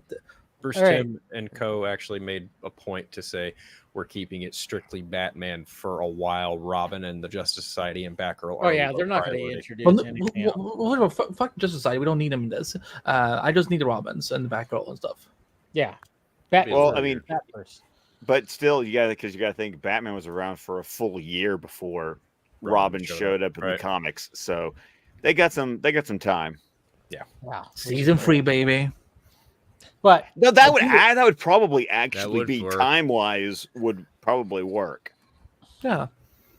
I'm happy we're in agreement, Scott. Yes. It's going to be Dick Grayson, though, so you just need to prepare yourself for that. I don't have anything against Dick Grayson. I'm just saying, don't live out my the middle child of this. Like I'm just saying, I love Dick But they're Grayson. the middle child. It's what happens to them, unfortunately. Well, I have a middle child. By the time we get to the 5th season, they're just going to jump right over Jason and go right to Tim. No, they would actually do Jason in this fucking series. I love Tim Drake so much. One of my friends, that's like my friend always said, Dick Grayson is the best Nightwing, Jason Todd is the best Red Hood, and Tim Drake is the best Robin, and Damian Wayne should never been created. No, because Peter Tomasi makes me love Damian. That's the thing, I'm happy for you, Scott. Yeah. There's the problem is God bless you. No, here's the thing. Here's what I've always said. The problem with Damian is that only 2 men on this earth know how to write him correctly. Yeah, that's true. And that's Grant Morrison and Peter Tomasi. I know. Yep. Tom Taylor does a good job in Deceased. Oh, that's a fair point. That is a fair point. That's a very fair point. I know it's old. I know it's older, Damian, but he does a good job. Well, and his Damian in Injustice is, it's fine. But I'm talking about, like, if we're talking continuity. Yeah. Damien's. I would agree with that. The only people like the problem is other people write Damien and they write him so badly. And But it's I mean, like to be fair, Scott, a lot of people just didn't like Damien, and Grant's the one who brought him forward, so they also don't like that voice. Yeah, and then they cried when he killed him too. but he killed them. He died. Oh, that's He Oh did. yeah. Yeah, Yeah, he died, and then came Batman back with some powers. Incorporated during the New 52. There's Yep. a great issue of there's a silent issue. I follow me here. No word Batman bubbles. and Robin 17. Batman and Robin, yeah, with Tomasi. That was such a great book. Yeah, man. I Tomasi is one of those that it's like I need to get his Batman and Robin omnibus and his Superman omnibus. I own the second edition of the Super Sons omnibus, but I need to get the Super Duper edition. No, Do you you have it, really Chris? don't. You really don't. Do you have it, It's Chris? not good. It's not good. You know who has it? You know who has it? Probably William. Oh, hey. By the way, perfect timing because I was just about to mention you're all wrong on the panel tonight because the greatest Nightwing and Robin by far is John Blake. Brad, don't. Just William. And there goes Brad. Good night, Brad. Bless your heart. William, take your co-host, and it's your responsibility. I'm telling you, do something with your boy. He came here on his Scott's own. about to backhand him on camera. Dave let him in.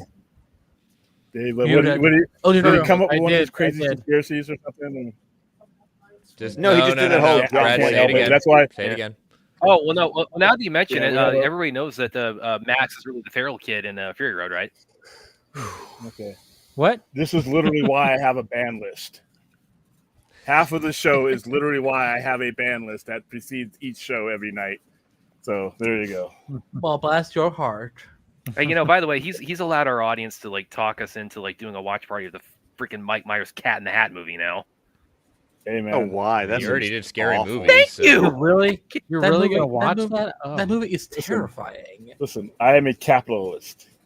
Offer was made. Yes, but I also need- I have a will to live.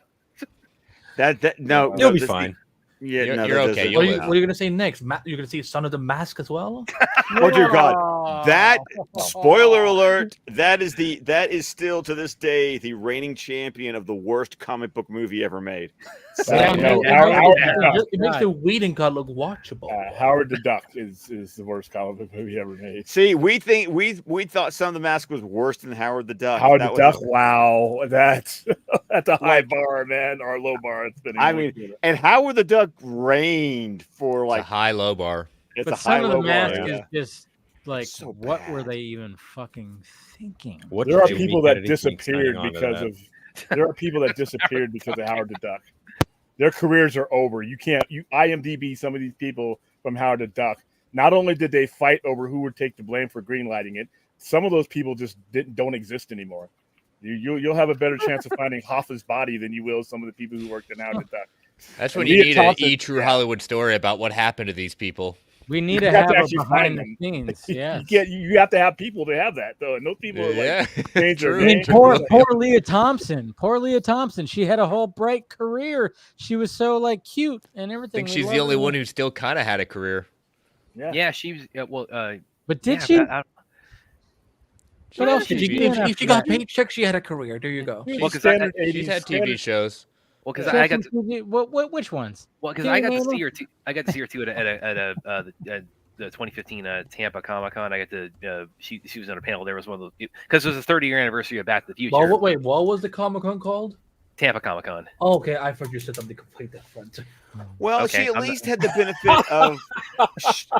She at least had the Jesus Christ, benefit Andy. of Back to the Future Part 2 and Part 3 coming out after Howard the Duck. Mm-hmm. True. Yeah, So she had a little help. Yeah. yeah, but it was that panel was of course it was the 30-year anniversary, so it was kind of a commemorative thing, and somebody I forget how to play it, but somebody in the audience mentioned so Howard the Duck basically what happened, and she said basically that was a movie I was in. Next question. Oh yeah, I forgot she was in Space Camp. Yep. Kelly Preston and a whole bunch of other Oh people. God, in that Kelly movie. Rest at Oh. birth. Rest in peace. I saw that. Rest in peace, man. She. Oof. Anyways, but yeah, but like when it comes to those like kind of movies like in the 80s, it's like oh, this is a Marvel movie. This is supposed to be something big. Get sold on I it. want to talk with a Marvel character. Like 10 years after I saw it, I'm like, yeah, this is a Marvel character. What the fuck? Marvel character. I mean, I'm sure that everybody who's involved was sold on the fucking Kool-Aid that was, or the cocaine. Yeah, or the cocaine. Or the crack. Cocaine in the fucking Kool-Aid was just the fact that it was just like, hey, oh yeah, hey, guess what? Yeah, oh yeah, yeah, Oh like, yeah. Jesus Christ. Yeah, very oh yeah. But I mean, I'm sure it was just like, hey, this is gonna further your career. You know, it's like there's so many cases. It'll be the best movies in the Dark Knight. I mean, yeah. There's so many cases of that when like you hear about where it's like, oh yeah, you take this role and it's supposed to be like this is gonna send your career to a whole different stratosphere. Right to the moon, Alice. Nope. And then I can only imagine just going on set and going, fuck. I have to like act opposite of somebody dressed up as a duck. Oh. And we're gonna be doing Lucasfilm, some weird things in some scenes. Okay. Well, again, it sounds like you might as well be talking about Cat in the Hat because that's pretty much it's applicable to that situation too. Because we got to watch opposite Mike Myers in the cat suit, but not only that, but also that's one of the many problems with Cat in the Hat is that it's a kids movie that takes his Austin Powers humor and transplants it into a Dr. Seuss story. Because they were trying to capitalize on the Grinch Who Stole Christmas with Jim Carrey, because that was a hit. Because that actually worked. But that was also like Jesus Christ when you hear about how Jim Carrey had to the struggle he had to do like getting in that makeup every day. My God. Which is why the story here about what Ron Howard did was just makes Ron Howard such a that guy. I have so much respect for Ron Howard, and also he raised a really talented daughter. So it's like, good for you. Oh yeah, I forgot they were related. Yeah, Ron Howard is a good filmmaker. He's a good filmmaker, but I mean, like when that was a hit, and it was like, thankfully, and I'm sure Jim Carrey was like grateful for that, even though he probably went to a dark place, playing that shit. Then you have Mike Myers, and I'm just like, they're trying to do like, oh yeah, we're gonna do Cat in the Hat because that's the next popular Dr. Seuss not movie, but book. And then it's like, all right, you're gonna get Mike Myers to get into the makeup chair this time. And then when you watch it, you go, oh yeah, this was like not a fever dream. It was totally a fever dream. It's like a horror movie, is what it's like. Yes. Oh my God. It was so bad. And it was like there was an idea and it wasn't this. That was an idea. Mike Myers, like when it came to the 90s and to 2000s, I mean, he created, of course, Austin Powers, Wayne's World, 1 and 2 in the 90s. What's Austin Powers about? Huh? It's about a dude from the 60s who's a spy and who's like just kind of a after women. spoof on James Bond. It's essentially a spoof of James Bond. Everyone is talking. I cannot learn anything about what is Austin Powers. All right, continue talking, everyone. It's a James Bond spoof. Yeah. It worked. It worked. All three movies I thought worked in their own regards. I mean, it got really ridiculous. The first one's the best one, and then it gets more ridiculous. But then he went off, and of course, he did the Cat in the Hat. Did not work. He did the Love Guru. Oh, dear God, that movie's horrible. It was so another bad. one probably on your list, William, right? Oh. No. This is why I have to stop mentioning things I don't like on the show anymore, because our audience finds ways of oh, we got to make this the next watch party. And we got to guilt Brad because it's going to be for charity. There we go. Well, that's what you get for being altruistic, Brad. Yeah, apparently. I raised $15,000, and part of that was off of 5 scary movies and Meet the Spartans. 15.5. Don't leave out the 500 because details matter. Yeah, hey, it all went to a good cause, but true. No, I'm not. Investigations details matter. Hey. Very true. Watch Reacher on Amazon. Yeah. Speaking of details, Season 1 dropped. I wanted to go back to Superman set images, and I wanted to get your guys' take on this right here because it is kind of interesting. Okay, so we have this Clark Kent image. Do we notice the aesthetic of all the clothes? Yeah, this looks like late late 50s. 70s, early 80s. Oh, that 50s, you think? I can't Taupe tell. is No. soothing. It's Oh my That's God, guys, it's 70. not gonna be set in the past. Okay. I'm not saying that it is, but I'm like, yeah. So what are we thinking? An aesthetic choice, right? Because look at, I mean, it's very dull brown, orange. All I know, Plaid. all I know is that I want it. I wish he would reach for me like that. With a coffee Is in he his hand. reaching? Is he reaching? I don't think he's reaching. No, he's trying to. He's kind of pushing somebody away, and he's. I wish he would push me in that case. Okay, let me edit that. Yeah. No, but I'm like, what are we Andy, thinking have here? more This- self-respect for yourself. That's all I'm saying. I have never had respect for myself, and like and we need to work on that, Andy. Look, my dad and my mom have tried to convince me for 20 plus years. It hasn't worked. You're not gonna make it happen either. I will let Challenge accepted. I'm about to say you just threw down the gauntlet, sir. Well, And William left. So that's how he feels about this. I mean, for crying out loud, Scott taught us about the French tuck. You know. I mean, really. I mean, you heathens. I look at our fashion choice. I will be texting you tomorrow, and we'll see if Aaron knows what the French tuck is. At I point. bet you Aaron does know. I bet you too, but I wanted her to say like, how did this come up? And I said, what? Yeah, what the hell? We're talking about a Came out younger what woman last night? You talk about who? We're talking about Lois Lane. I mean, she knows who Rachel Brunson is. I'm about to say, and I've seen your wife. She has fashion, so you know, I have faith in her. Not so much in you, unfortunately. So. I bat up in the world, so. Aww. You outkicked your coverage. All right, we're getting off the subject here. Well, going back to like the 70s thing, like that. So I'll are admit we- that. Yeah, go ahead. I mean, I'll admit that it's because there. I mean, because others and other people and I have also kind of commented on James Gunn has spoken like of Christopher Reeve and 78 as being one of multiple influences on this. So it's like this could be an aspect of that, but it's just the thing. That does kind of raise a little bit of a red flag for me because it's like I've always said it's like, listen, if we're getting 78 Redux out of this is going to be dead on arrival. That's it. I'm sorry. It's Can like, you define Redux in this context? basically just we're just what's redoing. Yeah. So like remake. Yeah. That word, yeah. Remake has never made sense. Let me come like so like is it a remake or is it a half-half? I just think he's doing it probably influenced by, but I just want to get to Lanterns. At this point, just get me to Lanterns, Lanterns and Swamp Thing and Paradise Lost, and I'll do what I need to do to get. And he's not excited at all about the idea of JL International, by the way. Well, no, I mean, but if that's the choice he's taking, I'm pretty sure there's other people that are going to enjoy that. But as a collector and a dealer, just League teams in this universe. When I started seeing Blue Beetle and Booster Gold, and I knew the book was about to get canceled, so I stopped reading it.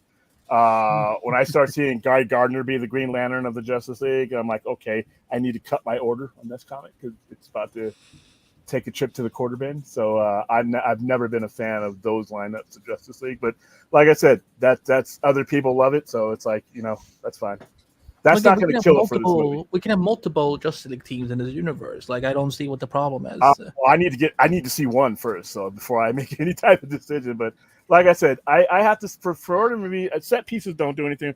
I need to find out what the premise is. And I start seeing trailers. Then I can put a lot of this together because I think the risk we run when it comes to these movies is we're going to spend a year staring at these things till we find something not to like.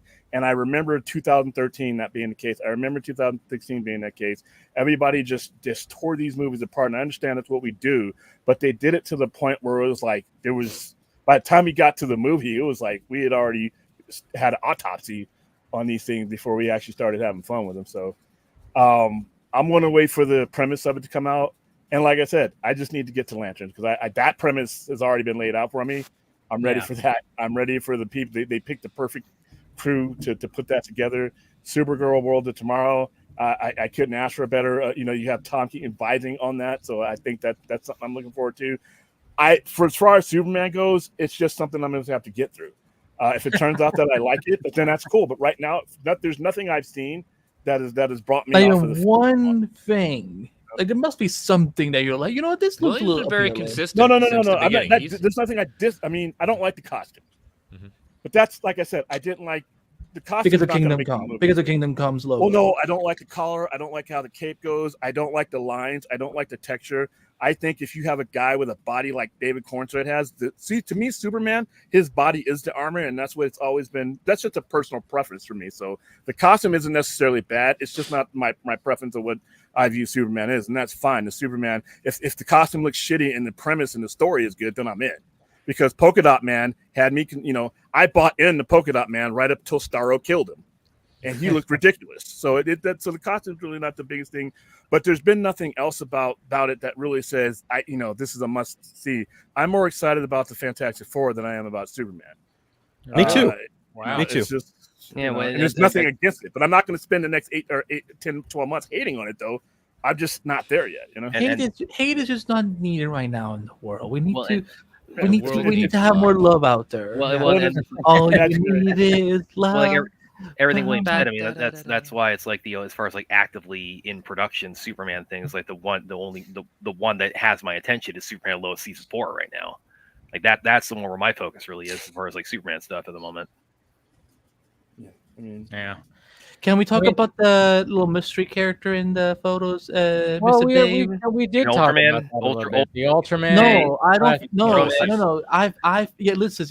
One of my friends. Actually, it was Homo DC. Could be Ulysses or whatever too. Yeah. Ulysses, yeah. Like because that makes more sense to me. Like he's an actual Superman enemy, and if he works for the government, that would make way more sense than them doing Ultraman. So I think. There's definitely a reason why he's masked up like that. Yeah, because he's the new Black Noir. I just saw a good meme. I saw a good meme where somebody said that the best twist they could pull is that Henry Cavill under there. Oh yeah, somebody's talked about that. It's never been. That would not. That's not. Completely honest. Probably a clone of David Cornswet underneath that mask. Yeah, which means it's David Cornswet under that mask. That's going to be Chris Pratt. It's a double, but it's going to be like when they take the mask off. No, it will be Chris Pratt. Listen, if he's actually going to be in the DCU plans, it's don't say Booster Gold. Totally. No. I just know what I just want is because I enjoy him way more in Jurassic World than I do as Guardian. I'm not a Guardians fan, and I've always been very upfront about that. And part of that is I've never been able to get into Star-Lord. It's just the goofball, slacker character who is leading this team of heroes, and who he should be? He should be Bibbo. Chris Pratt should be Bibbo. The bartender? Yes, the bartender. Bibbo, I've actually the bartender. seen people casting Michael Rooker for that because Michael No, way on the on the nose. That's so on the nose. Too easy. No. Chris but Pratt I also want to to take this moment to say that I also wish that other people would give Chris Pratt the opportunity to show his dramatic side, because I will once again say, y'all go over to Amazon and watch The Terminal List if you want to see Chris Pratt being a stone cold badass with not a inch of slacker or goofy in him. This is a show where he is a fucking Navy SEAL fucking people up in some of the most Punisher-esque ways. And, I hate it when people say this is all he can do when it's like, no, it's but that's what he leans into. I'm sorry. He's gotten typecast that way because of Star-Lord and to a lesser extent because of Jurassic World. Everyone's got a mortgage to pay. He can turn down roles and try harder to get other roles. So he doesn't just fall into this. It's like we're like, oh my god, poor Chris Pratt is being forced to play these. Forcing him. No one's forcing him. But I'm not talking about the forcing of him. I'm talking about the perception that we as fans have. It's like, well, let me offer an alternative. It's like, hey, go check this out. Because I've also seen enough conversations online because internet of how people only watch one kind of thing and never branch out and go, well, have you watched, I don't know, something else? It's like spreading the cards on the table and saying, oh, you pick a different card. Just a thought. Yeah. No, right now I feel let's try to get some new blood in this fight. We don't need Chris Pratt and everything. Yeah, Honestly, but he's gonna show up in something probably. Who knows? Oh, But that's the whole thing. It's for many I years guarantee from you, now. Michael Rooker is going to be here because Michael Rooker is to James Gunn what Johnny Depp is to Tim Burton. Honestly, before But Michael Nathan Rooker is just Fillion- not a. But Michael Rooker's how could you compare Michael Rooker to Johnny Depp? Because they work Because together he's all the a time. character, he's an Yeah. actor that the director always puts in his movies. Yeah, And I'm you not know what? talking about like Michael Rooker's other a good stuff person. that that's controversial. It just not talking about acting. Yeah. You know. And I'm fine. And I'm fine. You know, if Scorsese does it, Gunn does it, it really doesn't bother me that they put their buddies. In But it's there. only I James thought Gunn. only James Gunn did that. Yeah. I know. like, Geez, I you lo- would make I lo- it I think love with it. some of these people. To That's bring back all he to does. Malone for Yeah. a second, I love that people were like, they got mad at James Gunn putting Sean Gunn as Maxwell Lord, but I heard nothing when so one of the main directors of Malone is Gregory Smith, and I froze again. I fucking He hate my did, camera. but it's still not a bad look. He looks like I'm about to go off of something. Like, couldn't Yes, you actually you do. are. You are. You about to- are. Isn't that what you're Yeah. doing? Yeah. No. I can be peaceful. Again, it's still primer for a few more months, and then can be. that Doesn't might mean you're put going to you be. Okay, so what I'm saying is, Gregory Smith is one of the main directors of Super Lois. Mm-hmm. You know who's playing Jimmy Olsen in season 4? His brother. But did any of these people start bitching about? No, it's only when James Gunn does it. So Well, it's probably They're because gonna they be didn't know it like, was Gregory Smith's brother. They're just yeah, gonna but be one's like, with who? one. But it doesn't negate the fact that why is James Gunn getting this treatment? Again, every director in Hollywood does this. Everything that James Gunn is going to get is a byproduct of how shitty the situation's been, and you can't tell somebody when to let it go. You can tell people that they can move on and not feel angry. Let it go. You can, but Move they don't have on. to listen to you. Yeah, they Then let them hold on. live in their. A customer does whatever the fuck they want to do when they want to do it. Good And for I don't them. agree. I don't agree with it all the time. Totally fine. But that's the reason why. The answer to that question is why. Is why. Do I agree with that? No, I don't feel the same way as some of these guys do. But at the same time, that's part of retail. And other fanboys really don't have a right or role to tell another fanboy when to feel, how to feel, when to go, when to not go. That happens for each individual person. And unfortunately for James Gunn, DCU, DC, WB, on all different levels, it just hasn't happened right now. It could happen. A trailer could change all this. Mm-hmm. But right now, it is what it is. I don't have any sympathy one way or the other for them. They're just going to have to get through to this and get to their movies. Yeah, they've earned this. They've earned this. Yeah, listen, because it always comes back to me when I understand that would have been great if the Snyderverse could have continued. I would have loved to, but you know what? It's not happening, and it's time to yes, it is time to move. That is on. an opinion. Don't say those two words. That is opinion. Move. That is an opinion that you can apply to yourself. But really, and I'm not being an asshole. Nobody else has to give a fuck exactly right, about. William. You were being an asshole. Nobody else has to give a fuck about what somebody else, his rate of move on or reconciliation is. A customer does it when a customer does it. And like I said, and unfortunately, for a lot of people that are involved in these projects that don't have anything to do with that, the infrastructure that they came into has laid the bed for this. So it's just going to be time. It's just going to be time. I don't think people are going to hate James Gunn forever. I think once the movies come out, or once they start marketing things, and once they start doing things, that people can actually see and hang on to, then it might change. But right now, you don't have any of that. All you have is a resume. And I always say you are what your resume says you are until that resume changes. And right now, that resume hasn't changed. Because again, as I said at the beginning of when I came on today, I said it's been a long time since we had a week full of so much good DC news and just talk where I'm because we've gone through it's been really rough having to see all these cancellations, all this, all these movies Warner Bros. Has done. So this week when they're look at we're getting to see Superman, fucking Mr. Terrific is running around and looking awesome in his costume. And, we're getting the news about Lanterns, which I hope we can talk about soon. We get Batman Caped Crusader. Again, we can be excited again as DC fans. So And the problem is that we can be. It's whether someone, to William's point, chooses to be excited about the same things that make you excited. Mm-hmm. Because that's how they want to spend their lives. That's their business. I'm not gonna. No.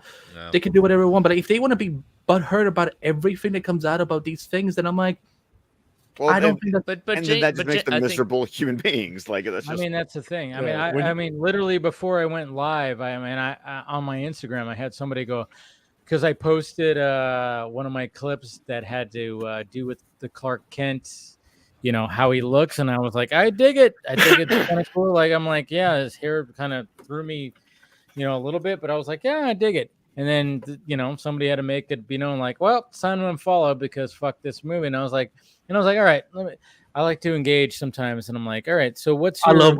I love when you do that. I'll be like, yes, I'll be like the gift, like, get him, Jade. Yeah, I'm just kind of like, all right, I'm like, and I was just like seeing that, and it was just kind of going like, you're crazy. He literally called me crazy for supporting this movie, and I'm like, I love comic books and I love film. I'm film junkie, so I like movies. So where's the crazy part? And it was just kind of like one of those things where you just kind of go. That's why I interact with some of these people when I see people in my mentions, especially I think even today, where it's just like, oh yeah, they're just trying to cater to all the Snyder haters, and I'm like, so James Gunn, DC Studios, and Warner Brothers is strictly catering to just the people who hate Zack Snyder. That doesn't seem like a good business plan, especially with a studio that's very much in debt. I don't think that's actually fully the case. It's just like, yeah, they are trying to do something. Nutheads. I'm sorry. I'm so sick of that. The amount of time these people think that they live rent free in James Gunn's head is mind blowing. I think that's what they kind of wish that's the case. I don't know. That goes both ways. Themselves. It does go both ways. It goes both ways, and it's sad. It's sad on either end. Yeah, because like I said, the extreme end of it, I don't engage with a lot. My Twitter page is boring when it comes to that. I don't engage with the extreme end because the extreme ends is not where your money is. Your money is in the middle. So, correct. But here's the thing: what they've done to the middle. I tell Brad all the time, it doesn't matter what you're selling. Once you've wasted a customer's time, you have an uphill battle to ever get that customer to regard you as anything other than a piece of shit again. People's time is worth more than money sometimes. I can earn money back. Time in this world, an investment, emotional investment, especially when it goes years long. Once you've proven, and that's on your resume, when you open up that manila folder and the first fucking page is wasted years of this customer's time, it's really, and I don't care what it is, whether it's a hot dog stand, anything that you're selling, once you have shown that you've wasted your customer's time, it's really hard to get that customer back. And I'm not talking about the extremist setting that, the Twitter head and all that. I'm talking about Joe Average, Joe Sixpack, because that's the backbone of all of this. And nobody likes to have their time wasted. So, but at the same time, like when I talk about this and post about this, and when I get people that are just going like, fuck this movie, and then I click on their profile and I'm like, oh, and all I see is like, oh, you're just nothing but DC Snyder stuff. I'm like, see, now you're just giving a bad name to this because you just like, you're saying fuck this movie because of this. I'm like, you're taking a certain stance because of that. And I'm like, I get it because we didn't get the conclusion. But at the same time, I'm like, all right, well, if you're a Snyder fan, please take this energy, throw it over here with what he's doing over here. Oh. And they're not. Anytime that I've interacted with like these diehard Snyder fans, I don't see Rebel Moon stuff on their fucking profile when I start scrolling through, because I always do that before I start interacting with them. And I'm like, that sucks, because it's like, all right, so Snyder passion project for what he wanted to do, Rebel Moon, which I'm looking forward to. And I enjoyed the PG-13 cuts. And now I'm like, all right, well, we're going to get to the point where we're getting to the R-rated cuts. These fuckers are not dealing with that. Then I'm like, all right, so you're just DC Snyder fans. I'm like, hey, can I play devil's advocate because I am one? So I'm obviously a fan of all of it. I'm all across the board. But if you came to the dance for the Cape shit, and that's what brought you to the dance, then when that music stops, I don't necessarily expect you you know, when Barry Manilow goes and does hard rock, I don't expect you to go following him if that's not your music. I mean, I understand what you're saying because I'm on board with that, but I can't really indict anybody just because they you know, just if the superhero stuff is what attracted them to that, if that was that synergy and that combination. Yeah, but at the same time, when they're claiming that they're Snyder fans, and then all of a sudden they're like, "Oh yeah, but his new movie disappointed me," and then they shit on it. And they're like, fuck that. I don't care. And then they just keep going hard on this. It's like, I just go like, all right, are you actually a Zack Snyder fan? I mean, I don't see you talking about more of about like you're just fixated on the DC stuff. You liked what he did with DC. You claim you're a Snyder fan, but I don't know if you actually are because William hates Thelma and Louise, and that doesn't make him less of Ridley. Yeah, I love Ridley Scott. I love Ridley Scott, but once again, I've always said I would rather eat wet dog food out of the can than ever watch that movie again.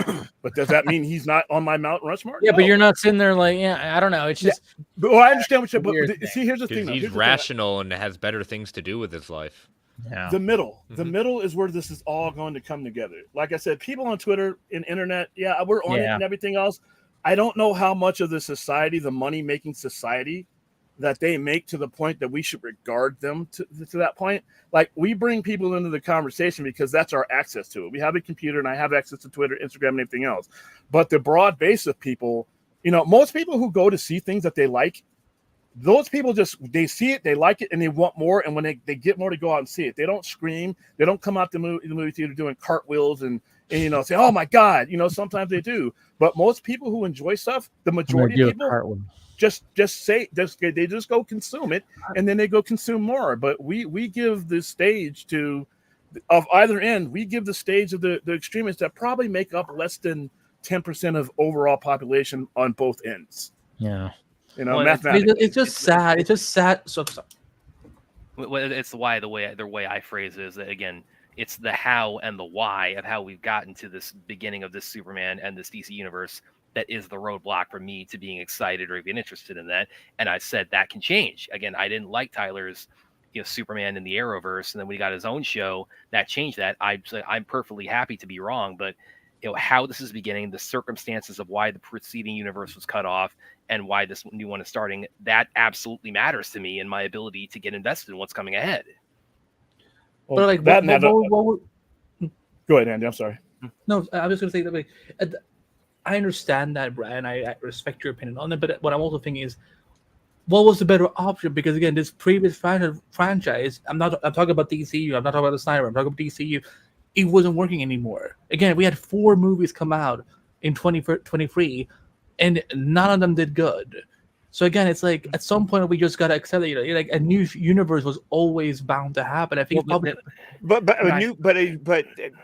me kind of going with maybe if I'm missing the point, I'm sorry. But no, but the point is, it's not that we're not upset that some people are, but I think Brad, I'm trying to relate to what you're saying based on my own personal feelings as well. Yeah, it's not that I resent that the DCU is happening.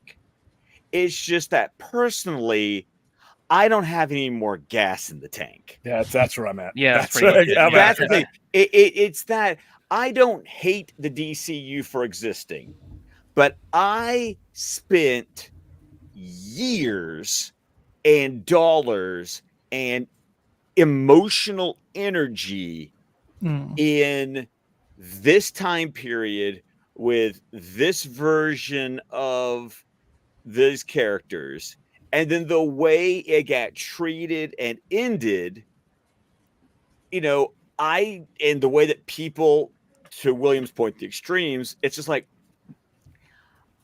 I'm tired. I don't want to talk about this anymore. Like, it's like, it's a movie that I'm going to watch when it comes out, but I'm not itching to talk about it every week because I just don't have it in me anymore. I have other things I would rather be doing with my time because I spent so much time starting in 2015 doing that very thing. You mean 2013? No, 2015. That's when Squadcast started. Okay, and that was why Tim and I reached a point where we stopped being a news show because we both went, I don't fucking want to talk about this news anymore. Like it's depressing. I don't like it. To William's point, it was a waste of my time because it was something I did not want to put my energy into. I didn't have any enthusiasm left by the time we decided to stop covering weekly news. And we tried to keep the show going with other things because we didn't want the show to end, but we didn't want to talk about DC film news because we just couldn't give two shits anymore. So what you got to understand is I'm not resenting this movie for existing. I'm not resenting this new cinematic universe for existing. I just don't have the energy for it right now. You know, I will go see the movie. And to William's point, if the movie is something that refills my tank, then we're having a completely different conversation. But right now, I personally do not have the energy to look at set photos and dissect everything down and want to talk about it constantly.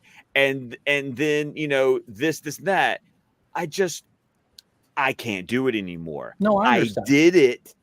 And now it's like it's a movie I'm gonna go watch. I like what you said. I like what you said that you're not resenting this movie, you're not resenting this universe. That's all I really wanted to kind of I think that's the point I would like to see and hear more from people. Like instead of again, what it is, people saying, fuck this, I only want Snyder stuff, or if it's the people who are just like this universe should not happen. I'd rather that it's be like, okay, you know what, I don't have the energy to be excited. But I accept that this franchise is gonna happen. And that's why we need more people like you, Scott. Well, I think Phil and I had a conversation. It's like if people just listen to me, the world would be a better place. Yeah. Well, maybe I think you should run for office. I think you should run for office. Oh hell no! I have no desire to worry about other people's problems. You could watch movies at the White House. Like we're the biggest rooms of all time. White House. Yeah, where's the time in that? I think what for me, where it really boils down to is if you're going to be a miserable sack of shit, don't pull me into the shit with you. That's how I'm feeling. Thank you. That you sum it up. Right. Like it's like you can go be a miserable piece of shit. Like that's your business.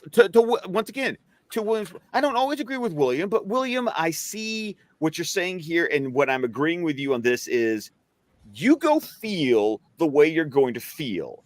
I just don't want you to have the right to impose your shitty attitude on me. Or I don't want you to come at me aggressively with your attitude of trying to say what I should or should not feel, or what I should or should not like or dislike. Fuck you. I'm going to be me. I'm going to like what I like. I'm going to dislike what I dislike. But I'm making a choice to when I dislike something or I'm apathetic to something, I don't talk about it. I don't tweet about it day after day. I just look at it and move on because I have so much other shit to do. Yeah, and even I made a Superman tweet. I don't know if you guys saw it, but I made a tweet. I didn't because I'm not on Twitter. Oh, we understand you hate Twitter. Like we absolutely understand it. Like we fucking get it. Like, and I'm so happy for you that you don't have to live on Elon Musk's Bill, I think Twitter you need to say it louder for the people in the back. I'm not on Twitter anymore, and I am proud. I've tweeted that on That's June what your 21st. hashtag should be. So what you're saying is you're not on Twitter anymore, right? 100%, Brad. Yes. Can I read my tweet? Please. No. Okay. He hates Twitter, Andy. Stop it.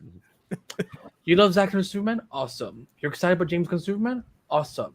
It is okay to love a multitude of DC comics, both on the page, in animation, and live action. This massive discourse is seriously so not needed. Some of y'all need to learn that. And there was a lot of positive people, but then there were so many people who were just mad at me for being excited or loving both sides.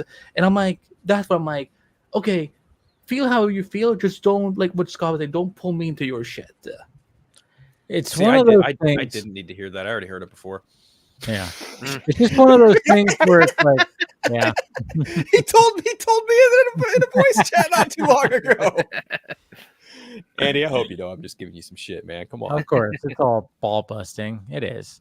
Well, I think No. that's another thing I'll add to that too. Add to everything Scott said. I actually made this point on stream with William a couple nights ago. Is that so much of this just traces back to what happened with the reshoots on Justice League.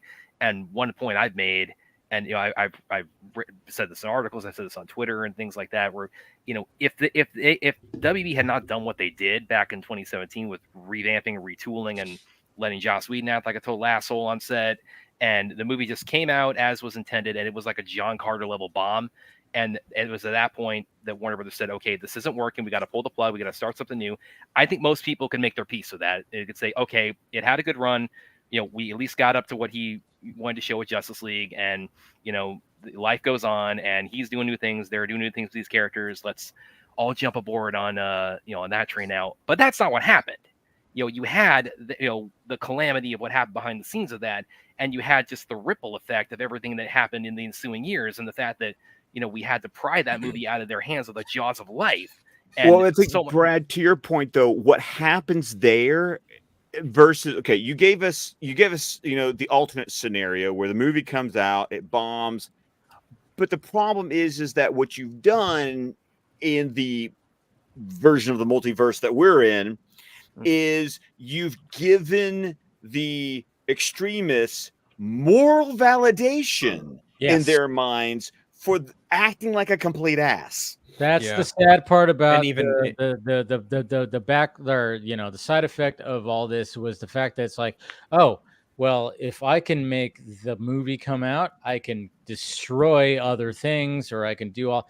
And I think that, and that's why I keep on saying. William's raising his hand. I see that. Oh yeah, I'm just still saying. Struggle with I'm just saying, like one of the things that I've noticed is like, okay, so like when I see some of the responses, especially when I love it when I get the whole like, dude, Dave, you were once fighting for, and it's like, what the fuck, used to be cool, man. And they like put it on me like, changed, dude, man. you changed. I'm like, oh, I changed from loving movies and superheroes. You're a corporate chill now. Apparently, you don't see enough movies. The corporate junkie. Yeah. I don't see enough movies because I have so much time. But anyways, William, what are you gonna say?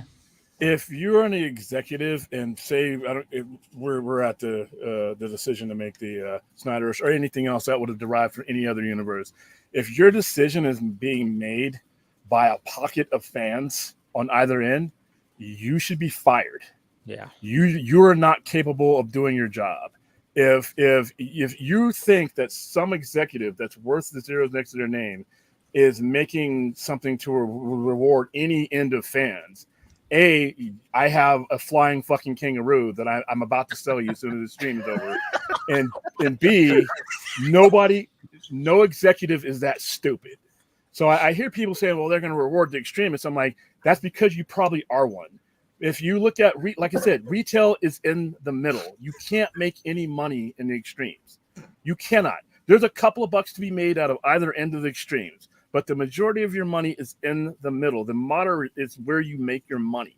So if you're making an executive decision to whether go forward with anything, it can't be because of some 3% on either end. It's got to be for that 95 or whatever in the middle, that moderate, because that moderate makes up the backbone of any business you're in. Unless you sell to extremes, which some businesses do, you cater to the 3%, and that's where your cottage industry is in. But if you're the movie industry and you're running a multimedia platform, and you decide you're going to make anything, say if you were going to make a Justice League 2, it can't be because some extremist on the internet says it's the right thing to do. You have to sample across the board and see if there's capital and money to be made in the middle, not the extremes. So I hear that all the time. Well, they're just rewarding the extremists. I'm like, get the fuck out of here with that. Because like I said, nobody who's in an office, a clown like me, maybe could think that, and even I don't think that, but nobody who has their name on an office door or a hedge fund anywhere is thinking that kind of nonsense. Well, and it's funny though, is that because that was exactly what the one side of extremes was saying when the Snyder Cut came out, was that they were rewarding, toxic fandom. The toxic fandom. And I was here going, no, because apparently somebody thought they could make some money off of Because this. we're in a pandemic, like we needed content. They And I weren't think wrong. even now And the thing blew up. one could even pose the opposite side of that coin to, well, now that so many people who are spiteful towards Zack Snyder probably feel a lot more validated that James Gunn is making a Superman movie that is slightly akin to Superman 78, considering James Gunn has that film on his top 5 superhero film list of all time. I'm not really one of those people. I'm more of the mind that James Gunn is kind of a hit-miss comic book film director for me personally. That's where my excitement for it doesn't really muster. I completely understand Scott's point about not having any fuel in the tank after being dicked around by Warner Brothers proper. Like that makes 100% sense, not only for him, but for a lot of other people. However, the extremist on both sides, I hate to make the comparison, but sadly it's true. It's almost political in a disgusting, ugly way, more or less, because they will never shut up. They will never talk logically. They will never be anything sensible. And it's sad and it's gross. And that's why it's hard to have a nuanced conversation somewhere in the middle where average, everyday, hardworking people just want to enjoy this shit or, talk about it in a critical, nuanced sense that we tend to on these panels. And it's also hard for me to look at people because there are also people who they're online friends, but still, online friends can be real friends. Let's be honest. We live in that kind of a world. So none of you bitches are my real friends. Well, fuck you, Andy. No, feelings mutual. You're all part of my extended family. Exactly. We're found family here. You're all my good uncles and cousins, depending on your age. Uncle Dave, he my kids know what he looks like. Let's be honest. I would call him Uncle Junkie. I know. Well, that might not be a good. But still, the children won't be happy with that. What I sometimes don't like is people who, to your point, like I'm one of those people online that I hope that I've at least garnered a reputation with people who know me, that know that I am this typically centrist, logical. I'm enthusiastic. I try to be on my best behavior, except for when I have a little too much to drink. Well, then you're on your best behavior. Yeah. But then I see friends who, for some reason, want to make snide little comments one way or the other, making a generalization, and I find myself, because of generalizations, being lumped into the thing that they're making fun of, and I really want to go, dude, we're friends. So why would you say shit like this? Thank you. I have so many friends that I've told that same thing to. I'm like, you're lumping us in with a whole different side. It's like you can't. Yeah. Thank you. Well, for saying it's a famous quote that one of my favorite teachers had on his wall, and it just said, "All generalizations are dangerous, even this one." And that's a good quote. Well, it's stuck with me since the 9th grade, and so it's like I hate this lumping. It's like it's easy, it's lazy. But I wish it's somewhat misshapen. Yes, but I wish people could interact on a more, thoughtful, individualized level instead of making,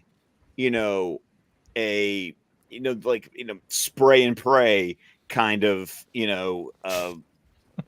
sorry, gun reference. I thought it was a porn reference. No. It's like what they say with Tommy guns, which I've actually shot one of those. Yeah.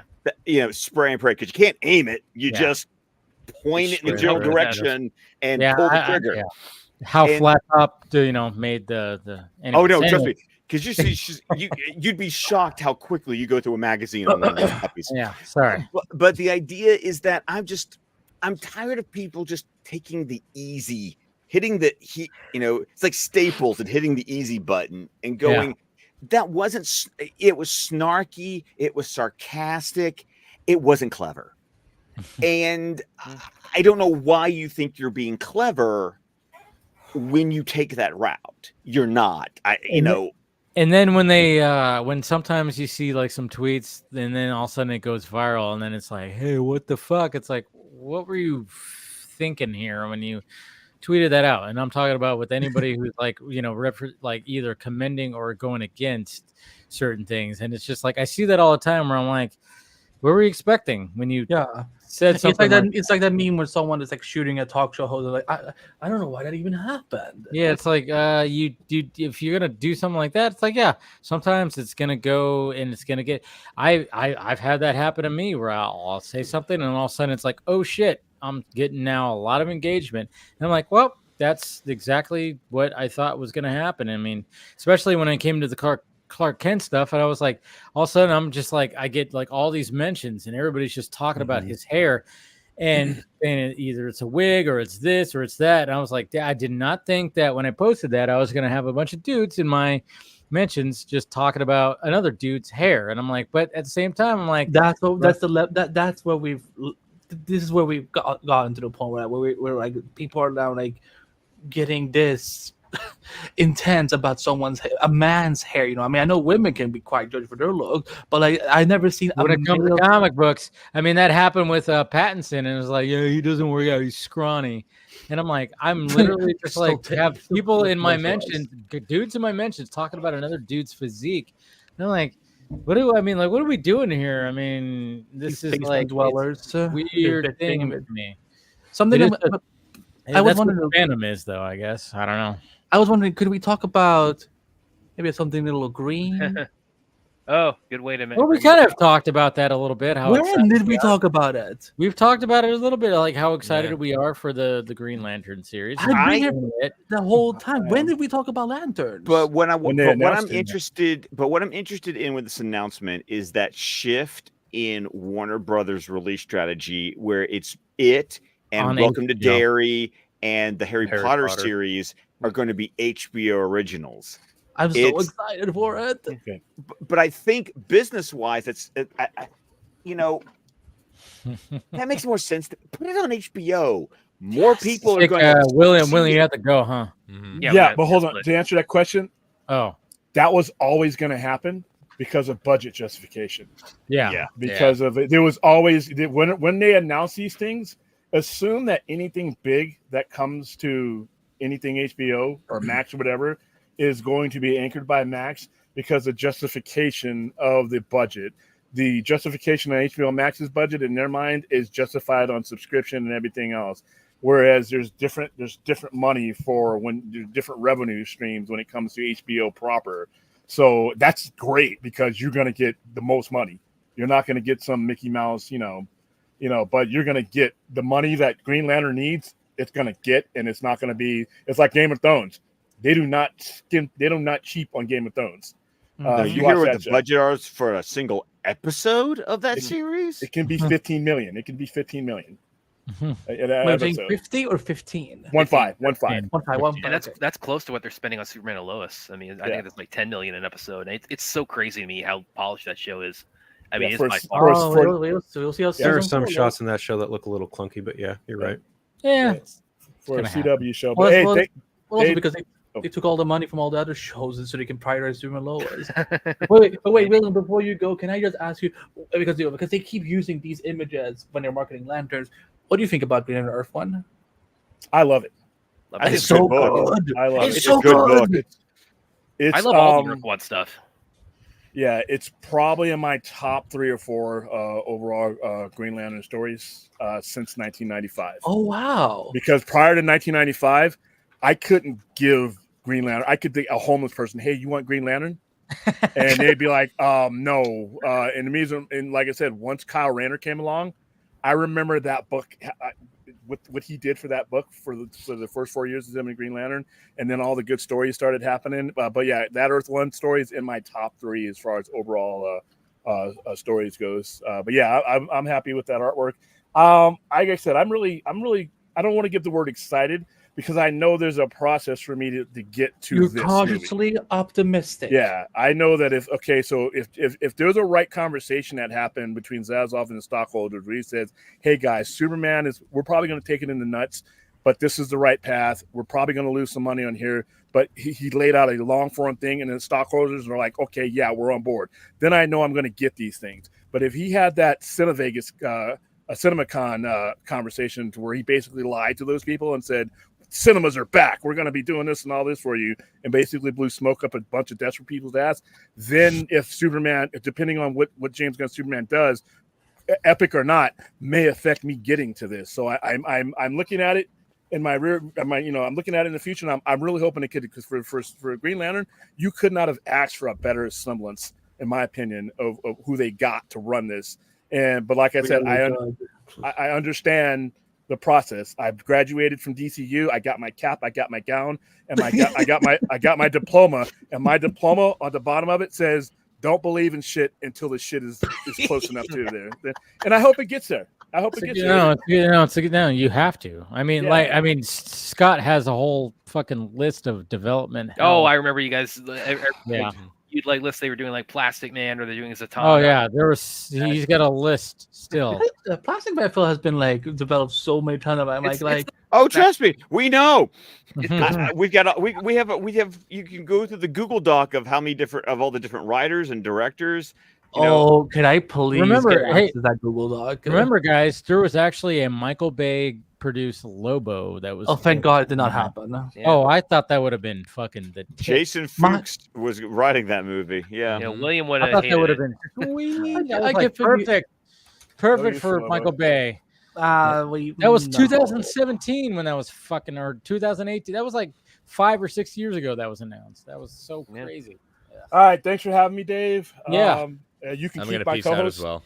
I think we're all gonna wrap this up right here. So we'll let William go first since you gotta go. I'm literally live on the next episode. You can find me at this Google the Sci-Fi Center, or sci-fi, our YouTube page is there. We're making some big gains this last couple of weeks. Woohoo! And we got a lot of stuff coming on. We're march towards Comic-Con is happening. I'm going to be there, literally providing as much coverage as I can. I know Phil's going to be there as well. So that's our next big thing. And then we got our next fundraiser happening to bracket between Twilight of the Gods and then the release of the uncut version. So we'll do something that bridges those two things together. But thanks for having me, and hope I can make it on next week, man. Yeah, for sure. All right. Bye, William. All right. Hey, bye. William. Doodles. Yeah, we'll make the rounds right now. I was really because I was talking more about lanterns, but okay. We tell a little bit, but it's a little bit. Like there's not much to talk about. That's the thing. But we're all kind of we're almost 5 hours in, man. Oh, you old people. Yeah. Oh, geez. Well, I'm going and to also, wait. you're also in a very different time zone, and you took a nap. So, anyways, Andy. Anyways, what are you got to go to, right? Yeah, I need to join William. Yeah, you got to join them. Just thanks for having me on this last few weeks. It's just been a real pleasure. And of course, you can find me on Twitter, Vero, someone on Facebook. I've got my writing. I've put out various different outlets out there for people to see. And just send your well wishes for whenever I have to do this bullshit Cat in the Hat watch party. I'll Good pray luck for you. Good luck, man. All right, All right. Thanks, bye, Brad. Brad Curran. I know you're Brad Curran. I promise I know you're Brad Curran. That's good. I'll see you guys. See ya. Toodles. All right. We'll go around the horn and wrap this up right here. Chris, you're next. Yep, as always, thank you, Dave, for having me on. And you can catch me on all the socials at Chris Balga, and 2 shows on the Geek Ultimate Alliance Network, World's Finest True Believers. And I will be dropping a new episode this Sunday with returning guest Lisa from I Love That Movie, looking at Under the Red Hood. So please check that out. Good choice. Good choice. That's a good one. Yep, that The was her original one, choice. not the interactive experience one that came out of years. No, Yeah, we don't do that. The It's comic. I didn't even see comics. that one. The It comics. was so weird. Yeah. And you can catch me every week on Marvel Alliance. You can check that out on the socials at Marvel A Podcast. Catch all those live shows at the Geekverse Podcast channel on YouTube. There it is. Thank you, Chris. Thank you. All right. We got Phil.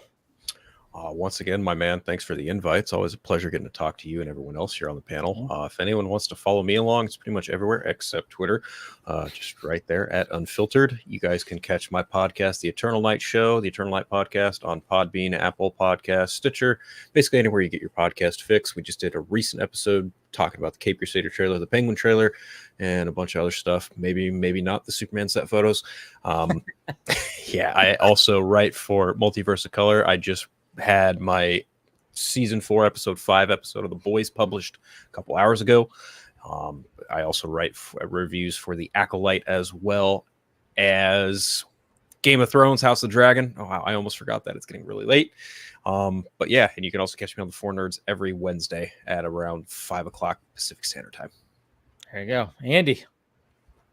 I thought it was Scott's. Okay, we're doing. No, okay. he sends I us off. always end the show. All right. Andy. You know what? I'm getting old too. I'm forgetting things. Like let me. Okay, I took a nap. Like, God bless me.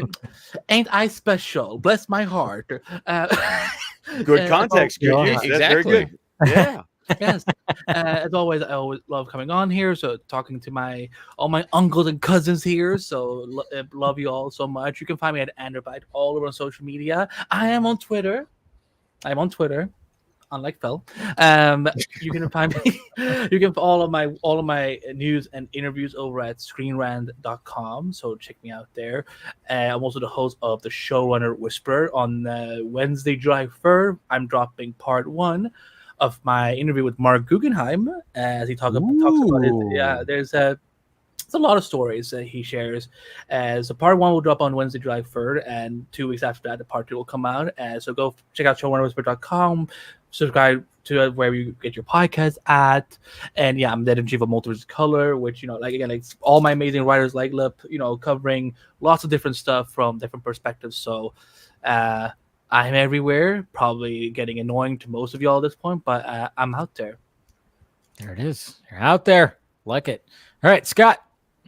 Of course, you can find me on Twitter, X at ScottDC27, on Instagram at McMerlin, and on Vero at Scott McClellan. You can join me 10 o'clock Central, 8 o'clock Pacific here on the Film Junkie YouTube channel for the DC Fanimated stream. Check out our latest episode where we talked about the Season 3 episode of Batman the Animated Series Joker's Millions, but included our breakdown of the Caped Crusader trailer and the accompanying IGN article. Tune in next week as we will start talking about a fabulous episode of Season 3 of Batman the Animated Series, Growing Pains. Of course, you can find my podcast, DC Squadcast, where podcasts can be found. We're on Vero, Facebook, and YouTube with the entire network of shows at squadcastmedia.com. There it is. All right. Thank you, guys. It's so hard when he does that plug. Exactly. Thank you, Brad. Thank you, William. And of course, thank you, Chris. Thank you, Phil. Thank you, Andy. Thank you, Scott. We love you guys. And hit that like, thumbs up, subscribe, do all that. And we will talk to you guys later.